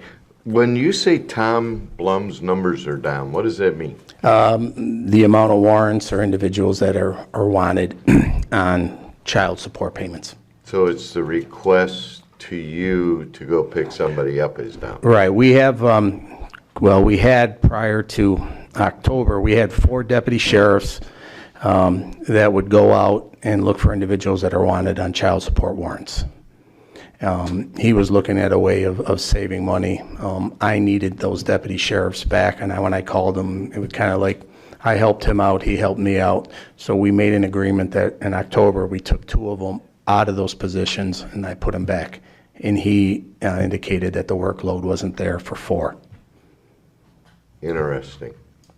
I probably had 4 phone calls this last week alone about people having child support problems. Yeah. So I wish we could get Tom back here for those, not on you, No, on Tom. Yeah. There's something breaking down here in the communication, but I'll talk to him one-on-one. You also talked about 10 positions, roughly. How long do you think it'll take to fill the 10? If we were to go through the process, well, for those that don't know, we have an agreement with the corrections where we are now going to have the ability to hire straight to the road, just for an educational purpose for the new commissioners. Individuals start at the Sheriff's Department either working in the jail or in the dispatch center. After a period of time, they can take the what's called the MCOLs. It's the licensing pre-employment examination. It's a reading, writing, and a physical agility. If they pass that, they can put their name on what's our promotional list. And I then, at that time, send individuals to the police academy for 17 weeks, train them. And when they come back out, we promote them to the next level, which is deputy sheriff. Over the years, I've been promoting individuals, and they get through the training, and then they go leave for another department. So we are now have the ability, with an agreement with the corrections union and HR and all working together as we're able to hire like other police departments to go right to the road. But obviously, we'll be competing with all of the other departments that may have a better benefit package, but we'll do everything we can to recruit the individuals to come work for us. Again, it'll be 25 total short by January with the upcoming retirements. So if I hold 10 vacant, I'm looking to fill 15 spots in 2022. It could take 6 months to a year to fill those positions. And the reality in the recruitment process now, having been one that sat on the Civil Service Board and chaired Act 78, it's not a position right now, being a police officer, that people are jumping up and down to want to go out and become. No, you do not have the, the And numbers. I speak saying that from a family of cops. No, as the numbers aren't there as they used to be. Though, the younger generation and recruits are a little bit more savvy than I think we were when we started 36 years ago. We were just happy to have that job, and what was the hourly rate. These recruits and new individuals coming out of the academy now are thinking, okay, let's talk about pension. What's the multiplier? Things we never even thought of. So we do not have the pension. We have a defined contribution. There's still a lot of departments here that pay a little bit more than us and have a pension, and that's where they go, because there are a lot of openings in Warren and Centerline and Sterling Heights, Roseville. So we're competing. Yeah, I was just in a conversation with our chief this morning about what we need to do to get more recruits. So I don't want to leave the statement diversity out there as a primary recruitment issue or a non-issue. It goes way beyond that for Macomb County and the position itself of being a police officer or a sheriff. Would you agree? I would agree. And majority of those departments that I just mentioned, individuals aren't even considered for employment unless they have either gone through the police academy or are in the police academy. So to go to the police academy, it's about $7,000, and it's 17 weeks, and you do not work. So, I mean, that is, in itself, is a burden on most individuals. Coming to the sheriff's department and starting off in the jail or in dispatch, there's a start. It's a paycheck. It's the start of your career, and the promotional abilities are there. And that we send you to the police academy on our dime and our cost. You're on the low end of the pay scale, and we're getting there. We're working with HR. We're working to retain them. I was going to suggest that as I did. No, we've been fighting, and they're coming to the table. So we're looking forward to it. Well, lastly, I don't know if this is a mistake or not, but I'm looking at our sheet here, and it says salary for sheriff 130, salary for under sheriff 138. So I think you need to deal with HR a little bit more. That's all I have, Chairman. Well, you guys set that right. Commissioner Wallace. Yep, the undersheriff, the commander over there is going to make more than the sheriff in 2024 unless you guys change things up, so. All right, thank you, Chair. Hello, how are you? Good. So Commissioner Matuzak kind of took the words right out of my mouth with the diversity, but I would love to, educate myself more, because I think it would be great to have more diverse, just even in this book. But I think the education for our youth, and even in the high school right now, is so kind of everywhere. I think it's like with everything else. You see, whatever you see on social media is pretty much what is fact, for them. So I think that education for them would be very useful, but first, educating myself would be great. So you'll be hearing from me.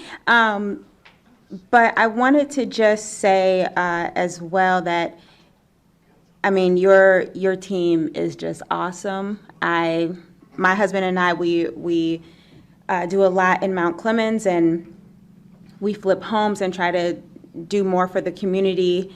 over the years, and we are working on this big project that was broken into multiple times, and the Sheriff's Department was just outstanding.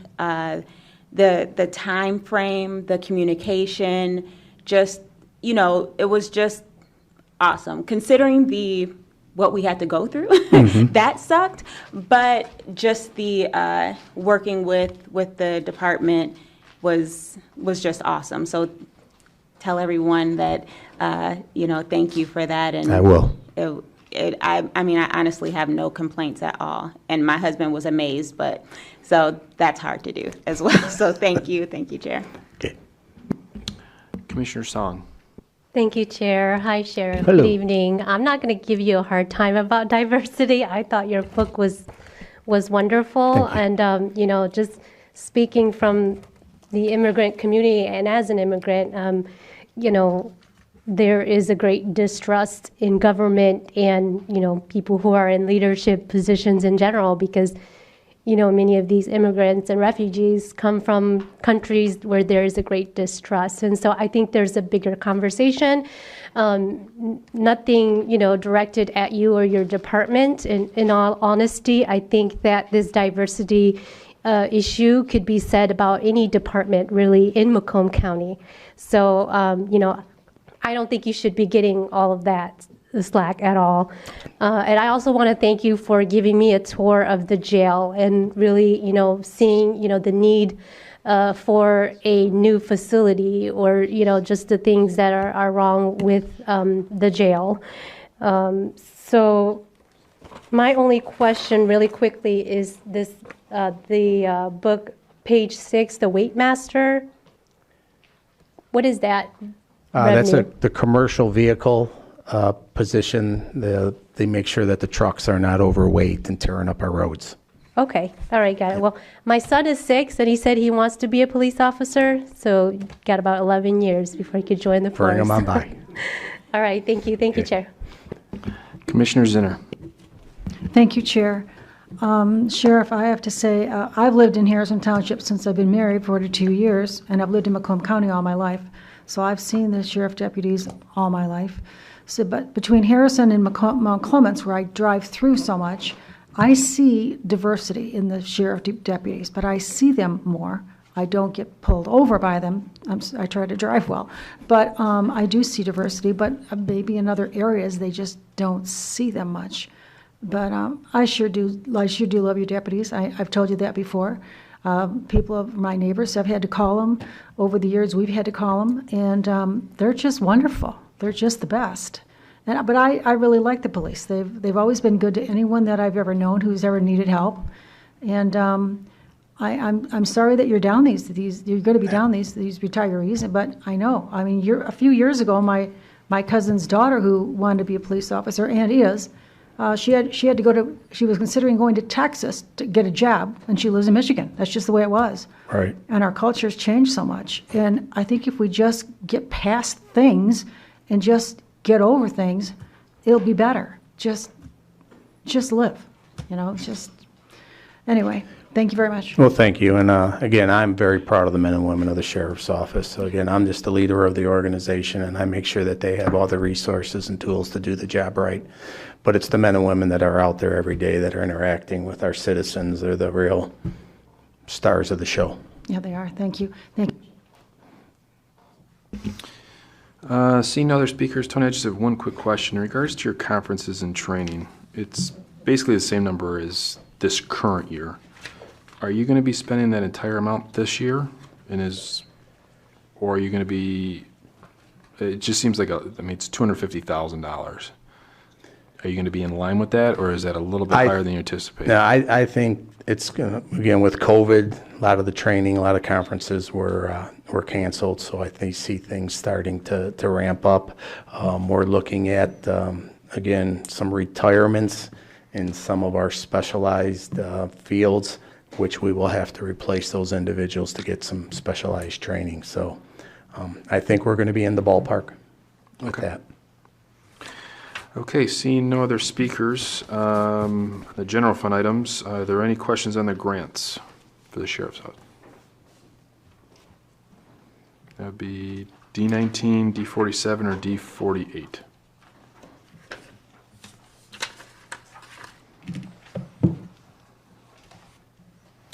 Commissioner Brown.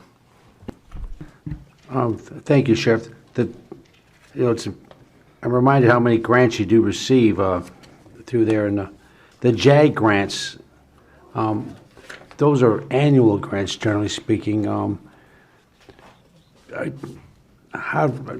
Those are through your congressional reps, right? Do you guys have a conduit? Do you get federal help with that, with our local, our senators and our Congress people here in our county to help with? Yeah, we've I know when I always, worked with Candace Miller's office, those are some things we've always looked out for to try to get in. I've been out of there for a while, but Yep. Is there something that, what's your relationship now, and is that still open? still have a great relationship with all of our congressional delegates and senators, and anytime we need something, or if there's a grant or an opportunity out there, we just pick up the phone and always have a great conversation. Are the Tiger grants still out there? Was there Tiger? Tiger grants, they used to call them for the, you know what, that's a different grant, I'm sorry. Yeah, I was going to say, I haven't heard of the No, Tiger. that's a different one. All right, We going golfing? that's dealing with infrastructure and roads, I'm sorry. Okay. I'm sorry. Hey, thank don't you. go confusing me now. And I will say that if you do have, you're a great guy, we work with you all the time closely, but so are your captains and your staff. Every time I call over there, just looking for information or help for a constituent, trying to point them in the right direction, your staffs are always on board, and give them kudos as well. Yeah, they're great. Remember, half of them are making more than me, so. Well, there's a reason for that. Yeah, just keep. There's a reason for that, Sheriff. Thank you. Thank you, Mr. Chairman. We'll stop that right now. Commissioner Nerd. Okay, it's me again. I just wanted to ask, I noticed that there's no funding for 2022 going forward for the jail ministry. Are they cutting that out, or they see no need for that, or why is there no more grants for that? Our jail staff is all, ministry staff is all volunteer. So they come on in and bring their own stuff and provide their own time. So there's no compensation there, but we've got a great staff. I got a husband and wife, Chaplain Steve and his wife. They've been there for about 10 years, 11 years, and they do a great job. Okay, cool, yeah, because that was kind of concerning to me, because I know you'll probably need that. No, that's very, very, very important. Yes, very it is. important. Okay, Yep. thank you. Commissioner Kleinfeld. I just want to point out that all of our staff makes more money than we do. We did take care of you guys a couple of years ago. You were one of the ones that got a bump. What was it, like 5 years ago, weren't you? Yeah, that's Okay. 16. Now, it doesn't mean that we shouldn't be more on top of it, but I just wanted to point out you were much less underpaid than you are now. Am I complaining?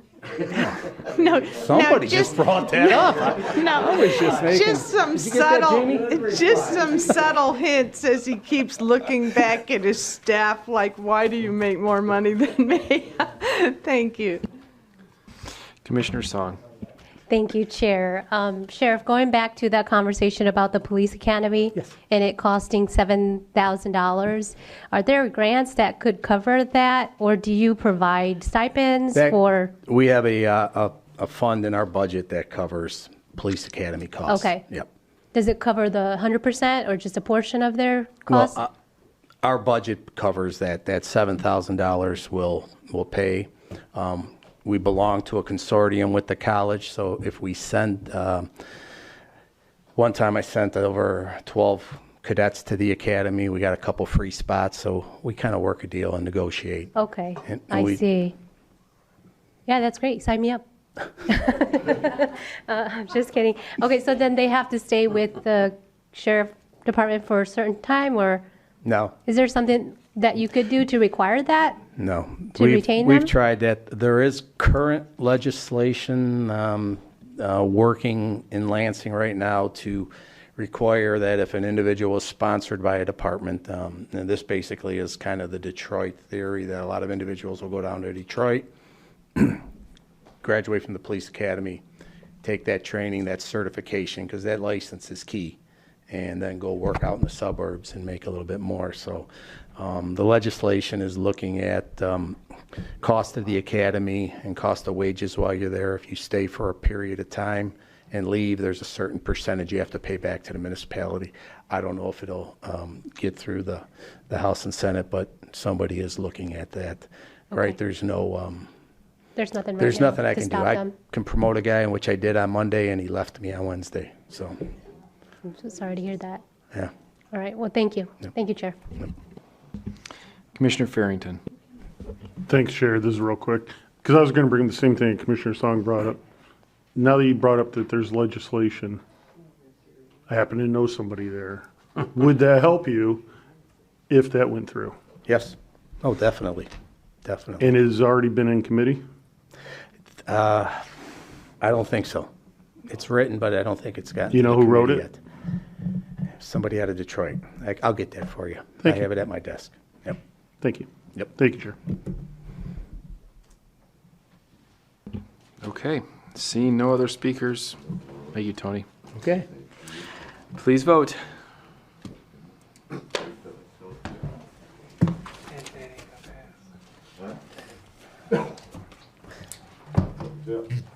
Motion passes 13-0. Okay. Next item is the 911 Sheriff Dispatch. Need a motion to receive and file. Matusek moves. Van Sickles. Made by Matusek, Hey, guys, we're on 911 dispatch now. made by Matusek, supported by Nard. Tony, I guess you're taking this one. There was a food truck out today. I missed it.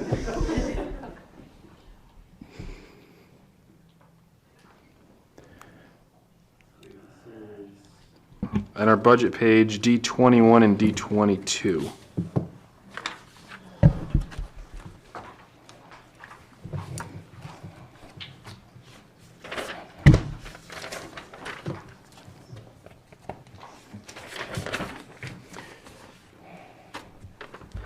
As I mentioned before, we have taken the dispatch function, the personnel costs, and the operation and put it all into one dispatch fund so we can keep track of our costs due to the contracts and providing the service. And in here is the request for those additional positions.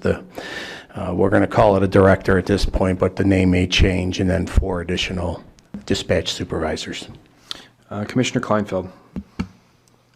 Thank you, Chair. First of all, under conferences and training on the 911 dispatch, it goes from 14,000 up to 390 and then back down to 15,000. Is that a mistake? Bring in the money guy. I guess you could refer to it that the budget for 2021 was just set up to expend all of the fund balance that was available at the beginning of the year. They're not spending anywhere near that for those in 2021. So if you look at 22 forward, we're trying to set the budget more realistically to expected expenses. But why in conferences and training? I mean, wouldn't it be, wouldn't it just be in the fund balance at the bottom, or? Well, we're trying to spread the costs. I'd have to look back and see why the costs were spread in the categories that they're spread Okay, in 2021. What I'm saying to you is the more realistic budget by line item for 22 forward. okay. Are we going to have to do an amendment on that, or no? On the 21? I would say no, because we're reclassifying this from a capital projects fund to a special revenue fund. Very interesting. Okay, and then if we were to have that discussion on that 911 fee that we have discussed over the years, that would go into this budget, correct? Yes, that fee is the $650,000 of intergovernmental revenue, which is currently 25 cents. Okay, thank you. Commissioner Van Sickle? Thank you, Chair. Is the 150,000 for internal services for software? Most of that is going to be liability insurance chargebacks for the personnel, because we're moving $7 million of personnel into this fund. And so the liability insurance, I think, is 3% of payroll for sheriff department. There could possibly be some IT chargebacks in there through the indirect cost allocation. I will tell you probably not, because this is the first year of that fund. Are we self-insured? We are self-insured up to $750,000, generally speaking. So that money's going from one pocket to another pocket? Yeah, that money's going into a liability insurance fund. Of the counties? Of the county, and that's where Thank we pay claims and the insurance premiums and all those sorts of things. Okay, thank you. Thank you, Chair. Commissioner Kleinfeld? I'm sorry, I just want to clarify something. Steve, is it your position that when it's a special revenue fund as opposed to the general fund, that we do not have authority to change that budget? Or, I'm not following your question. So generally speaking, a special revenue fund has to be in the budget. okay, And so then we have to bring budget amendments. The nature of this fund was tended to be more capital in nature in the past. Now it's becoming more special revenue because it's got charges for services in it, which was in the general fund. well, like, for instance, in previous places I've had, we would vote on capital outlay, and we've had that where we get a list of things, but we don't actually vote on it in the budget the way that we do other things. I just wanted to clarify that your position wasn't this was the same way. Correct. If there's anything that would be required to come to you in terms of compliance with the purchasing or contracting ordinance out of this fund, that would happen. I just meant with regard to Right. approving the budget. Correct. We get the capital sheet. Right. We don't actually get it in the budget. Some sort of weird agreement that started in 2010, I wouldn't agree with, but it's something that's been in Right. existence for a while. Correct. All right, thank you. Commissioner Song? Thank you, Chair. So I'm looking at D21, and I'm just wondering why the fund balance for 2022 is negative. So how does that work? So the idea is that we're accounting for all the fees in here. What we're showing is that over time, the revenues are not sufficient to cover all the costs of the dispatch operation. So that will continue to draw down as we go along unless essentially something's done with the fee. Like what? Or those costs Or will just- have to be supplemented by the general fund, put it that way. Okay. One way or the That other. was the answer I was getting Right. to. Or those operations would just cease. I suppose we could go without a dispatch function. Well, if it's not I funded. suppose. I mean, if it's I'm not almost saying that funded. facetiously because I don't think it could cease. Sheriff, I don't think you can go without a dispatch function. Okay. Now, a good portion of the dispatch function is currently funded by contracts with local units as well. I think we contract for 40 dispatchers. And then we have 20 or 24 of our own. But it's not enough to cover the costs. Correct. Not currently. Can we charge them more? I would say no. We charge them our costs to cover our costs. Mm-hmm. We're I don't think we getting can. their 911 money, fee money that would go to that community. It's coming to us in that Okay. 650,000. All right. Thank you. Thank you, Chair. See Commissioner Haw up here, but I've got a quick question if I could, Commissioner. Real quick, Faster. thanks, Chair. So obviously we have to have the service. So I'm looking at this then as our shortfall is almost 2.4 million. That's what I look at our cost as a county to have that piece relative to the difference of what we're making in the revenue from the contracts. But what I don't understand is the transfers in that you have in here, Steve.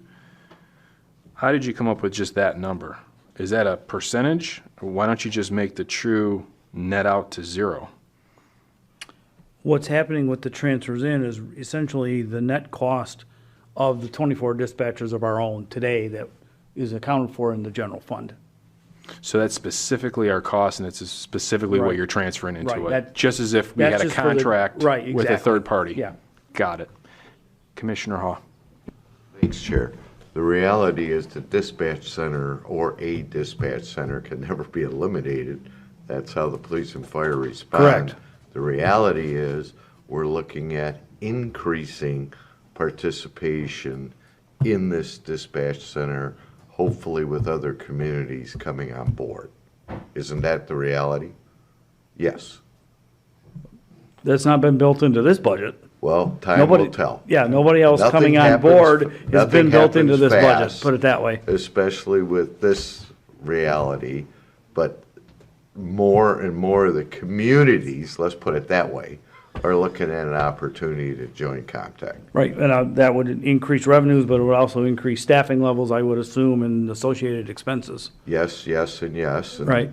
that's what all is being discussed, I would imagine. Right. Thanks.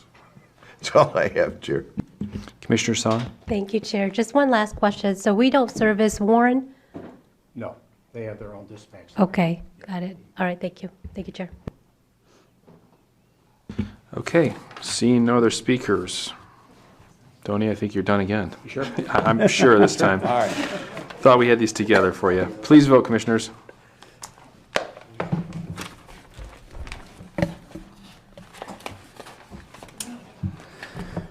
Motion passes 13-0. Okay, and our final budget for this evening is community corrections. Need a motion to receive and file. So moved by Nard. Made by Nard, supported by Romano. Vicky? Good evening again. Barb Caskey is ill today, so you get me instead to stand in, and Steve. So I can go through Barb's budget. If you look at page D1, not a lot of changes within that budget, minor personnel cost changes. From my understanding, this is basically it is all county funded. It is for our tether program, or at least a portion of the tether program, and then some OUIL costs that have historically been funded by the county. There's not grant funding available, but the programs are very successful within community corrections. You see 2.4 people that are employed in that department. You'll notice in the other budget that there's the 0.6 within that budget, and that's because the next budget does contain grant funds, or a majority of grant funds that are provided through the state.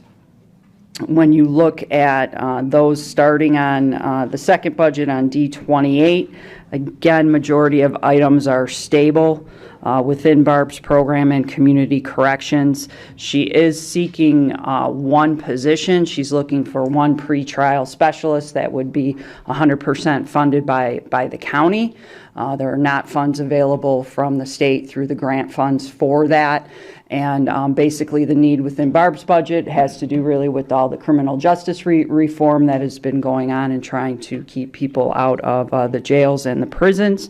We also anticipate, I know the sheriff has talked about it before, I think over the past year, maybe year and a half, Roseville came on board with bringing their prisoners to us. So that defaults over to Barb's department. We've had an increase from other local jurisdictions to use Barb's services.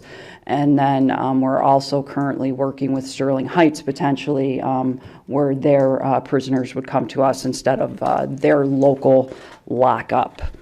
And I believe I covered the major changes, and I can try and answer some questions, and or Steve can if you would like. And Barb said, of course, she will come back to another meeting. If you have questions you want me to take back to her or email, we can get those answered for you.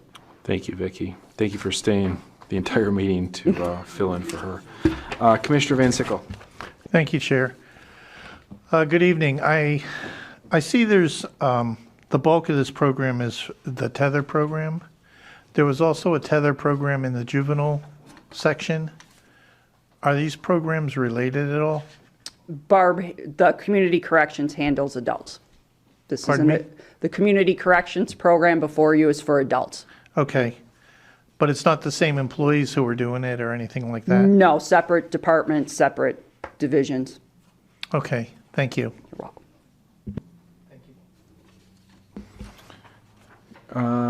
Seeing no other speakers, just a quick question, Vicki. In regards to that one position, what's the total cost for that position? I have approximately 79,000, and it looks like there is some cost savings because Barb is eliminating a clinical manager position that she eliminated this year. Steve, I don't know if you, is that correct, 79? Yeah. Okay. That's my only question. Seeing no other speakers, please vote. Thank you, Vicki. Thank you.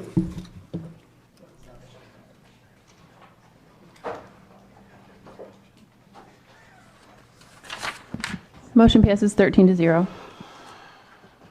Okay, next item is commissioner comments. Seeing, sorry, I'm on a different screen here. Trying to get there. Seeing no speakers, I think move to Dawn- public participation. This Commissioner reminds me of the good old days of the old Board of Commissioners where we met for 4 or 5 hours regularly during the week. I mean, this is a long meeting. Thanks for everyone for hanging around. Long attention span, but it could be worse. We could be doing it every day the way we used to. Thank you.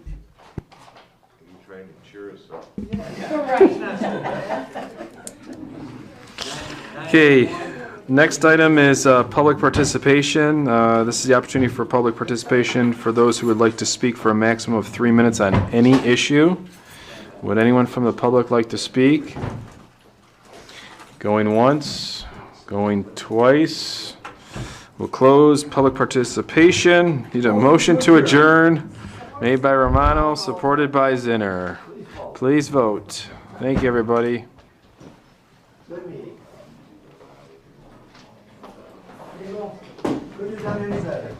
Motion passes 13-0.